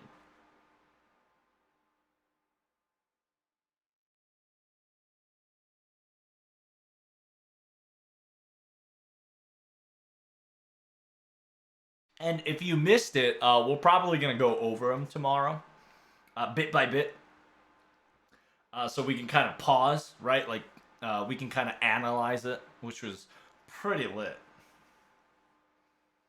I'm on my vacation soon. That's for damn sure. Soon I'm gonna have a vacation so I can take a quick breather. But without further ado, here's part 2.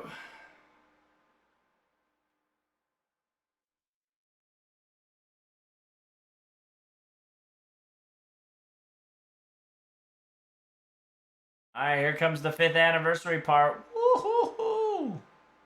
So if you guys don't know, she is the voice actor of Rin Ereshkigal. You know who she is.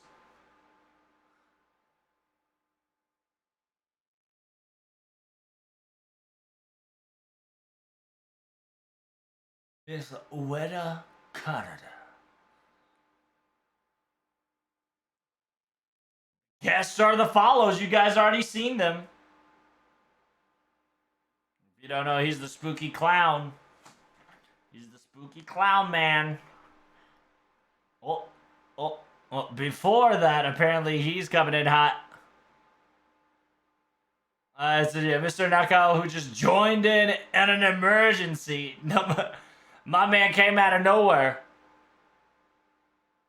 I said, yeah, nice to meet you. And without further ado, yeah, this time the background is white, so my shirt is also white. Green screen t-shirt for the win. If you don't know, he's the creator. Technically, he's the Mr. 2 of Mr. FGO Arcade. So he's glowing. The man's glowing. But yeah, he's the Mr. 2 of FGO Arcade. Mr. Game Center. And they kind of talking about how great the tournament was, and it was fierce. I said, yeah, we all was passionate. We all were just hyped up into it too, how crazy it was. Yeah, thank you all so much for participating in the tournament. It was amazing. We're gonna be looking over the battle real quick for some quick highlights here.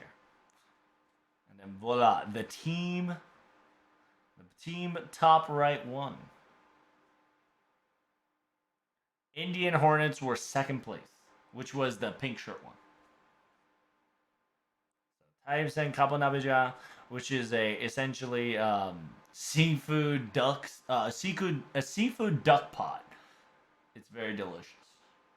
It says, "Oh, look at everybody busting it out, all the teammates getting their favorite cards and whatnot." And then Meb Kingdom, my boy in the pink shirt and the gi.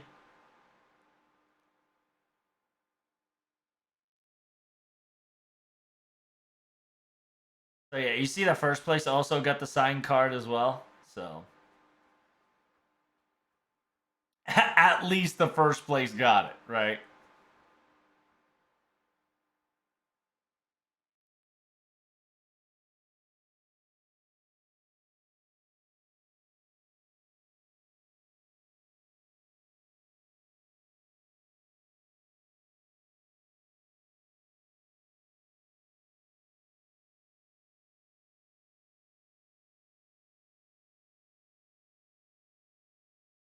There's going to be rankings that they're going to be talking about. That's going to be very awesome, like the surveys. So in the grand ranking, so currently being used on PvP.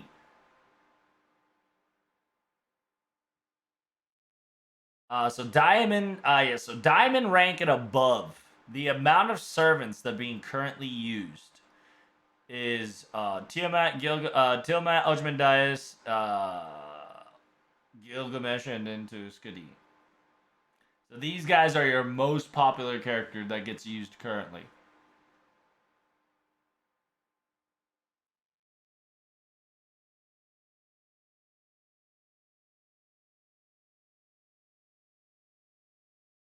It says, yeah, with the research. So it's essentially saying the Berserker's a very hard class to research due to the fact that it is the double-edged sword. But with more research and more writing and then more weapons, yeah, knowing the servants and canceling abilities and whatnot, it had allowed them to kind of, like Berserker to just skyrocket to the top.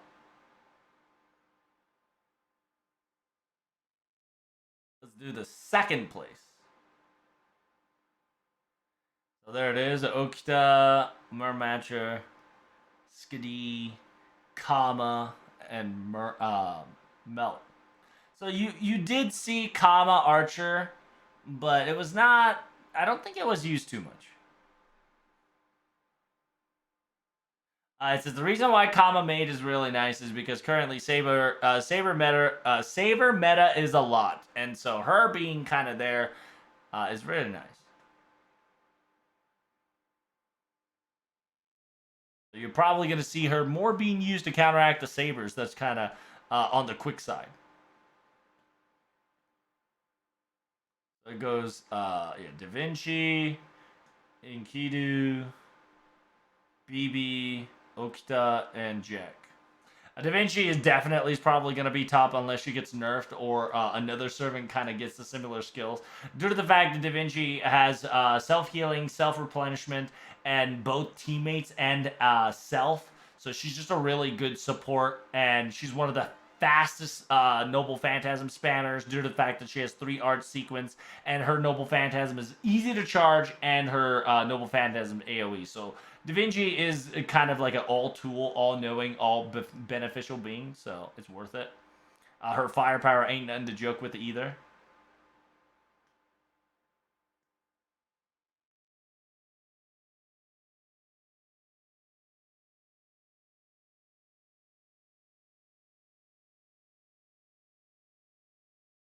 Yeah, you really didn't see a lot of Jack coming in through, but you saw a lot of Okita for sure. And yeah, Okita is very fast. She's a right now there is a quick meta kind of resurfacing on arcade right now, which is wild. Oh, interesting.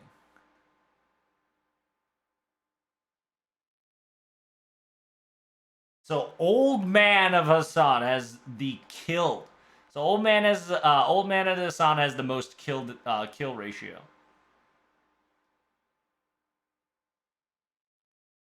So they yeah, essentially Old Man killed more people than anybody else. Next one's Melt, next one's Iskandar, and next one is Murmasa, and the next one's Bunny. It says, yeah, you saw Bunny being played out to a very interesting way. The crit rate simultaneously, the card balance rotation sequence really benefits her.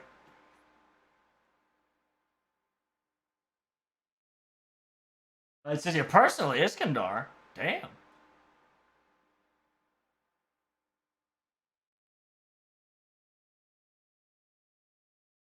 It says, yeah, it must be a really good user of Iskandar to kind of pull that into the accounting.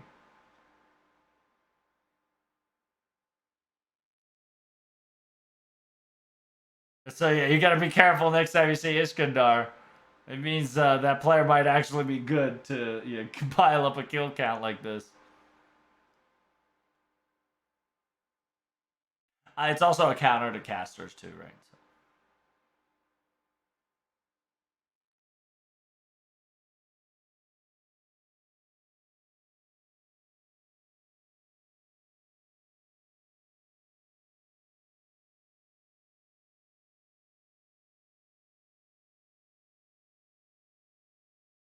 We're going to be telling you the lineup of what we're going to do for this anniversary. So they're going to be telling you battle balance adjustment, then FGO Arcade new news. So let's start it out. Balance adjustment information. PvP adjustment coming in hot. Now that the tournament is over, we're going to be showing you and telling you a battle adjustment. Thank you so much. I'll be explaining from here on out.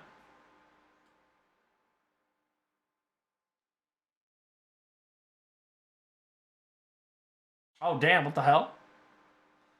Oh, so the voice in our heads. That's our AKA more detailed information. So first, they're gonna be telling you the overall buffs. Oh, so they're gonna be nerfing the entire crit effect. Okay, so critical effect up is getting nerfed, so crit meta's going down. The star gain down ability is getting powered up. Damn, they're nerfing everything. So dodge support skill is going from 8 seconds to 1 time to 4 seconds to 3 seconds. The 1 time dodge 30 seconds, 2 time dodge 30 seconds, 3 time dodge 30 seconds support skill is now reduced to 1 time 4 seconds to 1 time 20 seconds. God damn, they're just killing. Remember, everybody and their mom had sure hit, right, to counteract the dodge meta. They destroyed dodge, right? So dodge is hot garbage now.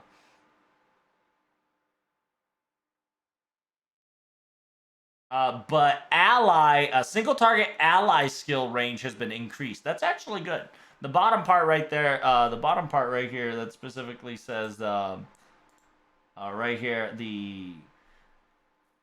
uh, essentially, yeah, the effective range of a single target skill increases very nice. And then, yeah, the voice in our heads essentially said, crit be OP, we needed to nerf. And you saw it in tournament. They just spammed crit, right? And then just booty blasted it, so.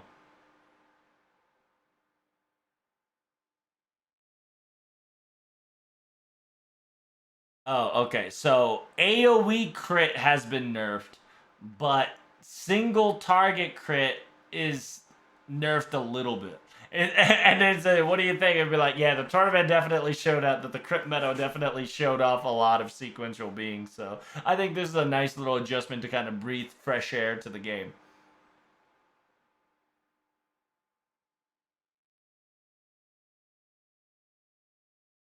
Yeah, the old man in the mountains and like Osaka Hime, these two kind of able to spam themselves both power and noble phantasm gimmick due to the crit over stacking. So I think this will definitely tone down the insanity a little bit.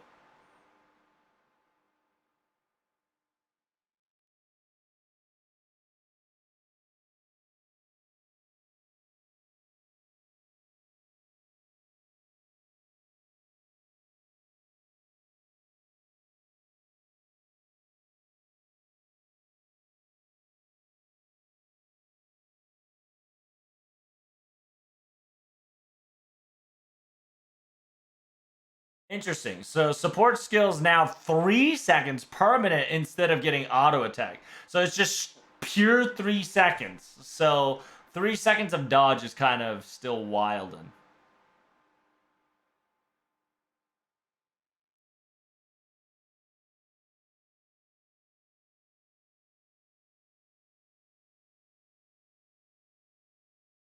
Yeah, it's saying that this might nerf down the dodge meta a little more, but it's a nice change to like it. He's gonna keep saying it's gonna be nice.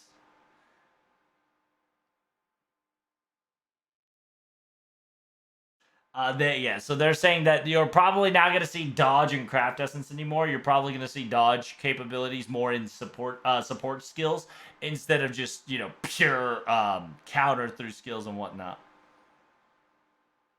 It's nice. It's essentially support skill got nerfed. Essentially, dodge itself got nerfed, so people would stop using sure hit 24/7, right? So that's not too shabby.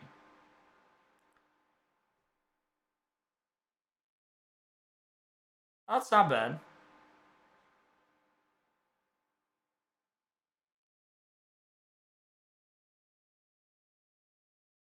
So star gain is increased by everybody. Wow. Ah.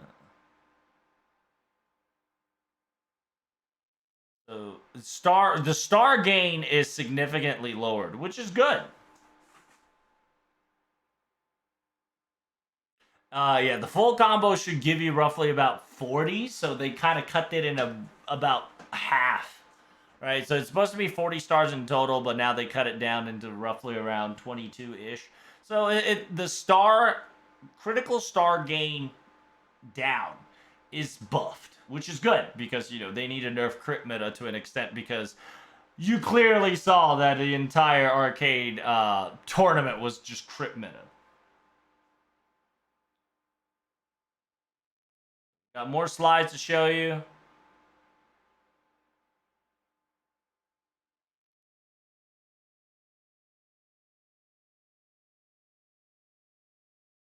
Oh, so essentially, Noble Phantasm, like Merlin, Skadi, support Servant's Noble Phantasm, Noble Phantasm skill time increase. Meaning that it takes a little longer for you to use Merlin ult, Skadi ult, Osaka Hime ult. It's essentially, it's a nerf to support units, which is good, because you saw how fucking spammy that shit was.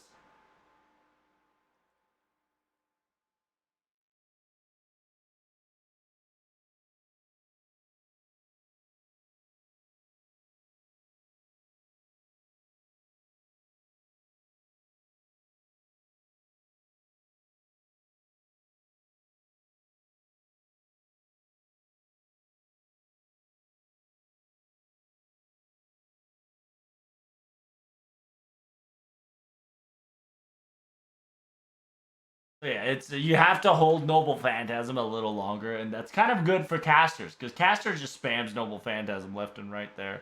So it's a adjustable buff. Oh, so Assassin can restore mana a little bit better, which is good, and then Foreigner's range got increased, which is great.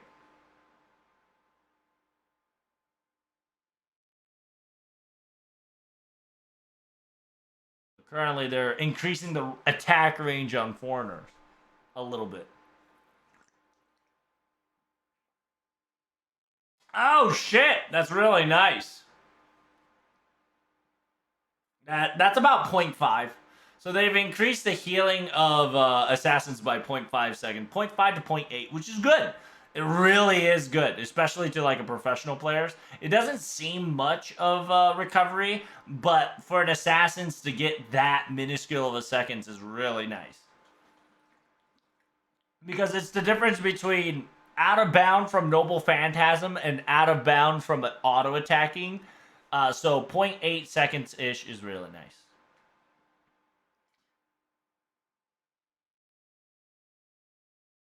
It says, yeah, that's a nice buff to assassins to able to dodge a little more stuff frequently. Yeah. So there's another slide that kind of tells you. Yeah, so Craft Essence adjustment. Sure Hit Craft Essence has now been nerfed. The Sure Hit Craft Essence from 25 seconds from an SSR is now nerfed to 20 seconds. SR 25 seconds to 15 seconds. R from 25 to 15 seconds. So yeah, essentially this is a nerf on Sure Hit.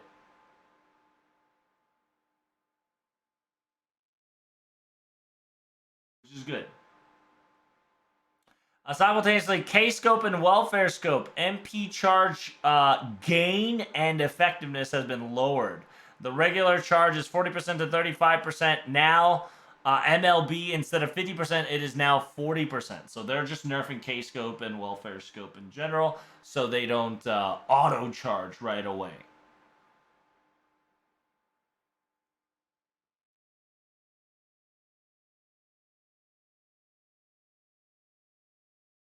Wait, SR is not worth it anymore then. Because if SR is the same as R, fuck that. I'd rather put R and save the cost into a higher servant.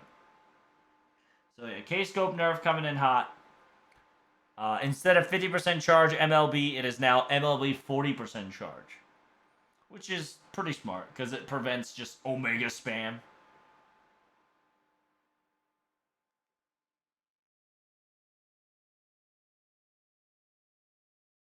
So yeah, they're just doing it to make sure that if you want to noble phantasm right away, you're gonna need a harder composition than regular. Yeah, I think watching the tournament, we'll definitely agree that it is a necessary change.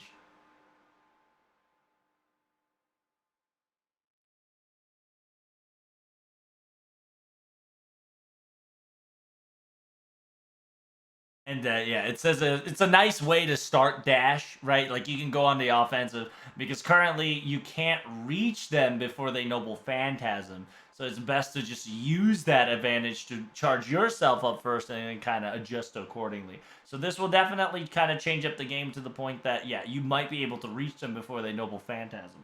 Now that both nerf to the timely buff, right? Noble phantasm, longer press plus craft essence. So here's the slide. Battle balance versus certain servants. This is TLDR.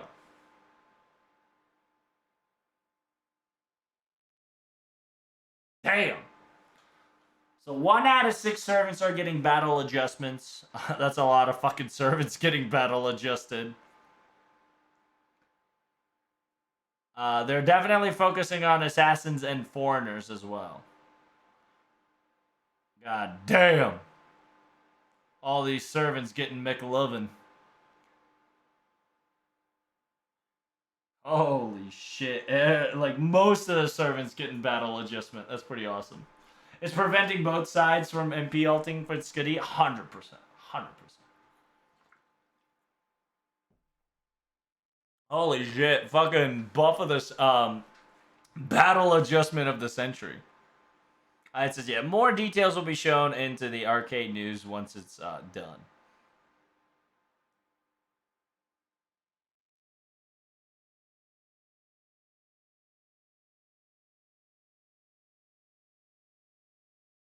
Dante's skill of Monte Cristo. Nice. And they're adding Monte Cristo's support skill. Wow, Monte Cristo allows you to MP gain if critical lands, enemy's strength book gets deactivated. Wow, that's a support skill? That's kind of disgusting. That's really good, especially now that the crit meta is more nerfed. So it's nice to kind of have this because you, if you do a crit meta still, you can remove buffs. So if you don't know, Dante kind of gets a buff on skill there.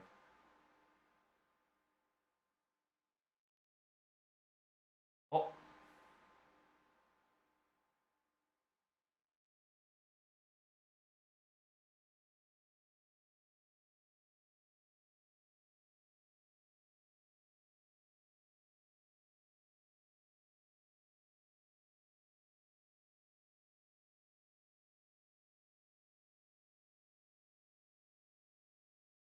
oh, interesting. So buff removal is RNG now.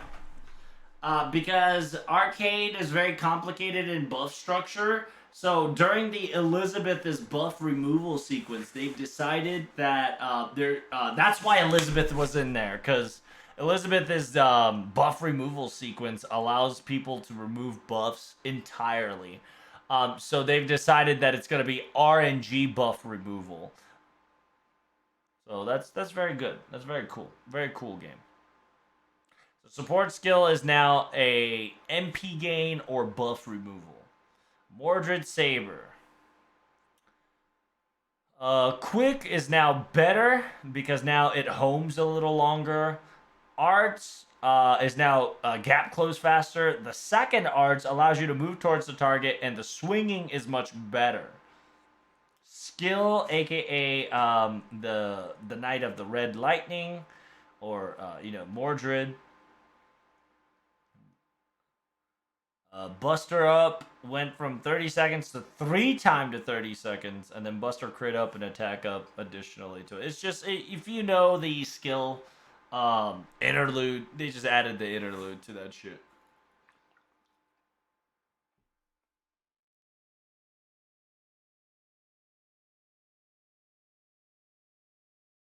Not bad. But yeah, the fact that the close quarter gap attack of Quick and Arts got buffed is kind of good for Mordred. I think you will see a little bit more of her for sure. And the fact that says Buster up from 30 seconds to 3 times 30 seconds is kind of a nerf, but the Buster crit up plus attack up here definitely provides a additional be like, oh, okay, right? Like they're nerfing crit in general, but they're not nerfing individual crits. So there's going to be another support skill. So the support skill of mana output to the Knight of the Red essentially allows Buster Up sequence, and then you got Tamamo Caster. Tamamo Caster's auto attack Quick 1 and Arts 1 has been increased. Oh, they slowed. They slowed the timing of attack up on Quick, and they slow the timing of attack on Arts.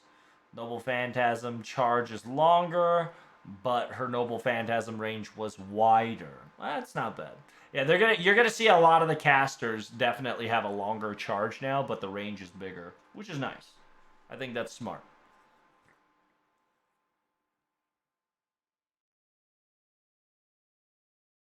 I don't think Tamamo needed to be nerfed, caster, on her animation motion.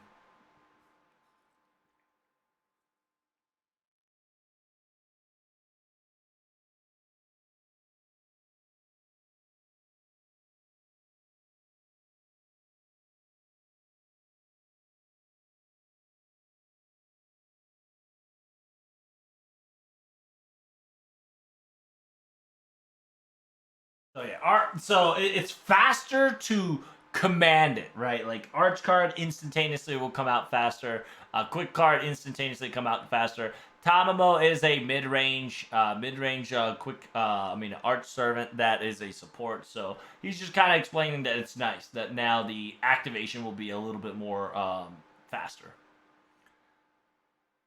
Oh shit, Okita nerfs. Close quarter combat quick. On her second step, she doesn't move anymore. On the second and third step, she doesn't she doesn't auto aim anymore.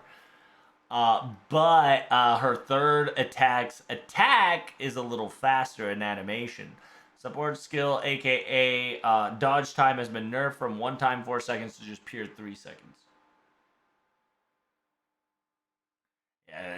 As you can see, Okita's kind of nerfed in the FGO arcade tournament, right? So they just kind of nerfed her first quick notion. It's not the worst case scenario. You just gotta get better. It's not gonna affect the pro players. You can't just brain dead Okita anymore.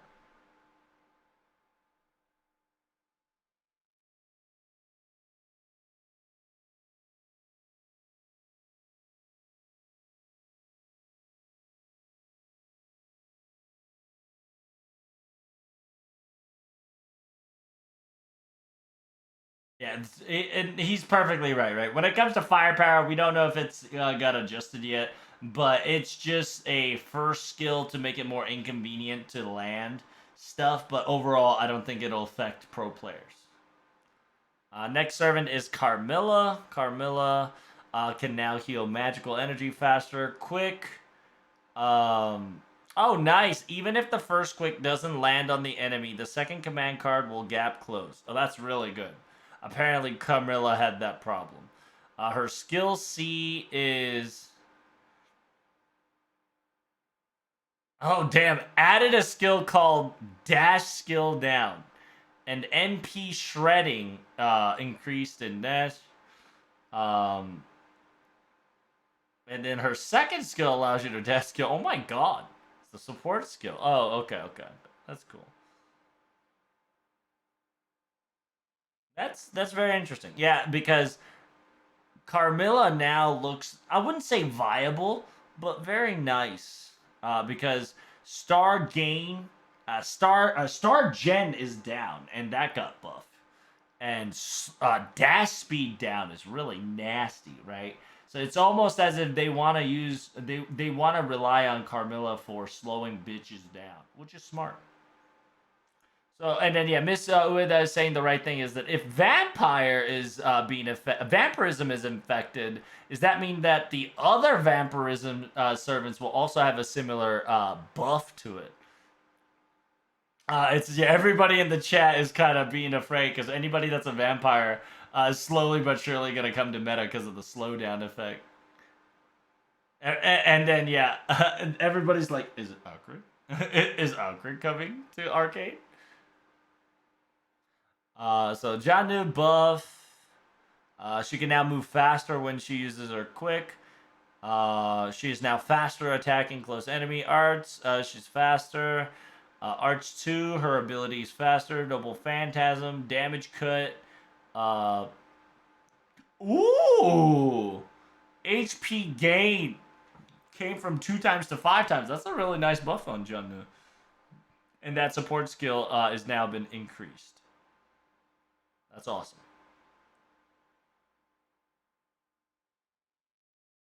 So yeah, Junnu definitely got a personal buff, which is good.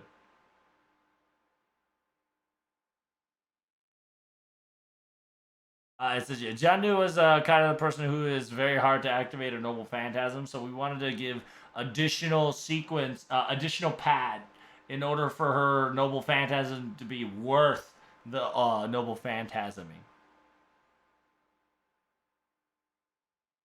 And yeah, he's specifically talking about, if you don't know, if you have Invuln Pierce and have Invuln on, you take actually 1.5 to damage because it's piercing it and it's advantageous.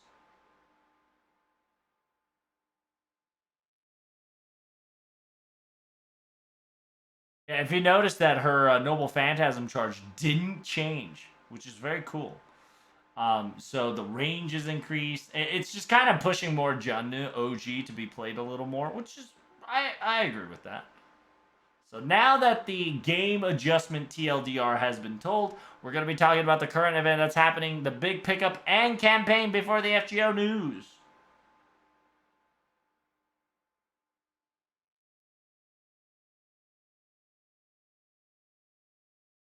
It says, yeah, Ishtar's here too, so make sure you roll for it as well. So currently, they're doing a rerun of the Fran Santa Christmas present, which is good.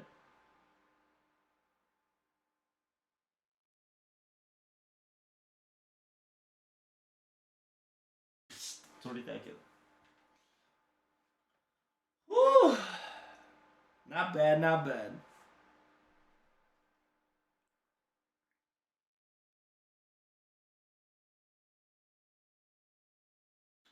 This is arcade campaign. You don't need to hear about it. They're just saying that play the game to get cool shit. And currently, they're doing a retweet original goods campaign, right? If you like card case, card sleeves, original design, IMA card, retweet. Follow, retweet the fucking thing, and you might have a chance to win.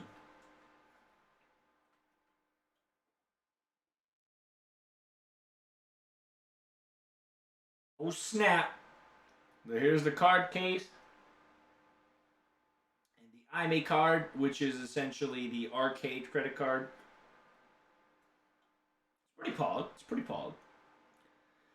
And then on the quote unquote on his side, there's the card sleeves, the arcade cute card sleeves, arcade original Craft Essence sleeves.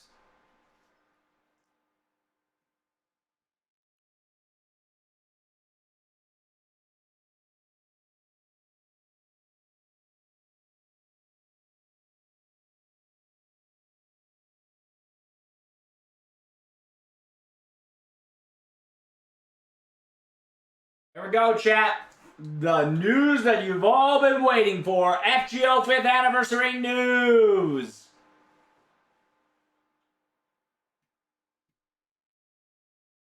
Here we go. So the next place will be Orleans Castle. So first and foremost, if you guys don't know, the general map is changing to Orleans. Simultaneously, they're doing a 5th anniversary campaign. Woo! So thank you guys so much for supporting the game. It's awesome. So it's going to be very volume packed. So I hope you guys got your notes ready. So A, to commemorate the 5th year anniversary campaign, they'll giving you free shit. 4-star, 200 4-stars, 400 material tickets, 150 piece of monument trade tickets, and 500 gemstone tickets. Daily bonus. Monday, Tuesday got double the amount of GSSR fragment tickets available. Wednesday, Thursday allow you to play PvP for free. And every servant on Friday, Saturday, Sunday gets your bond point up by 5%. And everybody, if you win a row, you get more points in your ranking. At the same time, 3 times suck. Nice. Use that time to level your servants on arcade. The triple suck action. On top of that, 50% AP off on all story. Is that permanent? Or is that anniversary thing? It seems to be anniversary thing here. 50% off on your quote-unquote story. So story and continuation is half off. Simultaneously, Mana Prism. Cutter Dad Dinner Time is coming to arcade. Nice. What does it do? It does essentially 1% bonus to all party. So MLB 2%. Nice. And if you guys are thinking it's not much, it's actually not bad. Arcade, you get to spam a lot of shit, so they nerfed it. They nerf a lot of shit on arcade because they need to make sure it's balanced. The limited time master missions to earn quite the rewards, including the things from below, like tickets, tickets, lures, GSSR fragments, GSSR frags, and all that jazz. And fatal CEs and whatnot, which is holographic. 5th anniversary campaign. Hey. Finish your limited mission in order to get the heroic outer portraits. So, if you guys don't know, the outer portrait's pretty lit. They've got a couple to show you. Sheesh. Cheese.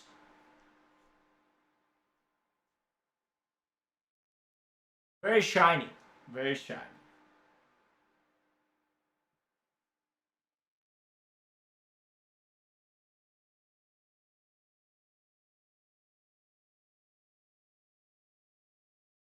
Please do the missions and win them and able to obtain all of them if you can. Arcade login campaign. Essentially, if you come in, you get Tiamat Craft Essence. You get a GSSR ticket. Essentially 5-star guarantee ticket. You get a fatal chip, 50 fatal chips. You get 10 GSSR fragments and Grail.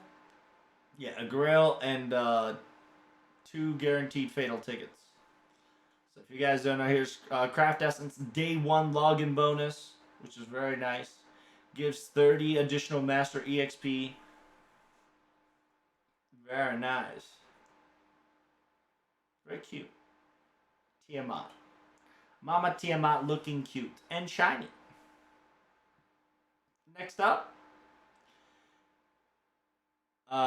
Day 2, you'll be able to pick 5-star servants of your choosing, right?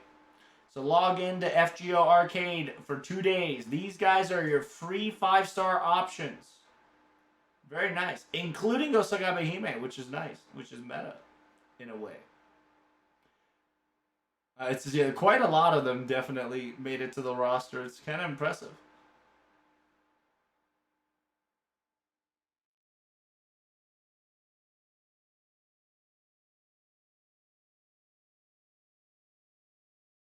There's a Star Dash / Comeback campaign. For those who have started or coming back, you get a free 5-star tickets.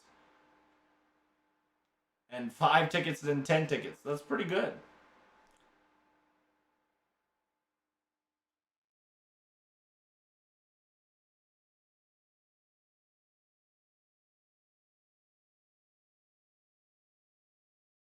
If you start the game now, you get to pick 2 5-stars of your choosing. That's very nice.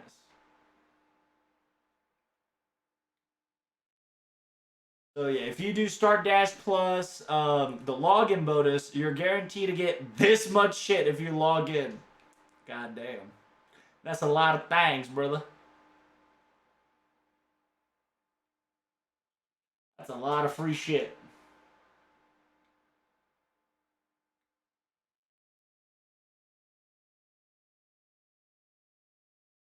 Here it comes, here it comes. Boom, the GSSR, the 5th anniversary campaign, class differentiated. I hope you guys are ready.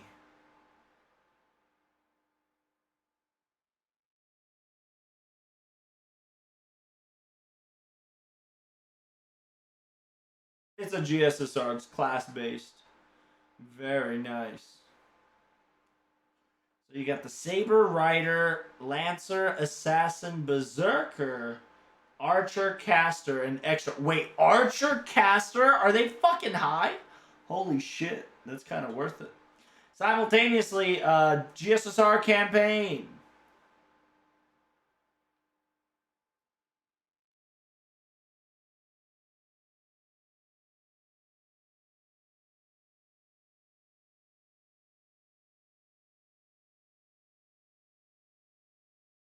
Yeah, you get 2 GSSR tickets to use. Very nice. That's really good. There's part 1 and part 2, so you can use it in part 1 and part 2 GSSR. So that's cool. That's very nice of them. More detail will be told later in the stream.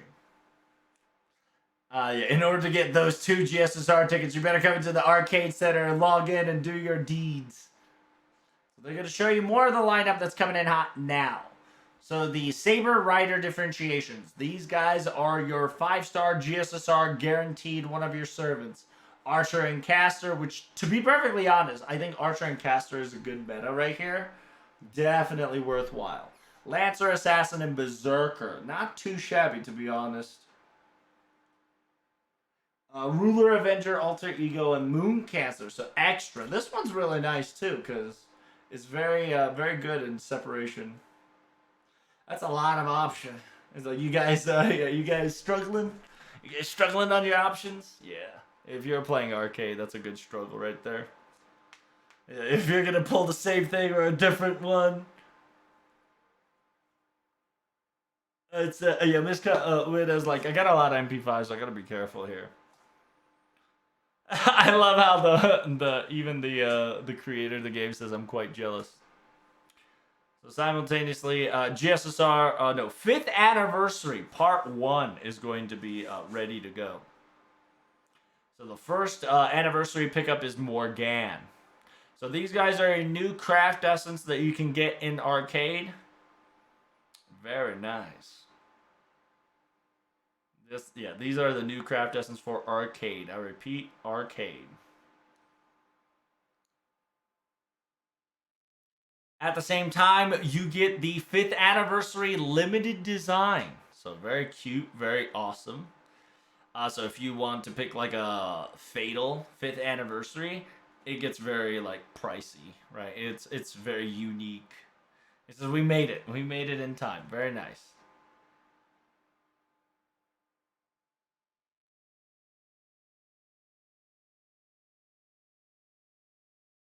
Yeah, the servant that you want in the GSSR allows you to, use more and play more. Oh, we got more news. Oh, interesting. Max Bond.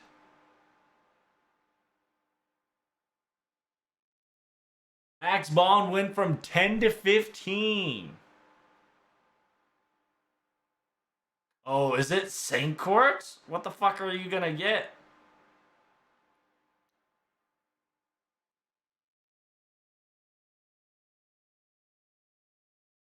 Nice. So from Bond 10, they automatically do to Bond 15. So that's pretty good.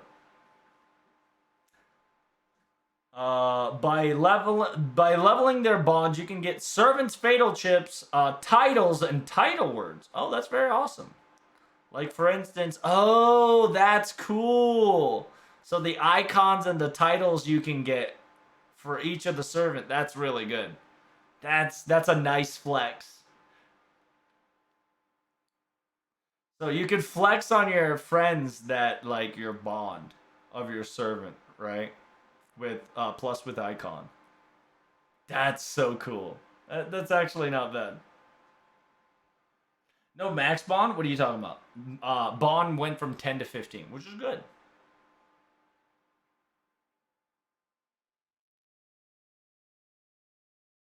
Ooh, it's been a while. The Fatal Craft Essence campaign 2023. That's awesome. That's awesome.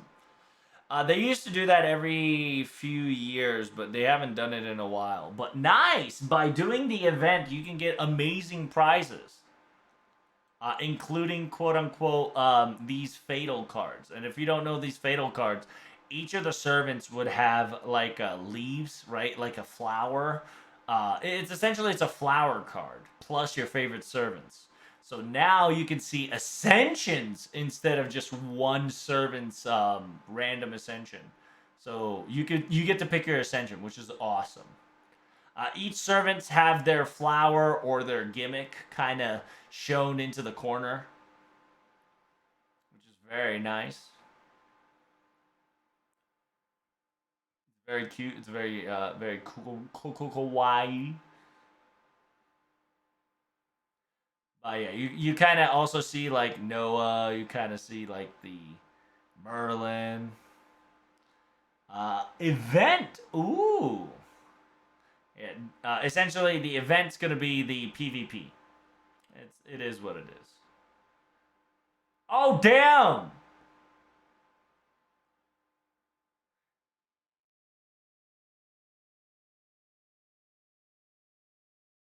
Is this a lotto? Is this a PvP lotto?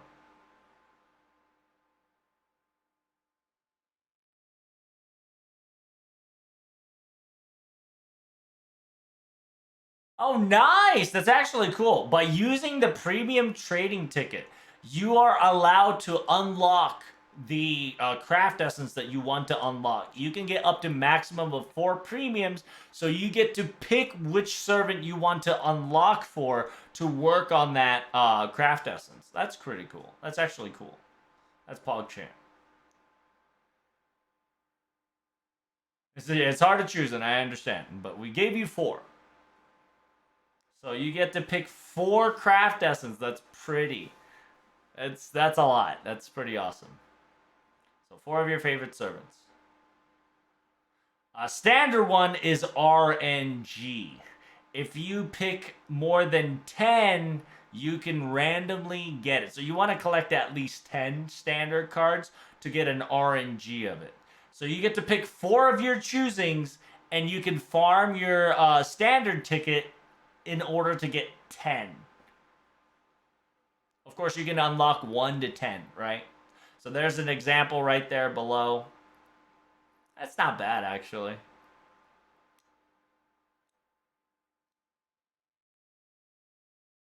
By using the craft essence that's shown below, allows you to get the event tokens rate up. So you're most likely going to farm event tokens into exchange it to the tickets. So they're just saying that, yeah, equip these craft essence during your PvP to get more event token up.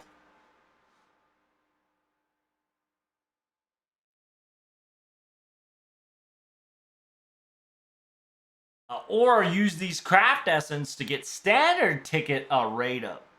I'm assuming event token is the mat to get shop, and standard ticket is to, RNG your shit to full completion. They just want you to farm it all out.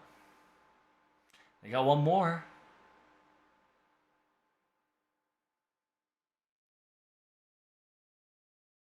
Oh, so more lineup gets added in the day.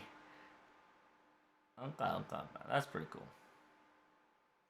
Yeah, make sure you check the event list to see when you'll get your free stuff and new updates that comes in that gets added to it every so often.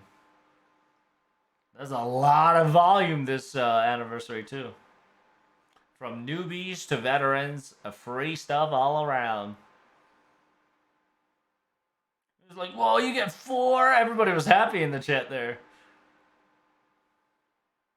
When is this event starting? And the event is starting so bond and battle balance will be adjusted tomorrow. And then tomorrow 10 a.m. will change the location of the grill. Currently, the 5th anniversary commemoration campaign, login bonus, starting dash, picking your first 5-star servants, mana prism, all that good shit's coming in hot. On the 26th, the Master Mission 5th Anniversary Gacha and the Fatal Event campaign begins. The GSSR class differentiation part 1 will begin on the 26th. Part 2 will begin on August 10th. Awesome.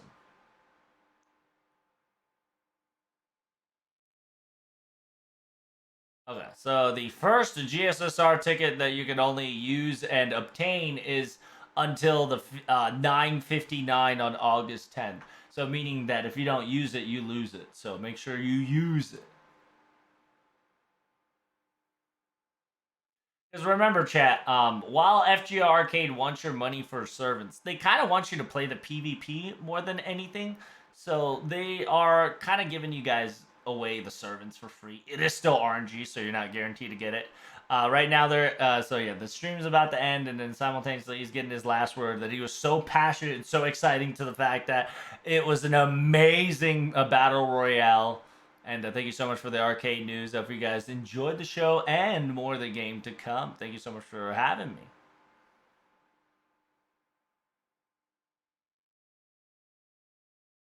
It says, I was the commentary of this game. Thank you very much for having me. It says, yeah, good job, everybody.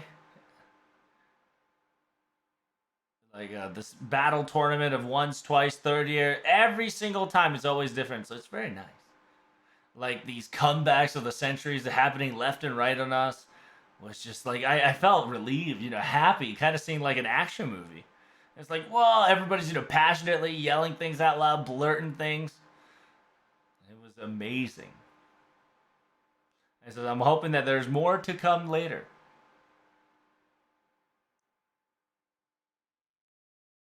Thank you guys so much for coming. Greatly appreciate it.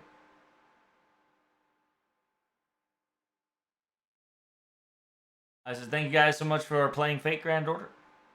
This is a 5-year amazingness. It's all because of your guys' supports in fandom. I can only say my thank you.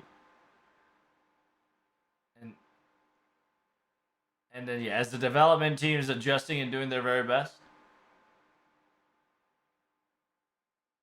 we're preparing on staying functional to the next year. And then, this tournament is awesome to the degree of just very amazing, like turns and tips over, miracles happening left and right. So you can definitely count on the next one happening soon. It's like, as Mr. Ikami specifically stated, it's already been 5 years. It's kind of wild, Like, first year, second year, like, a lot of things happened, It was very spooky. And next thing you know, you blink a couple more eyelids, and it's 5 years. And time flies when you're having fun. A lot of memories and a lot of memes. And then no new tournaments coming in hot to keep our memories intact and whatnot. So it's very refreshing and very awesome. Yeah, we got a lot of stuff on the summer campaign, so don't miss out and make sure you play FGO Arcade when you get the chance. And thank you so much for all the comments and the live streams left and right in both Nico Nico and YouTube, on Twitch, of course, but they don't mention Twitch. But yeah, let's enjoy summer together as best as we can. Thank you guys so much for watching. That concludes the FGO Arcade news. But if you want to know specific informations and character adjustments and character detail adjustments, it will be in Arcade and Arcade homepage. And if you guys want to know, it's at FGO AC. So until next time, bye bye, bye bye, bye bye. All right, that concludes FGO Arcade news. It's the start of the beginning. Yes. Whew, that was awesome.